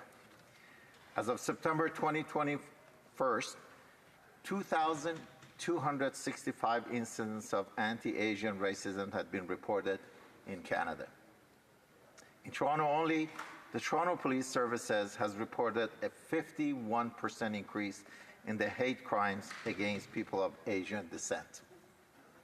In Vancouver, the police board has reported that anti-Asian hate crime incidents have increased by 878% compared to 2019. The Ottawa Police Service reported a 600% increase in the hate crimes against people of Asian descent, while Montreal's service, the Police de la Ville de Montréal, reported 5 times more. What's even more horrifying about these numbers is that most of the victims of these xenophobic attacks are women, making up 66% of the respondents.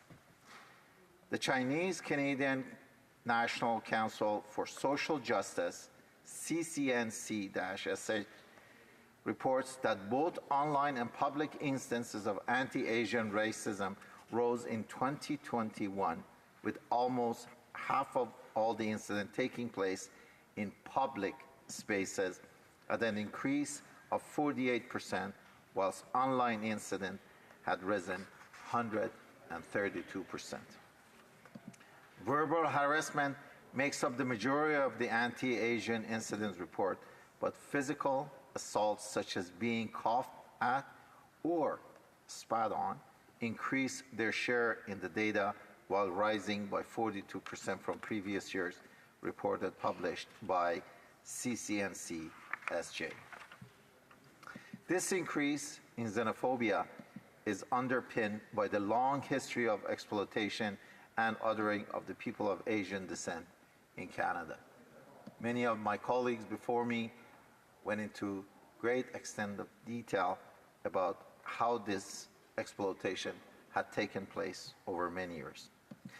Mr. Speaker, as hate-related attacks and racism continue to negatively impact the lives of our Chinese Canadian population, I strongly believe that acknowledgement of our history is essential to moving forward and addressing all forms of hate, racism, and discrimination across Canada.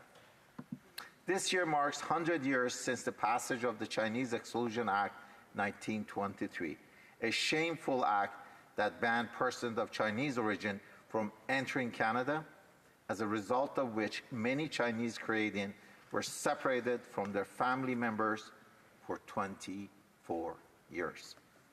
On May 27th of this year, I attended the forum commemorating the 100th anniversary of the passage of the Chinese Exclusion Act. I'd like to thank the Commission of marking the 100th anniversary of the Chinese Exclusion Act for organizing this event and providing the opportunity to learn and to reflect. 100 years later, it is indeed important to reflect on the harm caused by this law and to honor the significant contribution that the Chinese community has made and continues to make to Canada today. It is with this context, Mr. Speaker, that the purpose of the M63 is highlighted. M63 calls on the government to condemn anti-Asian hate and all forms of racism and racial discrimination. Ensures all anti-racism policies and programs address the historical and present-day racism, discrimination, stereotyping, and injustices faced by the people of Asian descent. It also highlights the lived reality of the racism and barriers to inclusion experienced by people of Asian descent in national consultation on issues of anti-Asian racism. And finally, in addition, the motion calls on the Standing Committee on Public Safety and National Security conduct a review of anti-Asian hate crimes and hate-motivated incidents across the country. Mr. Speaker, this motion not only addresses the issue I laid out earlier in my speech, but is also aligned with the previous action in this House, including a March 22, 2021 motion adopted in this House by unanimous consent to condemn the rise of anti-Asian racism and racist attacks through North America. This is in addition to the unanimous adoption of March 24, 2021 motion urging the government to include anti-Asian racism in Canada's anti-racism strategy 2019 to 2022 and all anti-racism policies and programs. Moreover, this motion is aligned with our government's strong commitment to diversity and inclusion. In short, Mr. Speaker, motion 63 is so widely supported because it's simply a common sense. No one should feel unsafe or othered because of who they are, the color of their skin, their place of origin, and hate and intolerance should not be and should not go unchecked. I'm thrilled to see the House unanimously stand up to anti-Asian racism on several occasions, as racism cannot be addressed by one individual or one group alone.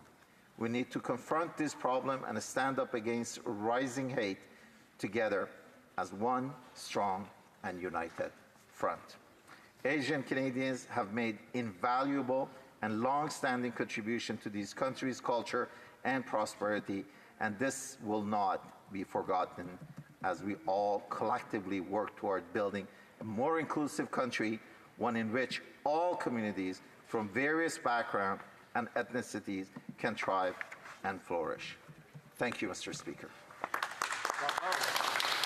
The debate continues with the honourable member from Spadina, Fort York.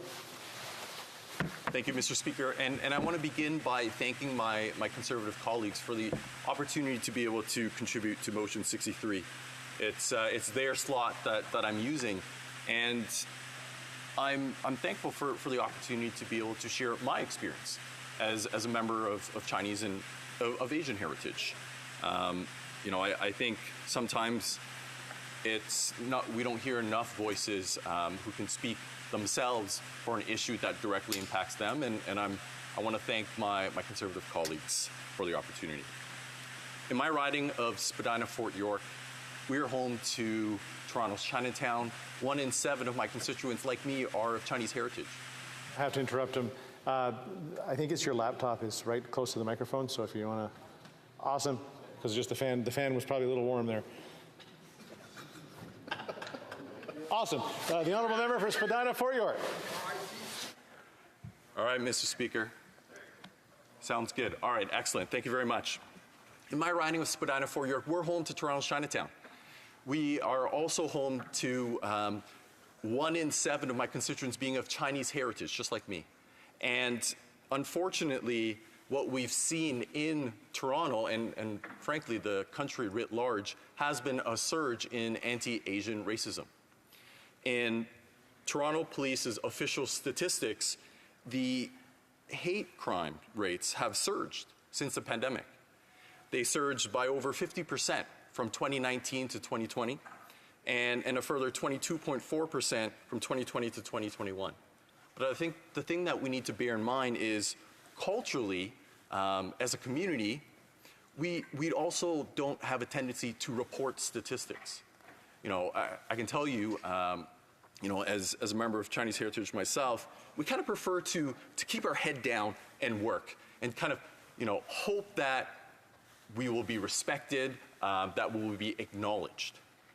There is also, I think, a bit of a historic lived experience where there's a distrust of the system because perhaps not in Canada, but experiences that they may have had back home in communist regimes are not necessarily places where you can trust that the system will take care of you, will take your concerns seriously.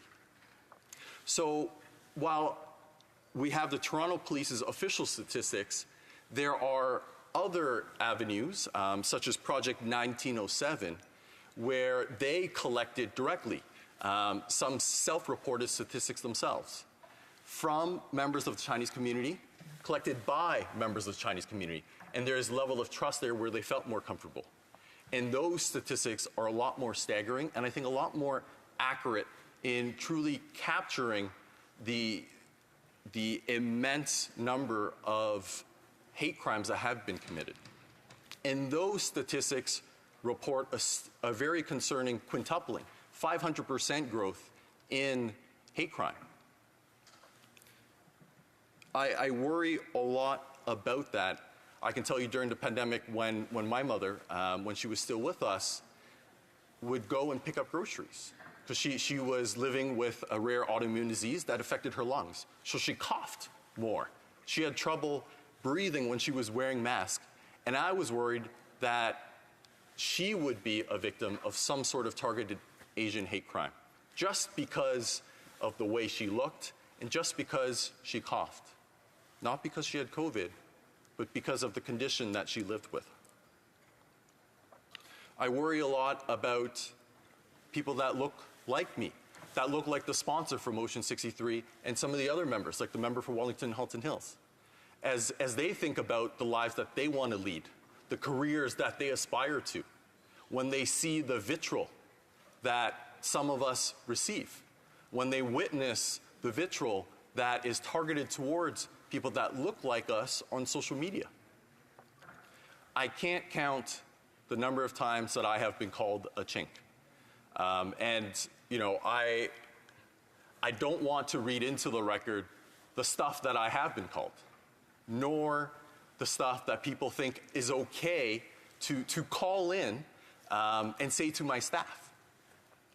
I remember just a few weeks ago, I was working late, the staff had gone home, and I was preparing for a late show.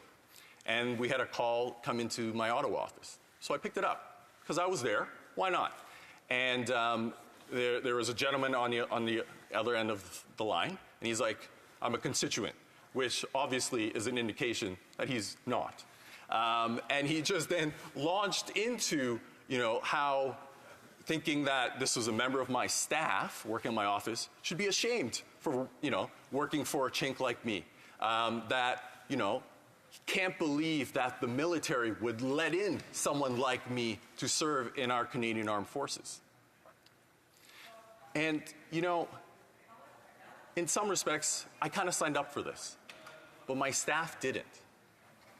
And my staff represent the diversity of my community and our country, reflects the many faces of Toronto. And one of my staff members is, like me, also of Chinese heritage. And I'm glad that I got that phone call and not her. But she and other members of my staff also have to see the stuff that comes in. We have a dedicated folder where we gather this, we've used a euphemism, negative feedback, because it's so bad. And I wonder, sometimes, do we speak up and say something? Because when we do, our critics are like, oh, playing the victim, just trying to get sympathy. But on the other hand, if we don't speak up, we let this issue fester. We don't address it. And so I'm glad we're having this discussion today, but I think what I really want to see is truly some action. And this matter relates to a broader issue that we've been debating extensively in this House, and that's the matter of foreign interference. Because far too often, some regimes, and in this instance I'm referring to the Chinese Communist Party, they will use racism as a shield to try to defend themselves from very legitimate criticisms, from the genocide that they're committing against the Uyghur peoples, to the dismantling of Hong Kong's democratic institutions, to their aggression in South China Sea. They'll try to wash it all the way with like, oh, how dare you? You must hate Chinese people. You are racist. I want to reiterate, as we've heard from a number of different members, there is a key distinction between the Chinese people and the Chinese Communist Party. And I think it's vitally important, with now this cloud of foreign interference hanging over this place and our country and its democratic institutions, that we shine a light into the shadows where foreign operatives hide. There's no better way to address now these questions that people have when they look at someone like me. And you're like, where do his loyalties really lie? Is he really a Canadian? This is why we have to hold an independent, nonpartisan public inquiry into foreign interference. It's also why we need to add transparency with a foreign agent influence registry. So we know who is working with whom. If you're conducting legitimate advocacy, advancing for trade and different business, that's fine. Transparency is great. We can't allow this cloud to continue to hang, because in the absence of transparency, these bad actors are able to take advantage of this to actually to actually perpetuate racism themselves. Thank you, Mr. Speaker. Continuing debates. It's time to recognize the honourable member for Scarborough North before his right of reply. The honourable member for Scarborough North. Monsieur le Président, it is truly a privilege to speak on my private member's motion number 63. I rise today on the unceded and traditional territory of the Algonquin Anishinaabe Nation on the eve of the 156th anniversary of Confederation. For most Canadians, July 1st is known as Canada Day, a time to celebrate our country with pride and joy in the company of family and friends. For Chinese Canadians, however, July 1st is also known as Humiliation Day, a day of shame on which Canada commenced the Chinese Immigration Act in 1923.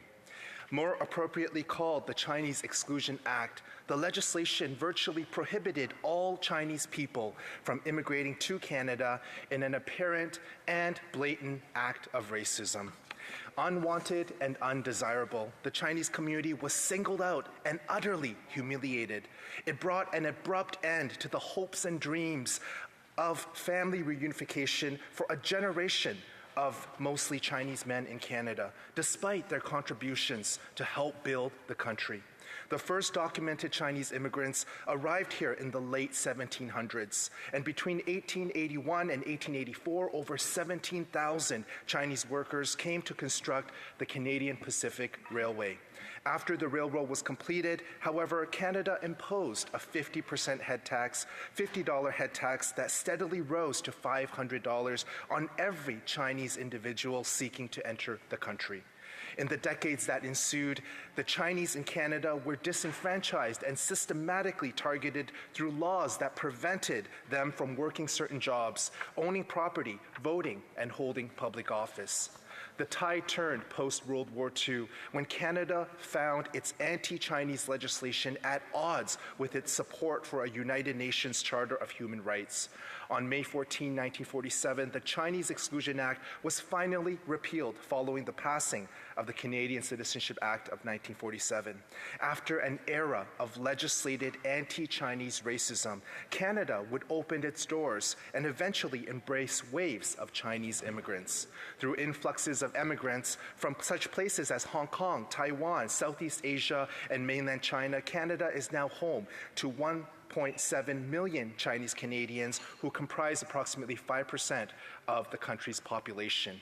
Among the Chinese diaspora are people from all walks of life with diverse beliefs, cultures, and languages who have broken through barriers in all aspects of society. Since the latter half of the last century, Canadians of Chinese descent have continued to help build the nation they are proud to call home. The global outbreak of COVID-19 in March 2020, however, brought with it what the United Nations Secretary General called the virus of hate.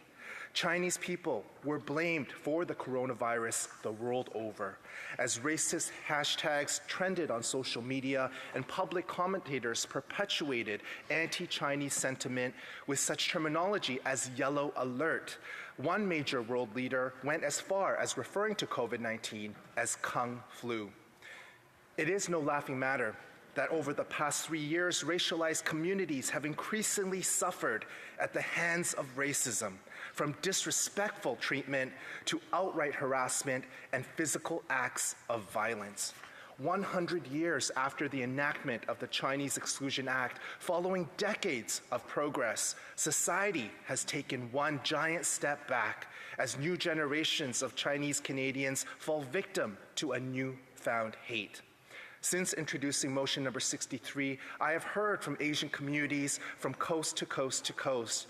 In Montreal, traumatized shopkeepers in Chinatown witnessed a storefront vandalized with racist graffiti, but out of fear and hopelessness did not report it. In Calgary, a Filipino community leader is concerned that Asian professionals are hitting the bamboo ceiling, now lower than ever, in addition to tokenism and the unspoken "one is enough" rule.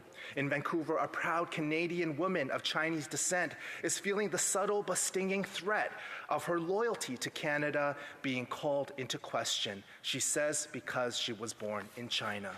Mr. Speaker, these are indeed the racist realities faced by Asian Canadians not 100 years ago, but today. That is why I implore this House to be bold and to take a stand. Let us send a strong message that Canada is no place for racism, racial discrimination, or any other form of hatred. On this 100th anniversary of the enactment of the Chinese Exclusion Act, let us acknowledge past mistakes and vow to never repeat them. We cannot escape a history that is stained by injustice, but we can use it to envision a future that engenders fairness. Merci. The question is as follows. Mr. Chen, seconded Mr. Chiang, moves that in the opinion of the House, A, the government should, I, condemn anti-Asian hate and all forms of racism and racial discrimination, I, ensure all anti-racism policies and programs address historical and present-day racism, discrimination, stereotyping, and injustices faced by people of Asian descent. I, 3, highlights the lived realities of racism and barriers to inclusion experienced by people of Asian descent in national consultations on issues of anti-Asian racism. And B, the Standing Committee on Public Safety and National Security should conduct a review of anti-Asian hate crimes and hate-motivated incidents across the country. If a member of a recognized party present in the House wishes the motion be carried or carried on division, or wishes to request a recorded division, I invite them to rise and indicate it to the chair. The honourable member for Scarborough North. Mr. Speaker, I request a recorded division. Pursuant to order made on Thursday, June 23, 2022, the division stands deferred until Wednesday, June 14, 2023, at the expiry of the time provided for oral questions. It being 2:24, the House stands adjourned until next Monday at 11 a.m. pursuant to Standing Order 24-1.